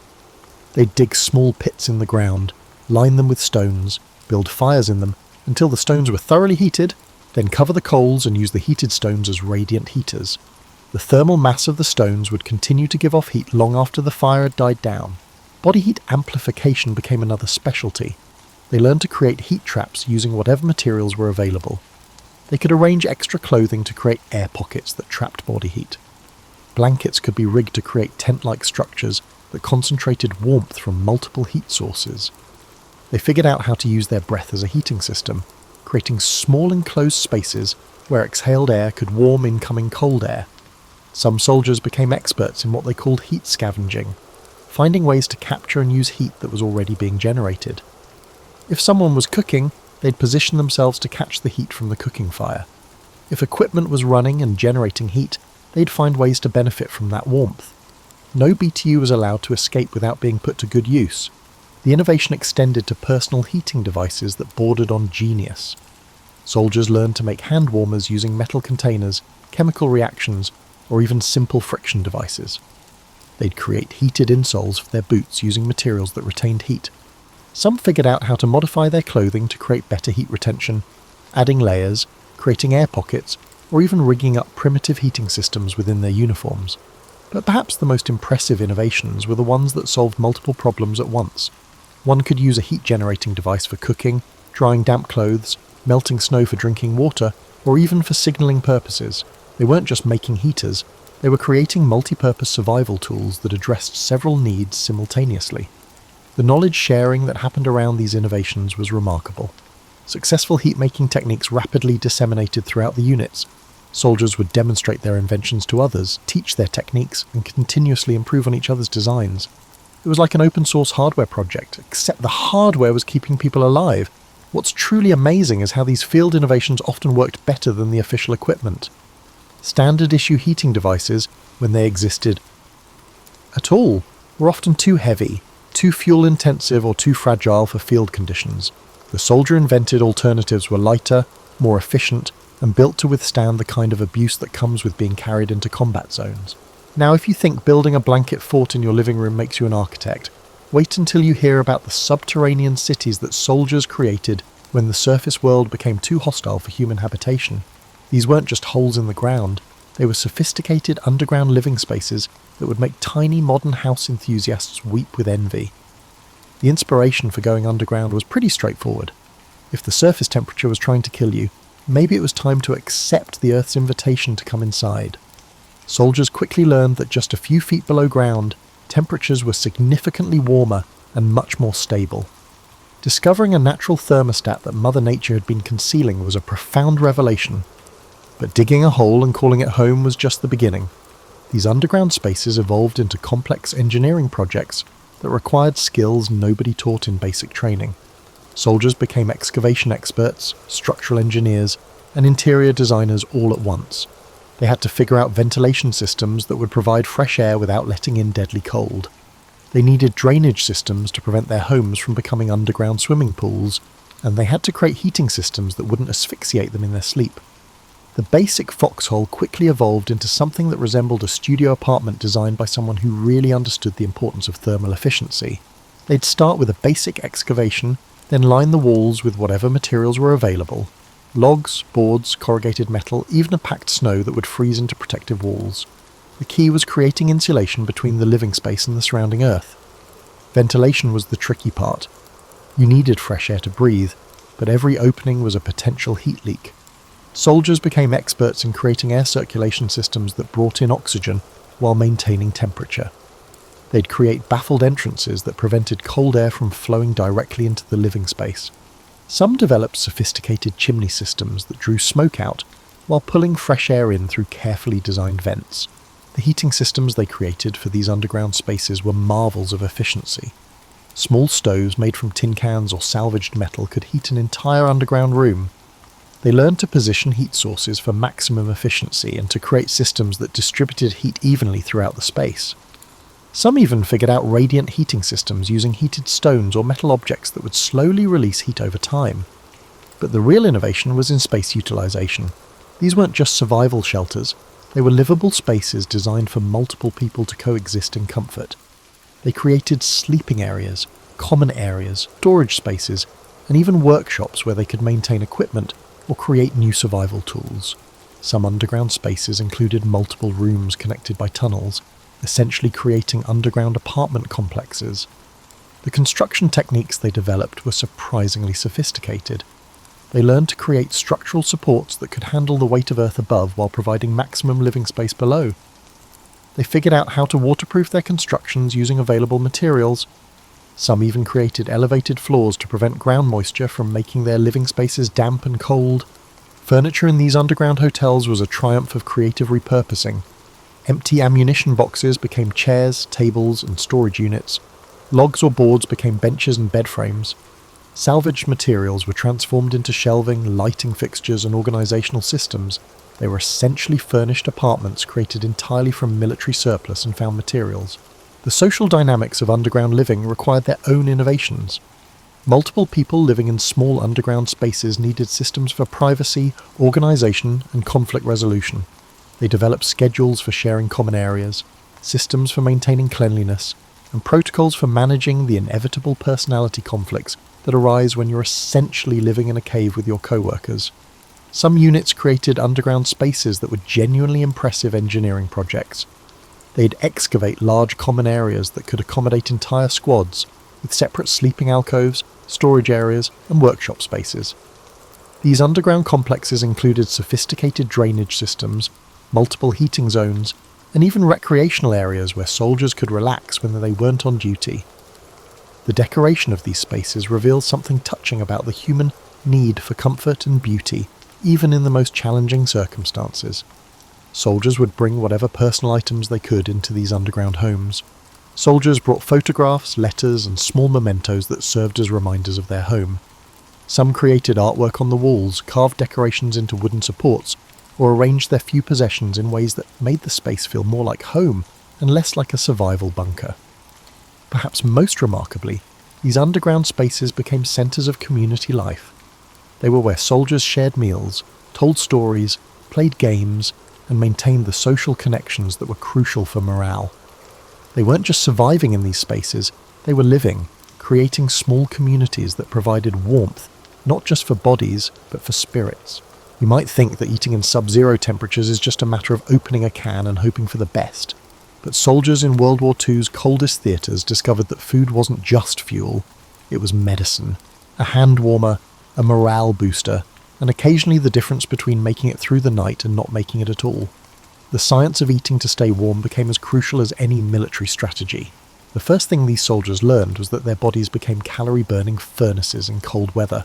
Your body exerts significant effort to sustain its core temperature, consuming fuel at a pace that rivals that of a high-performance sports car. A soldier in freezing conditions might burn 4,000 to 6,000 calories a day, about twice what you'd burn sitting at a desk job. But here's the catch. Military rations weren't designed for Arctic conditions, and supply lines in wartime were about as reliable as weather forecasts. So soldiers became nutritional strategists, learning to maximize the warming potential of every morsel of food. They discovered that different types of food generated different amounts of internal heat. Fats and proteins were like throwing logs on your internal fire. They burned slowly and steadily, providing long-lasting warmth. Carbohydrates were more like kindling quick energy that could help when you needed an immediate heat boost. Hot food became medicine. A warm meal didn't just fill your stomach. It raised your core body temperature, improved circulation, and provided psychological comfort that was almost as important as the physical warmth. Soldiers would go to extraordinary lengths to heat their food, creating elaborate cooking systems that could function in the worst conditions. They became masters of what modern campers call one-pot meals, but their versions were far more sophisticated. They learned to create stews and soups that could be cooked efficiently, while providing maximum nutritional and thermal benefit. These weren't just random ingredients thrown together, They were carefully planned combinations designed to provide sustained energy and warmth. Some of the food heating innovations were pure genius. Soldiers learned to use heated stones to warm their food, essentially creating prehistoric slow cookers. They'd heat metal objects in fires and use them to warm pre-cooked food. Some figured out how to use the heat from their bodies to slowly warm food over time, essentially wearing their dinner until it was ready to eat. The timing of eating became crucial. A hot meal right before sleep could provide the calories needed to maintain body temperature through the night. Small snacks throughout the day could keep the internal fires burning steadily. They learned to eat strategically, timing their food intake to provide maximum warming benefit when they needed it most. But here's where it gets really interesting. Soldiers discovered that some foods were natural hand warmers. Soldiers could hold hard candies, chocolate, nuts, and other high-energy foods in their mouths or hands to provide both nutrition and localized warmth. A piece of chocolate wasn't just a treat, it was a portable heating element that happened to taste delicious. They also became experts in food preservation in extreme cold. While freezing temperatures created storage challenges, they also provided natural refrigeration that could keep food fresh longer than normal. Soldiers learned to use the cold as a tool, freezing water for later use, preserving food that might otherwise spoil, and even creating makeshift ice boxes for storing supplies. The social aspect of eating in extreme cold conditions was equally important. Sharing hot food became a bonding experience that strengthened unit cohesion. Soldiers would alternate in cooking, exchange recipes and techniques, and ensure equitable distribution of the available hot food. A warm meal shared with comrades provided psychological warmth that was almost as important as the physical calories. Some units developed sophisticated cooking schedules that ensured someone always had access to hot food. They'd stagger their mealtime so that cooking fires were kept going. Throughout the day, this process essentially created a continuous source of heat and warm food. This process wasn't just about nutrition, it was about maintaining a constant source of warmth and comfort. The creativity in food preparation was remarkable. Soldiers learned to make hot drinks from almost anything. Melted snow mixed with whatever flavourings they could find, hot water with dissolved hard candies, even warm broths made from reconstituted rations. These weren't gourmet beverages, but they provided internal warmth and psychological comfort. They also discovered the warming power of spicy foods. They valued anything that could provide them with internal warmth. They treasured anything that could generate an internal heat sensation, including hot peppers, spicy sauces, and even strong alcohol. Some soldiers would save their spiciest rations for the coldest nights, using them as both food and internal heating systems.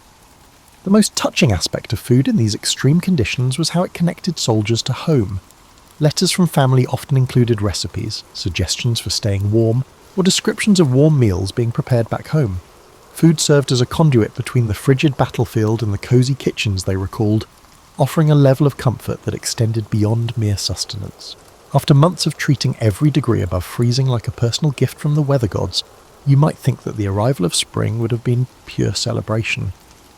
But for soldiers who had spent months becoming master craftsmen of survival, spring brought its own unique challenges, and revealed just how profoundly the experience of extreme cold had changed them. The first warm day was like meeting an old friend you hadn't seen in years. Soldiers would actually stand outside, faces turned toward the sun, trying to remember what warmth felt like on their skin. Some described it as almost overwhelming. After months of associating heat with precious, carefully rationed resources, having unlimited warmth from the sky felt like winning the lottery. But spring also meant saying goodbye to the elaborate survival systems they'd created. Was it time to abandon the carefully engineered underground shelters that had served as homes for months? Time to abandon them. Other sophisticated heating systems, which were crafted from scraps and ingenuity, no longer necessary. They are no longer necessary. We can now pack away the carefully planned clothing systems that had kept the survivors alive through the darkest nights. It was time to pack them away. There was something almost melancholy about dismantling these survival innovations. These weren't just tools, they were the products of creativity, desperation and collaboration that had literally saved lives. Some soldiers kept their homemade heating devices or modified clothing as souvenirs, tangible reminders of what they'd accomplished when everything seemed impossible. The transition to spring weather required its adjustments. Bodies that had adapted to burning massive amounts of calories to stay warm suddenly didn't need that fuel. Circulation systems that had been working overtime to keep extremities functional needed time to readjust. Some soldiers actually felt cold in temperatures that would have seemed tropical during the worst of winter. More importantly, spring revealed the psychological impact of surviving extreme conditions. These soldiers had developed a different relationship with comfort, with warmth, with the simple pleasure of not being cold. Many described never again taking for granted things like warm buildings, hot meals, or simply being able to feel their fingers and toes. The knowledge they'd gained didn't disappear with the snow. Veterans of extreme cold conditions became valuable resources for training new soldiers, passing on the hard-won wisdom of survival in impossible conditions. They taught the sock rotation systems, the buddy heating techniques, the underground construction methods, and the crucial psychology of staying warm when your equipment fails. Some of the innovations that soldiers developed in desperation actually influenced post-war military equipment design. The military started focusing more on cold weather gear, leveraging the hands-on experience of soldiers who had discovered effective solutions when lives were at stake. The gap between what looked good on paper and what functioned in life or death situations had been dramatically revealed. But perhaps most importantly, these experiences created bonds between soldiers that lasted long after the war ended. Men who had shared body heat to survive, who had worked together to build underground shelters, who had created heating systems from scraps. These shared experiences created relationships that transcended normal military camaraderie. Years later, at unit reunions, veterans would still discuss the innovations they'd created, the close calls they'd survived, and the remarkable things they'd accomplished when circumstances forced them to become inventors, engineers, and survival experts. They'd demonstrate their old sock-changing techniques, laugh about the complex methods for sharing body heat, and marvel at their ingenuity. The story of how World War II soldiers survived the coldest nights isn't just about individual survival. It's about what humans can accomplish when they combine necessity with creativity, when they work together toward a common goal, and when they refuse to let impossible conditions defeat them. Every warm sock, every shared sleeping bag, every makeshift heater was a small victory against circumstances that seemed designed to be unbeatable. These soldiers proved that survival isn't just about enduring.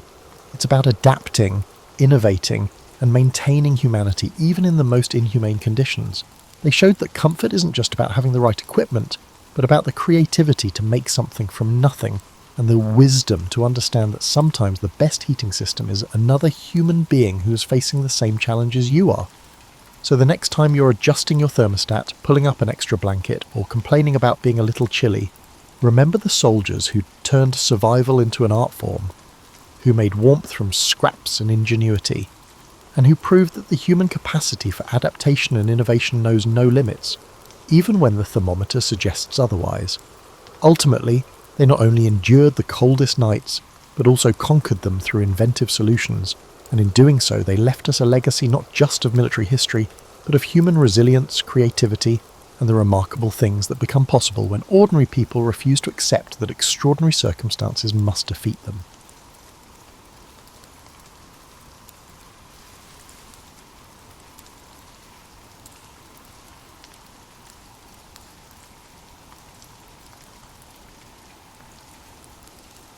Nicolaus Copernicus did not awake each morning expecting to redefine how humanity understood the cosmos.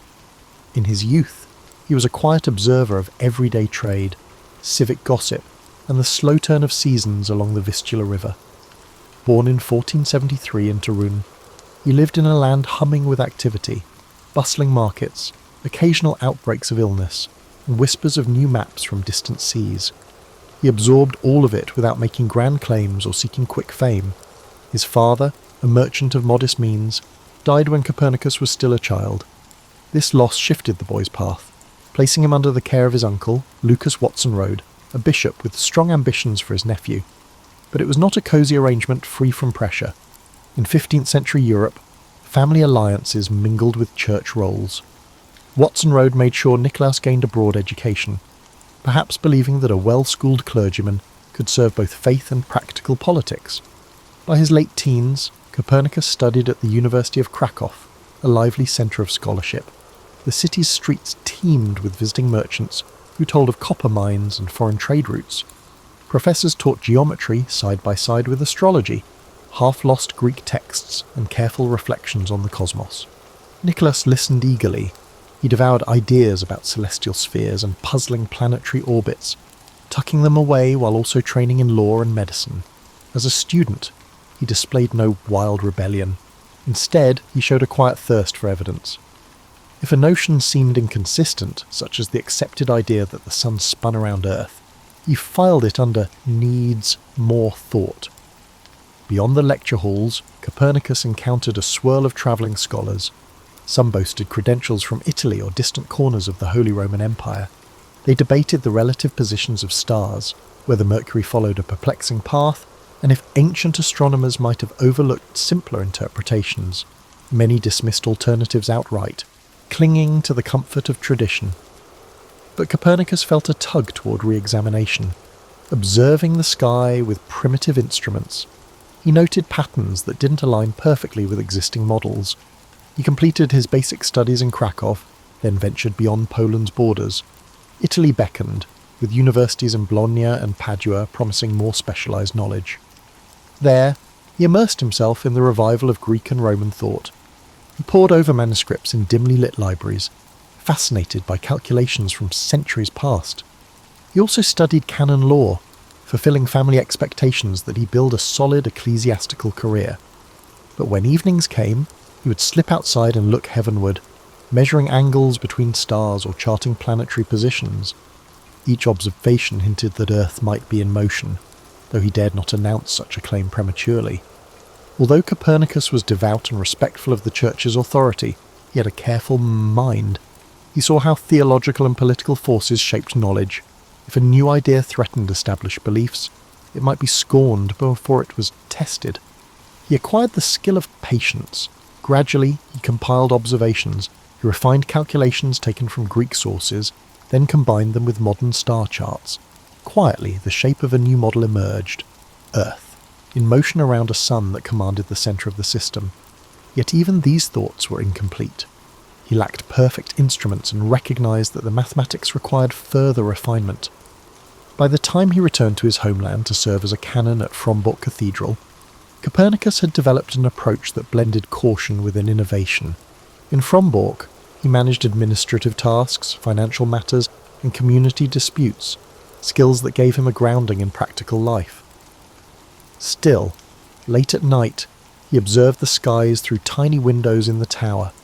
Using rudimentary tools, he tested angles, compared them with references, and revised his growing manuscript. Few neighbours knew the depth of his curiosity. He did not proclaim that the earth moved, or that centuries of teaching were flawed.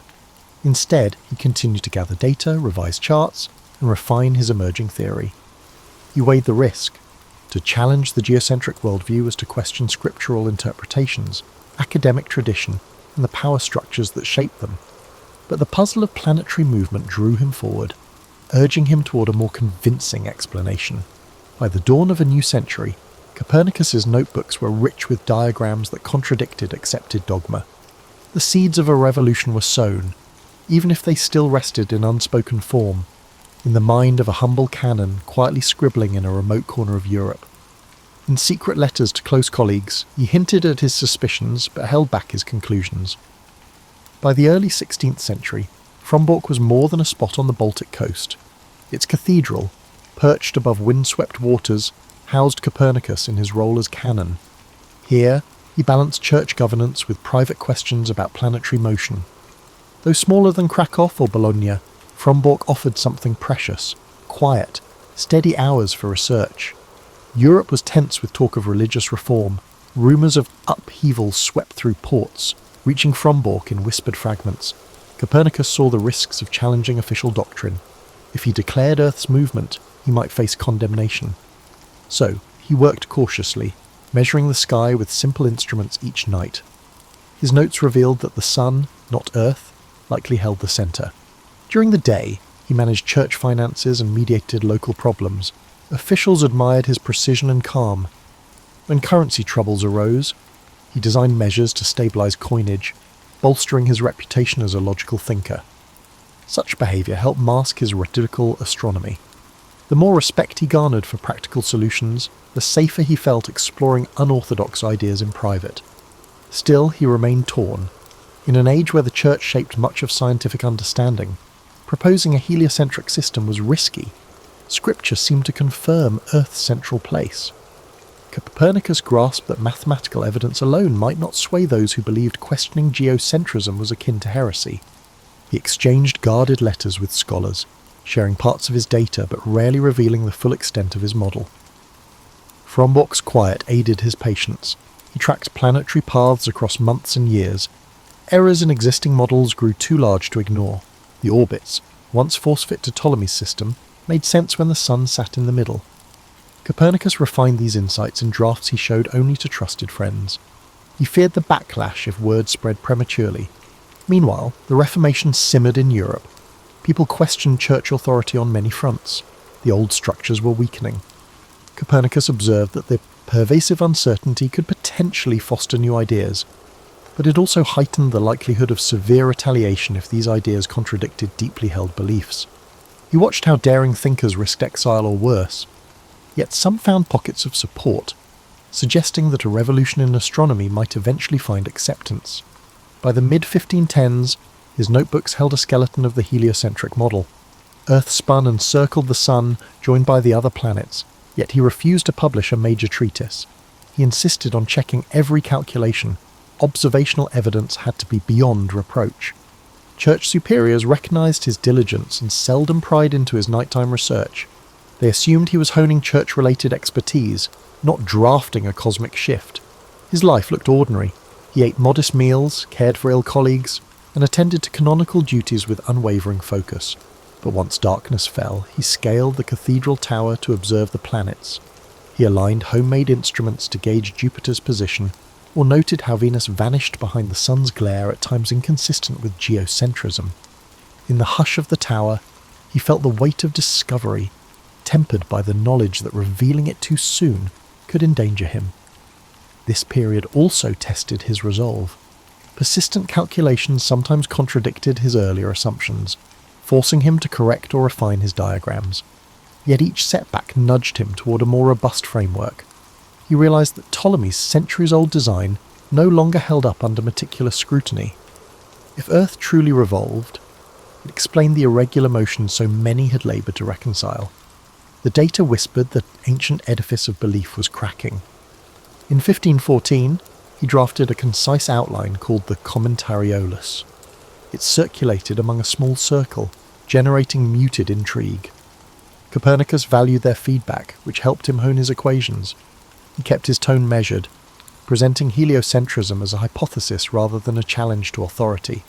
He saw that acceptance depended on evidence, not strident proclamations, and so he persisted, day after day. He would read economic reports in the morning and engage in stargazing at night, constantly refining his observations. The locals viewed him as a prudent canon, never suspecting that his observations could unsettle the very foundation of cosmic order. Yet, in that remote corner of the Baltic, he gathered the pieces for a grand puzzle that would, in time, upend humanity's view of itself. By the end of this phase, his confidence had grown. The numbers spoke clearly to him, even if he kept them hidden from public debate. While Europe's religious tensions escalated, Copernicus quietly solidified his theory. He saw potential allies in a future shaped by fresh perspectives. By the 1520s, Europe's religious landscape was in upheaval. Martin Luther's Reformation challenged long-standing church authority, fueling tension across nations. Against this backdrop, Copernicus quietly refined his heliocentric theory. At Frombork, he juggled ecclesiastical duties with clandestine astronomical pursuits. Aware that a misstep could brand him a heretic, he shared star charts and observations through letters to scholars in Italy and Germany. Although some recognized that Ptolemaic geocentrism seemed forced, open endorsement of Earth's motion was risky. Copernicus tested each new data point, measuring planetary positions with homemade instruments. With each alignment, the sun-centered approach gained credibility, but proclaiming it publicly might trigger condemnation. The diocese entrusted him with greater responsibilities. He resolved financial disputes, attended synods, and occasionally travelled. Everywhere he went, he saw how Luther's ideas shook old pillars of authority. Quietly, he noted parallels to the cosmic debate. If Europe's spiritual core could be questioned, perhaps its astronomical beliefs might also be challenged. Still, Caution prevailed. He wrote in Latin, making his drafts less accessible to the uninitiated. He tested retrograde motion under the new model, confirmed that Earth's rotation explained day and night, and that seasonal changes fit a planet circling the sun. He was building a rigorous, cohesive argument. Yet rumours spread that Copernicus harboured unorthodox views. Aware that unrefined manuscripts circulated without his permission, he worried about critics who might seize on incomplete data. Despite these fears, he found encouragement in quiet corners. Trusted colleagues marvelled at how neatly the theory explained planetary wanderings. Others, fearful themselves, advised him to hold back until Europe's religious confusion abated. He heeded that counsel, but he kept gathering observations. Night after night, he charted angles and times, refining calculations. He felt certain that Earth's motion was not just plausible, it was likely true. One of his challenges lay in reconciling scripture with a moving Earth.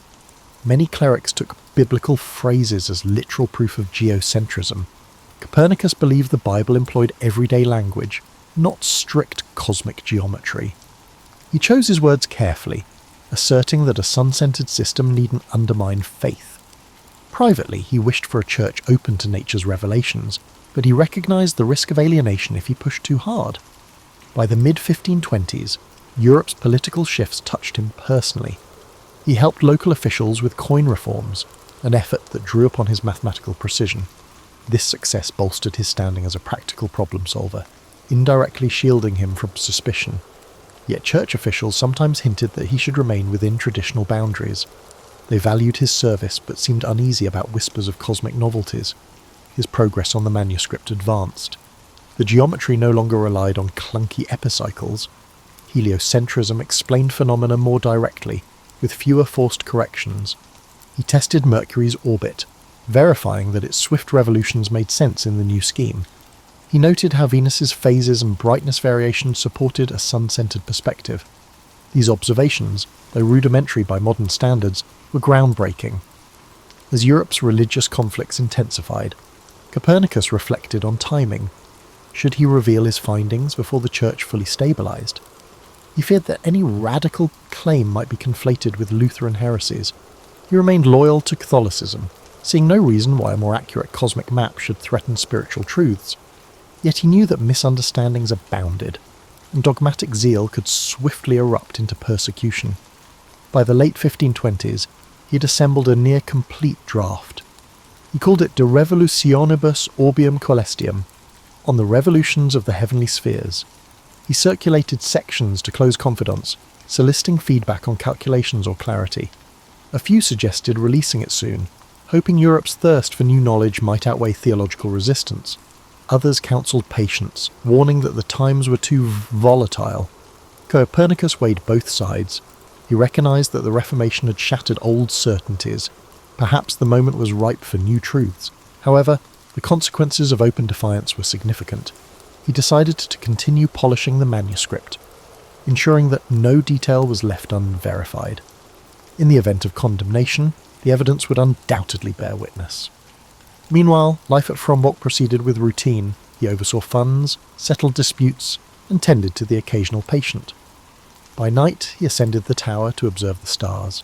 They remained serenely predictable, orbiting the sun in patterns his mathematics could describe.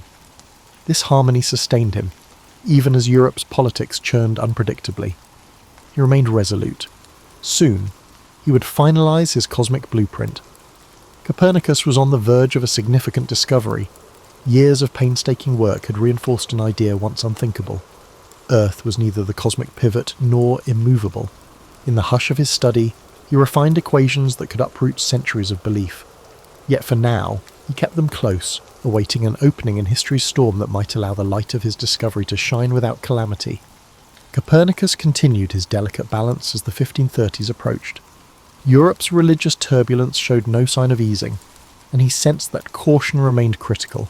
Yet, with each passing year, his manuscript neared completion, the pages revealing a coherent system in which Earth, once deemed the universe's anchor, now shared the heavens with planets spinning around the sun.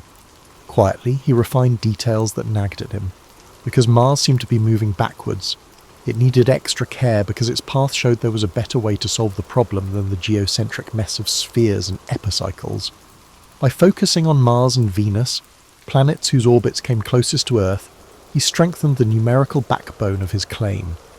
His devotion to precision occasionally bordered on obsession, but this meticulousness, he believed, was the only shield against accusations of error.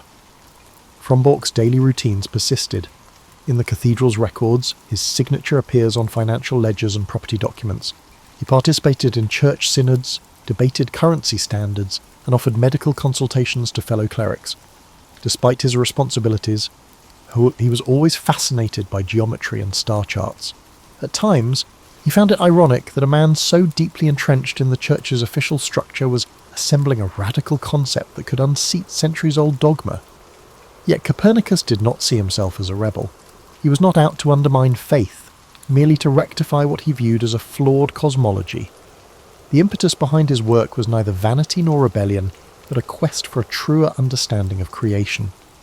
If God had set the sun at the centre, then acknowledging that truth honoured, rather than defied, divine order. In these years, a handful of younger scholars began seeking him out. They heard whispers that an unassuming canon in a Baltic outpost was building a staggering new celestial framework. One such visitor was a bright mathematician who journeyed north, risking poor roads and uncertain lodgings, just to glimpse Copernicus's calculations. Though the older man was reserved, he recognised genuine curiosity in these guests, and sometimes shared glimpses of his evolving model.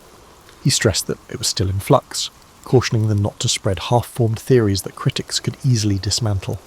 Occasionally, word of Copernicus's ideas made its way to academics in larger cities. Some expressed scepticism. They pointed to centuries of authority backing Earth's fixed position, or they raised theological concerns about dislodging humanity from the cosmic centre.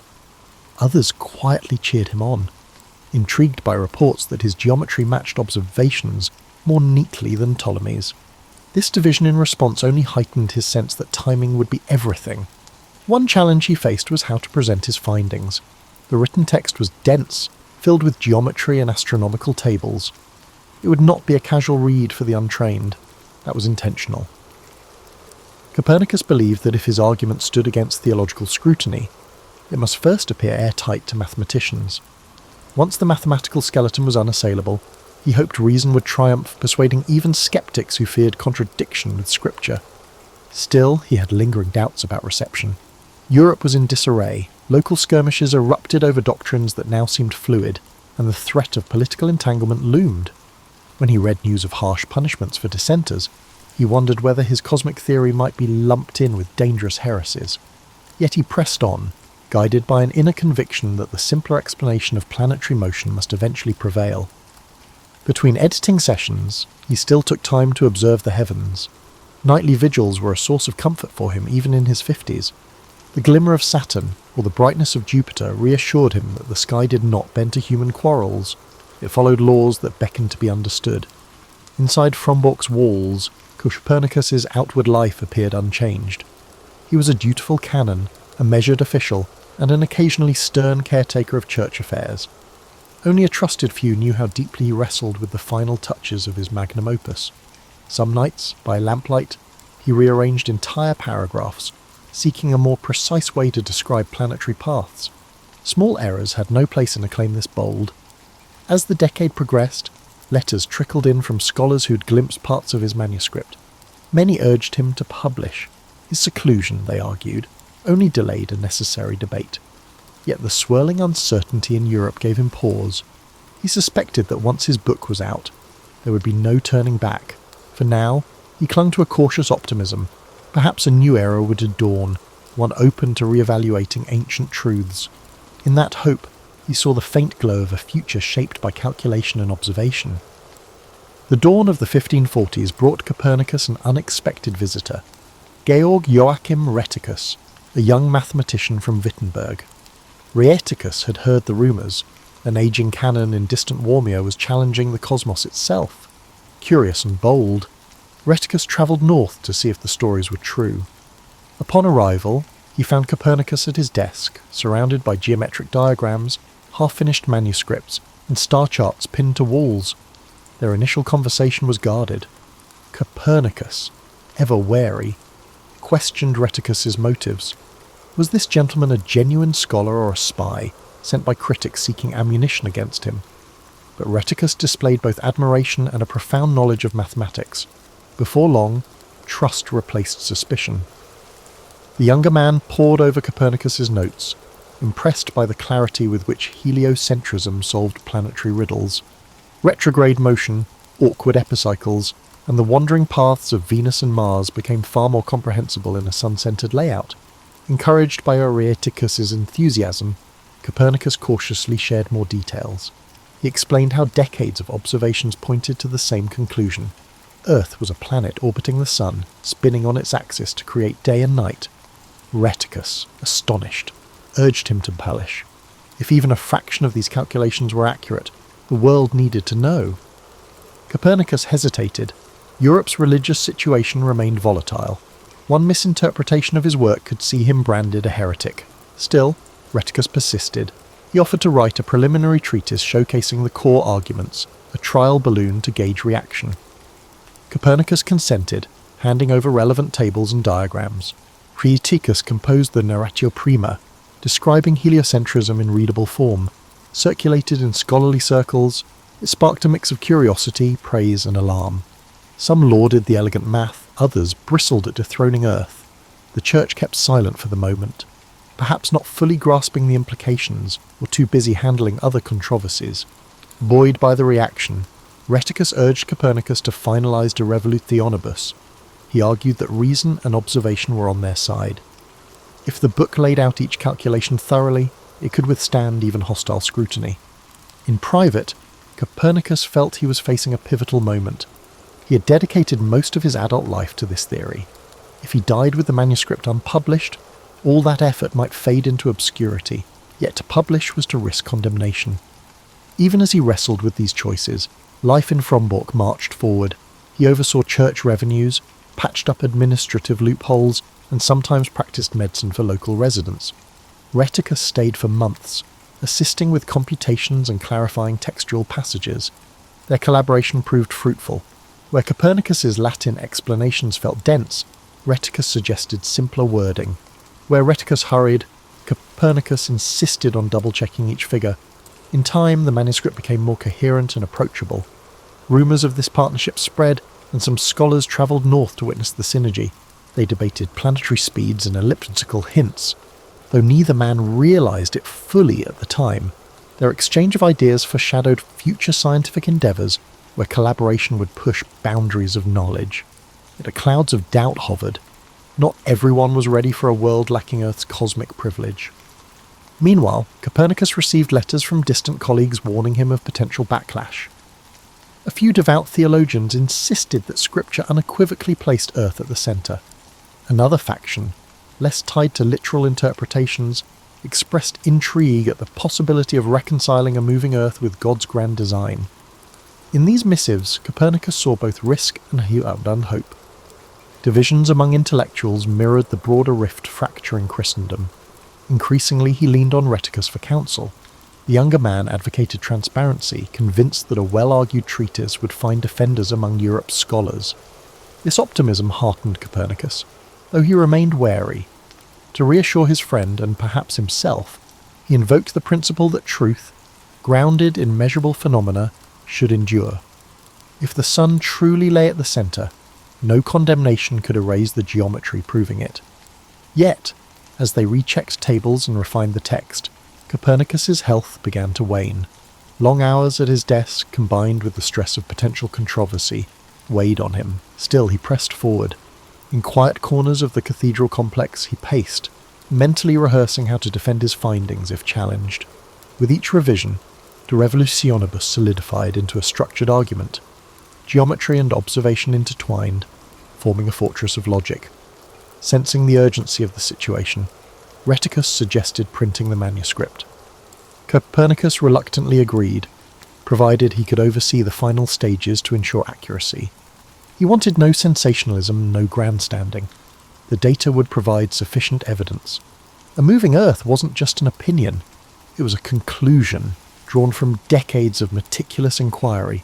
By the early 1540s, Copernicus was on the verge of publication. The quiet scholar who once hid his notes now inched toward revealing them. Europe might recoil or rejoice. He could not predict. But with Rheticus at his side, he felt less alone. The momentum was unstoppable. A swirl of ink-stained pages, fresh calculations, and cautious excitement gathered force. Soon, the world would learn of a cosmic shift that carried as much poetic wonder as it did sober mathematics.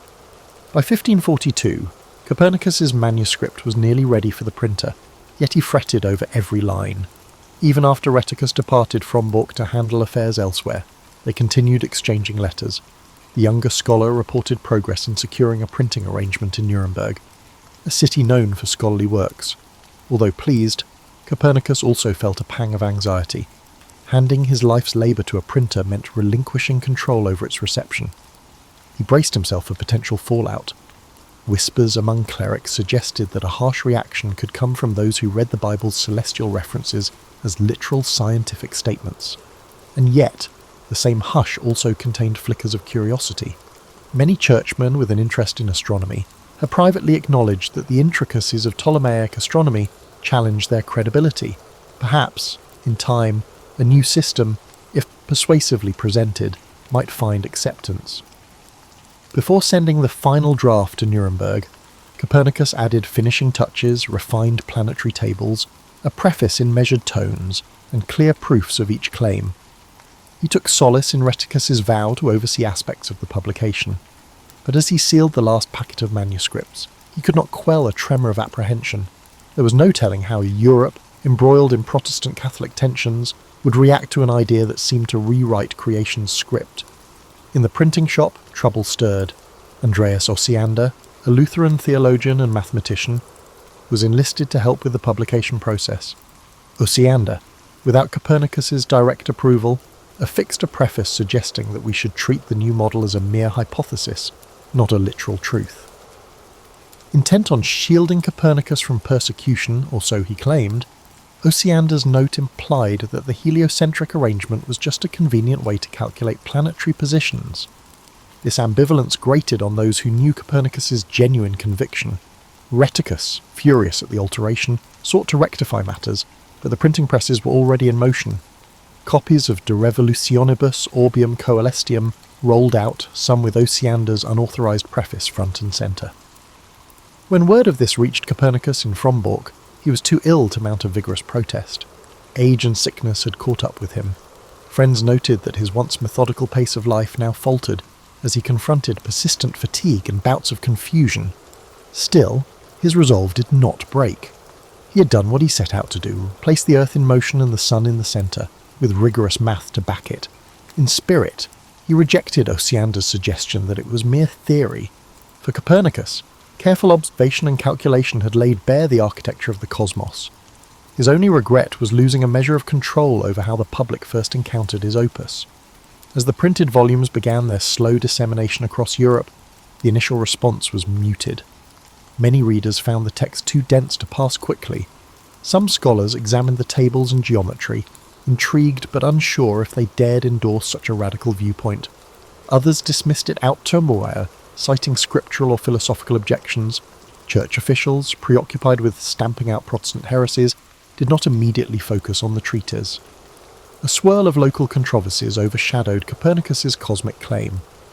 Meanwhile, in the hushed rooms of monastic libraries, a few inquisitive minds turned the pages with dawning realization. The logic was compelling. No matter how one tried to preserve geocentrism, the math kept pointing back to a sun-centered system. That a canon of the Church had authored such a text baffled some and inspired others. Indeed, whispers circulated that if a Catholic cleric could advocate a moving Earth, perhaps the lines dividing faith and inquiry weren't as absolute as many believed. Back in Frombork, Copernicus's condition deteriorated. Accounts suggest he suffered a stroke. By May of 1543, he was largely bedridden, drifting in and out of clarity. Legend holds it that he received a bound copy of De Revolutionibus on his deathbed, though whether he recognised it is uncertain. Some say he opened it, saw the printed diagrams, and smiled faintly. Others claim he was barely conscious. The truth is lost in the haze of final hours. What remains certain is that he passed away soon after the book appeared. His life's work, once guarded in secret manuscripts, now circulated beyond his small domain. The seeds of revolution were in place, poised to challenge intellectual assumptions for generations to come. Like a spark igniting a distant fuse, De Revolutionibus would not detonate instantly, but it carried a flame that would burn steadily through halls of learning. In those last days, Copernicus's name was not yet legendary. Few grasped the enormity of the events that had unfolded, but in that small cathedral town, an exhausted scholar had released into the world an idea both stark and beautiful, that Earth itself was but one traveller in a grand cosmic dance. And though his eyes closed before the storm broke, the echo of his insight would ripple onward, bridging ages of darkness and light. After Copernicus's passing, his book lingered in relative obscurity. In the year 1543, religious controversies in Europe overshadowed a treatise on planetary motions. Many copies of De Revolutionibus ended up in university libraries, occasionally browsed by curious readers but not instantly hailed as a landmark. The pace of change in astronomy proved slower than myth might suggest, yet word of a new cosmic theory spread across scholarly circles. Mathematicians and astronomers who tested Copernicus's geometry found it persuasive. Some disliked Osiander's preface, recognizing that Copernicus himself viewed the subject as more than a mere computational tool. Others felt uneasy endorsing a concept that could provoke church censure. Even so, the heliocentric proposition, once unthinkable, steadily gained attention. People wondered, if centuries of geocentrism had been mistaken, what else might we be wrong about? In the decades that followed, defenders of the Copernican system refined his work. Errors or approximations in planetary tables were corrected, often with better instruments than Copernicus had possessed. Young astronomers who never met him still found guidance in his pages, building on the foundation he left behind. A handful of them wrote treatises supporting the heliocentric view, adding incremental proof with each fresh observation. Opposition, however, was not trivial. Traditionalists saw Copernicus's ideas as an affront to human dignity. If Earth spun through space, how did that align with the divinely ordained centre?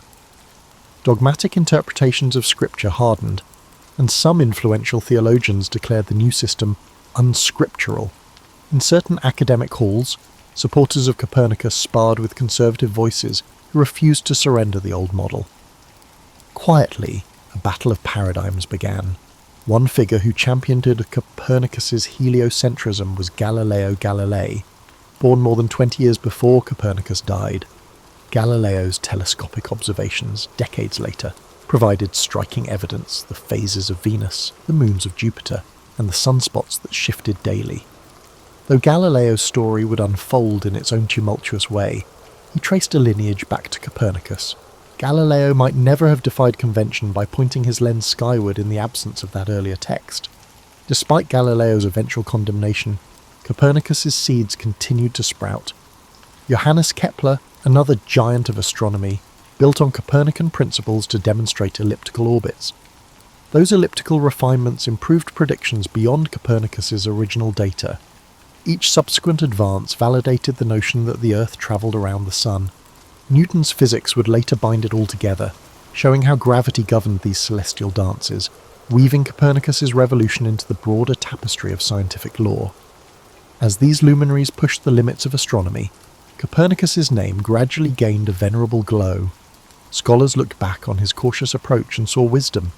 He had predicted resistance, recognized the perils of an epoch riven by religious strife, and still managed to publish an audacious claim.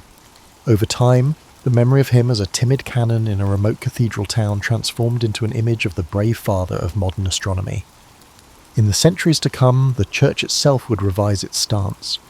Though official condemnations of heliocentrism emerged decades after Copernicus's death, they were eventually lifted, and his works found a place in Catholic scholarship.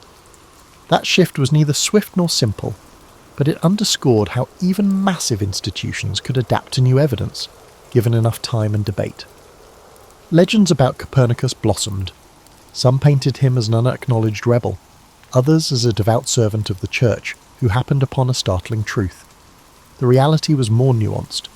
He was part of a lineage: ancient Greek astronomers, Islamic mathematicians, and European scholars all contributed pieces of the puzzle he finally assembled. Yet he was the one who broke from the gravitational pull of tradition, suggesting that Earth soared through space rather than resting at creation's centre. Today, in Turin, visitors see statues and plaques celebrating the hometown astronomer. His name adorns craters on the moon, testifying to his lasting imprint on our knowledge of the heavens. Schoolchildren learn of his achievements, often without grasping the centuries of struggle it took for his ideas to triumph. In the broader sweep of history, his story warns us that even widely held beliefs can crumble under the weight of rigorous observation and honest inquiry. And so, Nicolaus Copernicus's life underscores the power of quiet determination. He served as a canon, healed the sick, balanced church finances, and, through it all, reinterpreted the universe. Though he never saw the full upheaval his book would create, he lit the fuse. In the end, his legacy transcended his age, forging pathways for thinkers bold enough to look upward and question the obvious. By repositioning Earth among the stars, he gave humankind a gift both humbling and liberating, the realization that our vantage point is but one corner of a vast cosmic stage.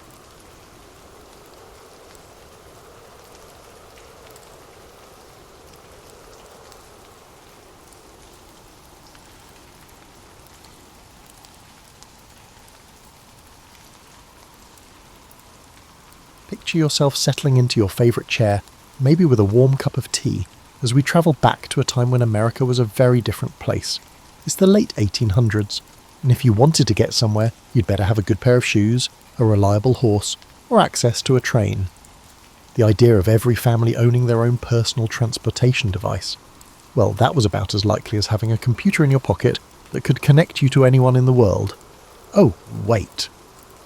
Our story begins with a young man named Henry Ford, born in 1863 on a farm in what's now Dearborn, Michigan. Now, Henry wasn't your typical farm boy. While other kids were content to milk cows and plant corn, Henry was the kind of kid who'd take apart the family's pocket watch just to see how it worked.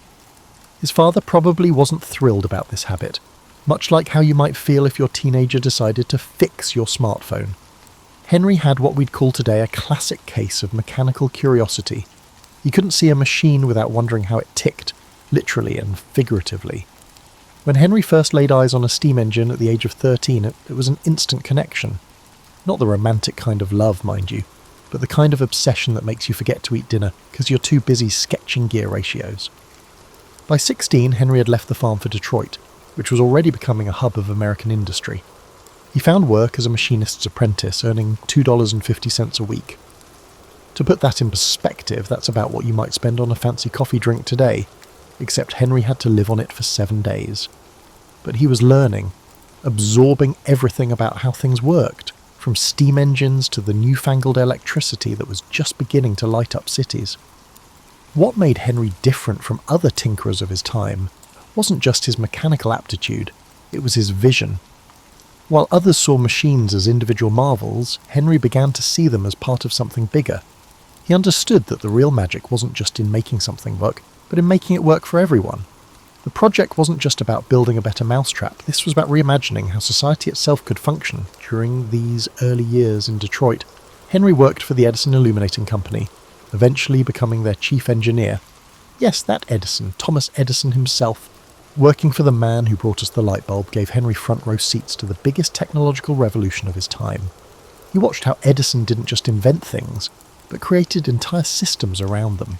The light bulb was useless without power plants, wiring and switches. Henry was taking notes, but Henry's real passion project was happening in his spare time in a little brick shed behind his house. He was building what he called a horseless carriage, basically a carriage without the horse, powered by a gasoline engine. The carriage wasn't a completely original idea. Other inventors were working on similar projects, but Henry had something different in mind. While others were creating expensive toys for the wealthy, Henry was already dreaming of something that ordinary people could afford. In 1896, at 2 a.m. on a June morning, Henry fired up his first successful automobile. There was just one problem. The car was wider than the door of his workshop, so what did he do? He took an axe to the brick wall. His wife Clara, watching from the doorway in her nightgown, probably wondered if she'd married a genius or a madman. Time would reveal that it was a combination of both genius and madness. That first car, the quadricycle as he called it, could reach the blazing speed of 20 miles per hour. To put that in perspective, that's slower than most people jog today, but it was fast enough to scare horses and create quite a stir in the neighbourhood. Henry had achieved a significant milestone. He'd proven that his vision wasn't just a dream, it was possible. As you drift off tonight, imagine that moment when Henry first drove his quadricycle down Detroit's dirt roads. The neighbours peered out their windows wondering what that strange contraption was. Henry himself probably grinning from ear to ear, knowing that he'd just taken the first step toward changing not just how people got around, but how they lived, worked and thought about the future. Now you might think that after building his first car, Henry Ford would have immediately started mass-producing them. But here's where our story gets interesting and where Henry shows he was more than just a good mechanic. He was a dreamer with a practical streak, and he understood something that many inventors miss. Building something once is engineering, but building it affordably for millions of people, that's revolution. Henry's early attempts at starting a car company were, to put it gently, learning experiences. His first company, the Detroit Automobile Company, folded faster than a cheap lawn chair. The cars were too expensive, too unreliable, and frankly too much like the luxury playthings that other manufacturers were making.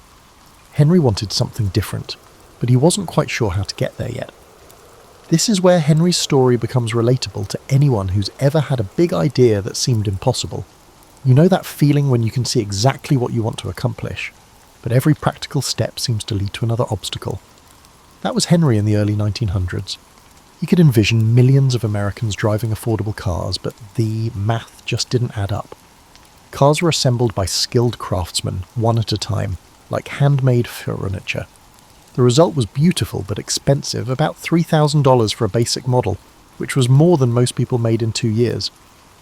But Henry was stubborn in the best possible way.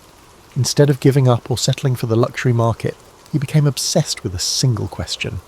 How do you make something both good and cheap? It's the same question that would later drive entrepreneurs to create everything from affordable computers to budget airlines. Henry was researching cars at a time when most people considered them a fleeting trend. The breakthrough came when Henry started studying other industries. He spent time in slaughterhouses, not the most pleasant research locations, but bear with me here. He watched how they processed cattle, with each worker performing one specific task as the carcass moved along overhead rails. He visited flour mills and watched grain being processed in stages. He was seeing the power of breaking down complex tasks into simple, repeatable steps. The process wasn't just about efficiency, it was about democratization. You can only make a few of them, and they'll be expensive. But if you can teach someone to do one task well, you can make a lot of them, and they can be cheap. It's the same principle that makes your smartphone possible. Instead of one person handcrafting each phone, thousands of people each do one small part of the process.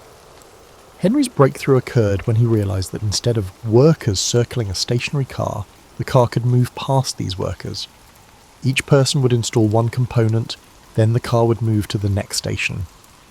It sounds simple now, but it was revolutionary then. It was like rearranging the entire world of manufacturing. But here's what made Henry different from other industrialists of his time.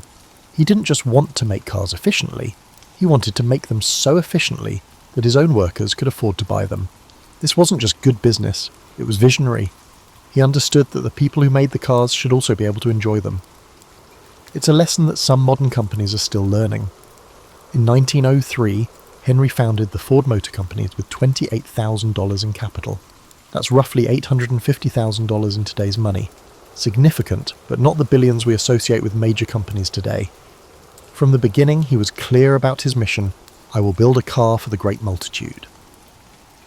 He was not building a car for the wealthy or the elite, but for everyone. The first Ford Model A sold for $850, which was still expensive but considerably less than the competition. More importantly, Henry was already planning for the future. He knew that the present was just the beginning, that the real goal was to make cars as common as bicycles. His partners thought he was crazy. They wanted to focus on more expensive cars with higher profit margins per unit. But Henry had a different vision of profit. Instead of making a lot of money on a few cars, why not make a little money on many cars? As you settle in for the night, picture Henry in his office, sketching and calculating, surrounded by the noise and smoke of early Detroit industry. He's not just designing a car, he's designing a new way of life. He's imagining families taking Sunday drives, workers commuting to better jobs, and young people exploring the world beyond their neighbourhoods. He's dreaming of an America where mobility isn't a privilege but a possibility for everyone. Let's talk about what might be the most important car ever built. A car so revolutionary that it changed not just transportation, but the entire fabric of American society. In 1908, Henry Ford introduced the Model T, and if you've ever heard someone jokingly say, "You can have any colour you want as long as it's black," you're hearing an echo of this moment in history. But here's the thing about that famous quote. It wasn't about Henry being stubborn or lacking imagination. It was about something much more profound. The power of standardization. By offering the Model T in just one colour, and it was actually dark green initially, but black dried faster, Henry could streamline production and keep costs down. It's the same principle that makes modern fast food possible. Limited options, but consistent quality and low prices.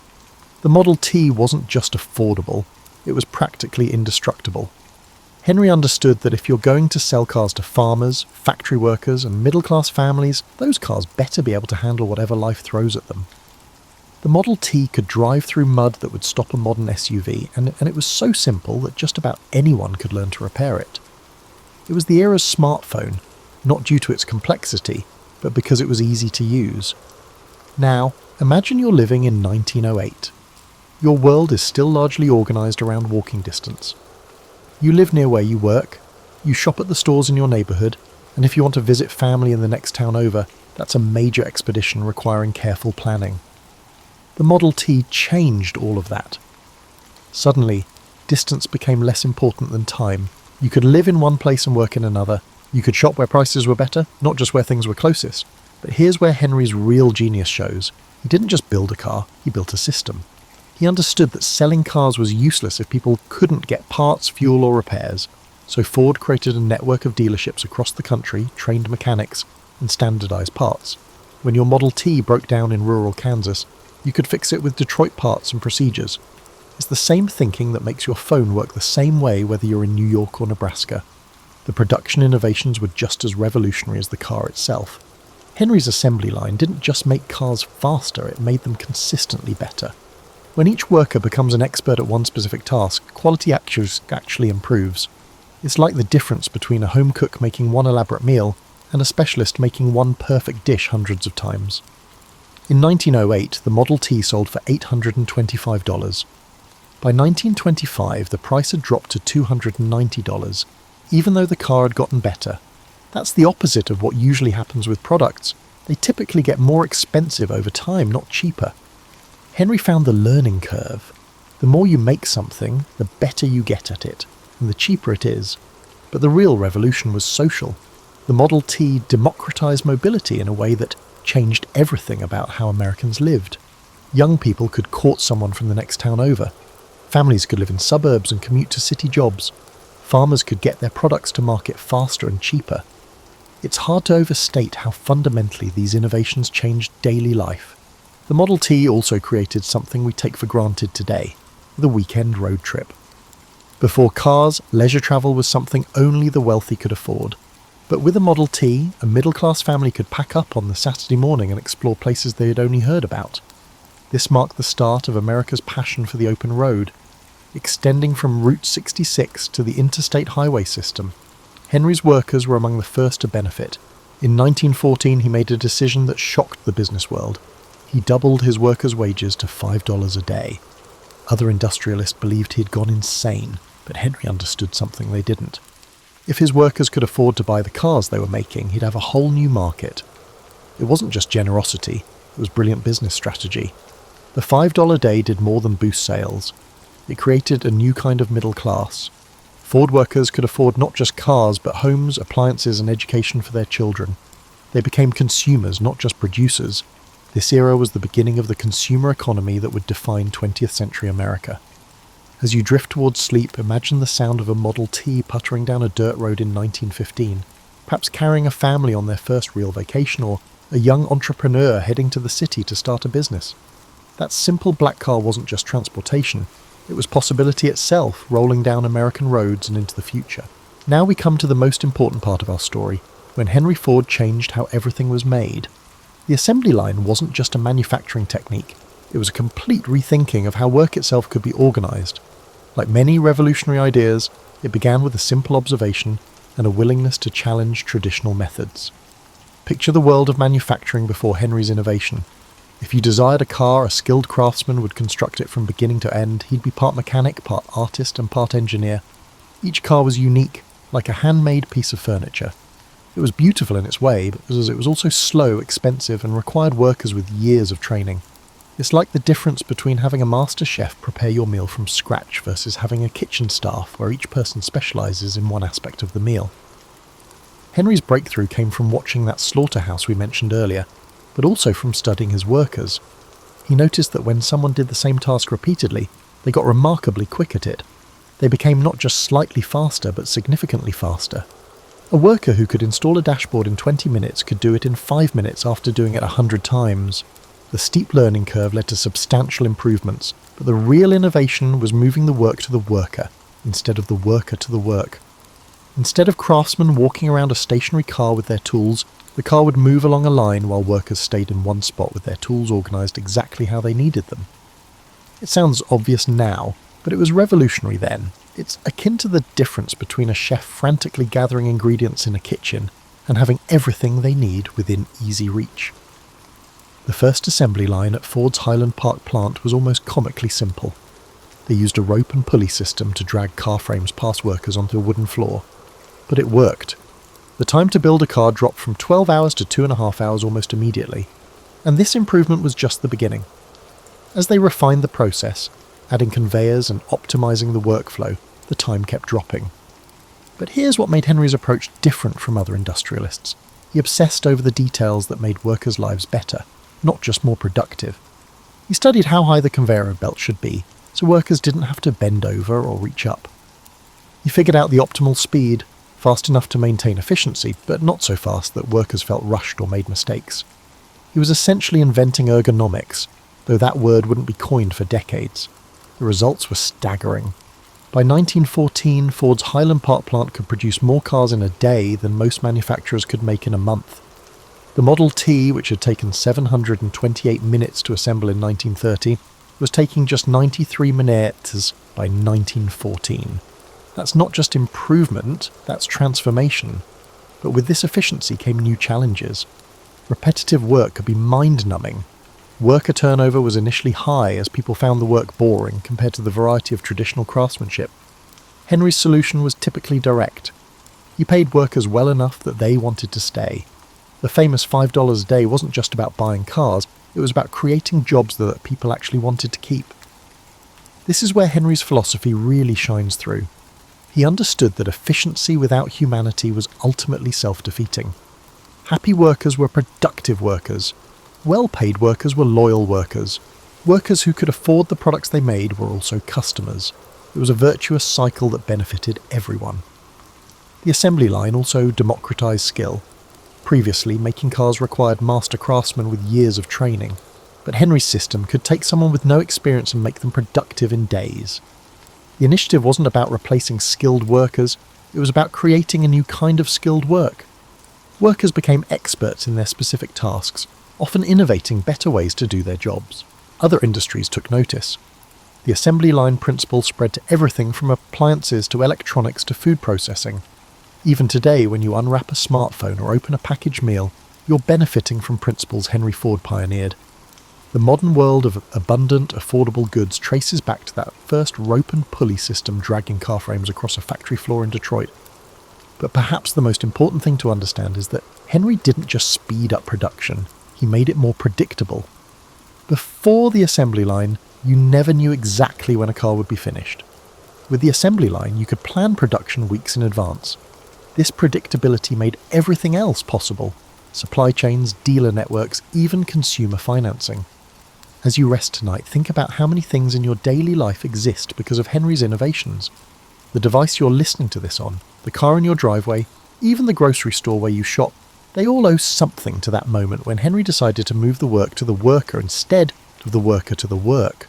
He didn't just change how cars were made, he changed how everything was made. January 5th, 1914 was a day that changed not just Ford Motor Company, but the entire relationship between workers and employers in America. On that day, Henry Ford announced something so radical that newspapers across the country struggled to believe it was real. He was going to pay his workers $5 a day. To understand why the news was so shocking, you need to know that the average industrial wage at the time was about $2.50 a day.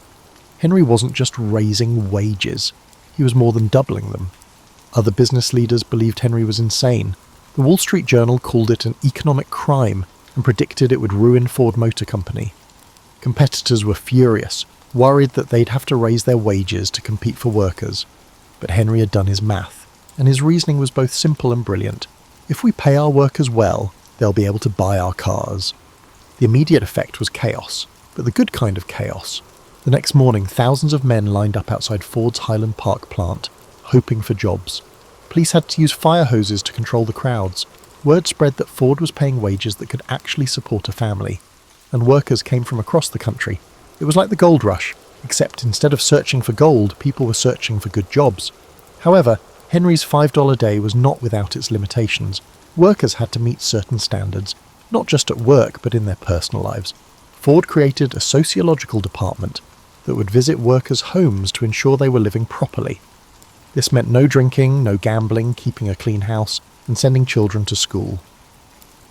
By modern standards, the arrangement seems intrusive and paternalistic, but in the context of 1914, many workers saw it as a fair trade, a middle-class wage in exchange for middle-class behaviour. The programme worked better than even Henry expected. Worker turnover dropped to under 20%, down from over 300% annually, meaning they had to hire 3 people for every job just to keep positions filled. Quality improved dramatically. Productivity soared. The workers who stayed were invested in their jobs in a way that had never been seen before in industrial America. But the real revolution was what happened after work. For the first time in American history, you had industrial workers who could afford more than just survival. They could buy homes, not just rent them. They could purchase appliances, furniture, and yes, cars. They could send their children to high school instead of putting them to work at age 14. They could plan for the future instead of just surviving the present day. Henry had essentially created a new social class, the industrial middle class. These weren't farmers or shopkeepers or professionals, they were factory workers who lived like middle-class people. The idea was revolutionary. Throughout history, people who worked with their hands had always been poor. Henry changed that equation. The ripple effects were enormous. When Ford workers could afford to buy homes, the construction industry boomed. When they could afford appliances, the appliance industry grew. When they could afford cars, the entire automotive industry expanded. Henry had discovered something that economists would later call the multiplier effect. When you put money in workers' pockets, they spend it, which creates more jobs, which creates more spending. Other companies slowly began to follow Ford's lead, not out of generosity, but out of necessity. They discovered what Henry had already figured out. Well-paid workers were more productive, more loyal, and more innovative. The idea that paying workers well could build a better business challenged the notion that paying them as little as possible would work. But the $5 day was about more than wages. It was about dignity. For the first time, industrial workers experienced a sense of partnership in the business, rather than being mere components. They had a stake in the company's success because that success directly affected their lives. When the Model T sold well, Ford workers benefited. When the company grew, their job security increased. Henry also understood something that many modern companies have forgotten. Training workers is an investment, not an impulse. The sociological department didn't just monitor workers' behaviour, it provided education and support. Workers could learn English, take classes in personal finance, and get help navigating the bureaucracy of home ownership. Ford was creating not just employees, but citizens. The program wasn't perfect. The intrusion into workers' private lives was problematic, and the standards were sometimes arbitrary and culturally biased. But the fundamental principle that workers should share in the prosperity they help create was revolutionary and remains relevant today. By 1915, Ford workers were buying Model Ts with their own paychecks. Henry's forecast had materialised. His employees had transformed into his clients. More than that, they had become tangible evidence that the American dream was achievable for individuals who employed their hands, not just their minds. As you settle into sleep, imagine what it must have felt like to be a Ford worker in 1915. driving home in a car you built and paid for with wages that seemed impossible just a few years earlier. You weren't just going home from work, you were driving toward a future that previous generations of workers could never have imagined. By the 1920s, something remarkable had happened in America. The country had become mobile in a way that no society in human history had ever been before. Thanks to Henry Ford's vision and the Model T's success, cars were no longer luxury items for the wealthy. They were becoming as common as telephones and electric lights. And this transformation was changing everything about how Americans lived, worked, and thought about themselves. The numbers tell an incredible story. In 1910, approximately 500,000 cars were present throughout the United States. By 1920, there were 9 million. By 1930, there were 26 million. That's not just growth, that's a complete transformation of society. It's like the adoption of smartphones, but even more fundamental because cars changed where people could live, work, and play. Think about what this development meant for a typical American family. In 1910, your job options were limited to what you could reach on foot or by streetcar. Neighborhood stores were the only places you could shop. Your social life was limited to people who lived nearby. Your children's education was limited to the local school. By 1925, all of those limitations had been swept away. The car had given ordinary people a kind of freedom that had previously been available only to the wealthy. The transformation was especially dramatic in rural areas. Farmers had been among the most isolated people in America, sometimes going weeks without seeing anyone outside their immediate family. The Model T changed that overnight. Farmers could drive to town for supplies, attend church regularly, and send their children to better schools. They could get their crops to market faster and cheaper. They could access medical care that had been unreachable before. The car didn't just change rural life, it saved it. But perhaps the most profound change was in how young people lived. Before cars, courtship was a highly supervised affair. Young men would visit young women in their family's parlour, under the watchful eye of parents. The car changed all that. Suddenly young people could go out together, alone, and explore their feelings without constant supervision. It's hard to overstate how revolutionary the invention was. The car didn't just change transportation, it changed romance, marriage, and family formation. Cities began to reshape themselves around the automobile. New suburbs sprang up, connected to downtown areas by roads rather than streetcar lines. Shopping centres moved from downtown to the outskirts, where land was cheaper and parking was abundant. The mall, that quintessentially American institution, was born from the marriage of cars and commerce. People could live in quiet residential areas and commute to work, shop at convenient locations, and still have access to urban amenities. The car also democratized leisure in ways that are difficult to imagine today. Before cars, vacation travel was something only the wealthy could afford. Working families might take a day trip to a nearby lake or park, but real travel required trains and hotels that were beyond most people's budgets. The car changed that. Families could pack up and drive to national parks, beaches, or mountains. They could camp along the way, making vacation travel affordable for the first time. This phenomenon gave birth to an entirely new industry: roadside America. Gas stations, motor courts, the predecessors of motels, diners, and tourist attractions sprang up along major highways. Route 66, the famous highway from Chicago to Los Angeles, became a symbol of American freedom and adventure. Railroads had bypassed small towns, but if they happened to be along a major highway, they suddenly found themselves back on the map. But the car revolution wasn't just about leisure, it was about opportunity. Workers could live in one place and work in another, which meant they could choose jobs based on quality rather than just proximity. Businesses could locate where land was cheaper and still attract workers. The entire economic geography of America was being redrawn by the automobile. Henry Ford had predicted this transformation, but even he was probably surprised by how quickly and completely it happened. The Model T had become more than just a product, it was the catalyst for a new way of life. Americans were becoming a mobile people, always ready to move toward better opportunities, new experiences, and different ways of living. The psychological impact was just as important as the practical one. Owning a car gave people a sense of control over their lives that they'd never had before. They weren't dependent on streetcar schedules or limited to walking distance. They could make decisions about where and when to go there. It was a kind of personal freedom that was entirely new in human experience. Of course, this transformation brought challenges too. Traffic jams, parking problems, and air pollution were the price of mobility. Traditional communities began to break down as people became more mobile, and less tied to specific neighbourhoods. The car enabled suburbanization, which had both positive and negative effects on American society.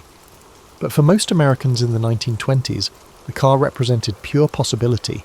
It was the physical embodiment of the American dream, the idea that with hard work and determination you could go anywhere and become anything. Henry Ford had built more than just an affordable car, he had built a machine that made dreams feel achievable. Imagine the excitement of a family in 1925, packing their Model T for their first real vacation, heading out on roads that led to places they'd only read about in books. They weren't just driving, they were exploring a new kind of freedom that their parents could never have imagined.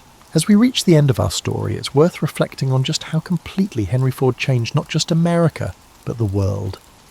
By the time he died in 1947, the boy who took apart pocket watches on a Michigan farm fundamentally altered how people lived, worked, and thought about the future.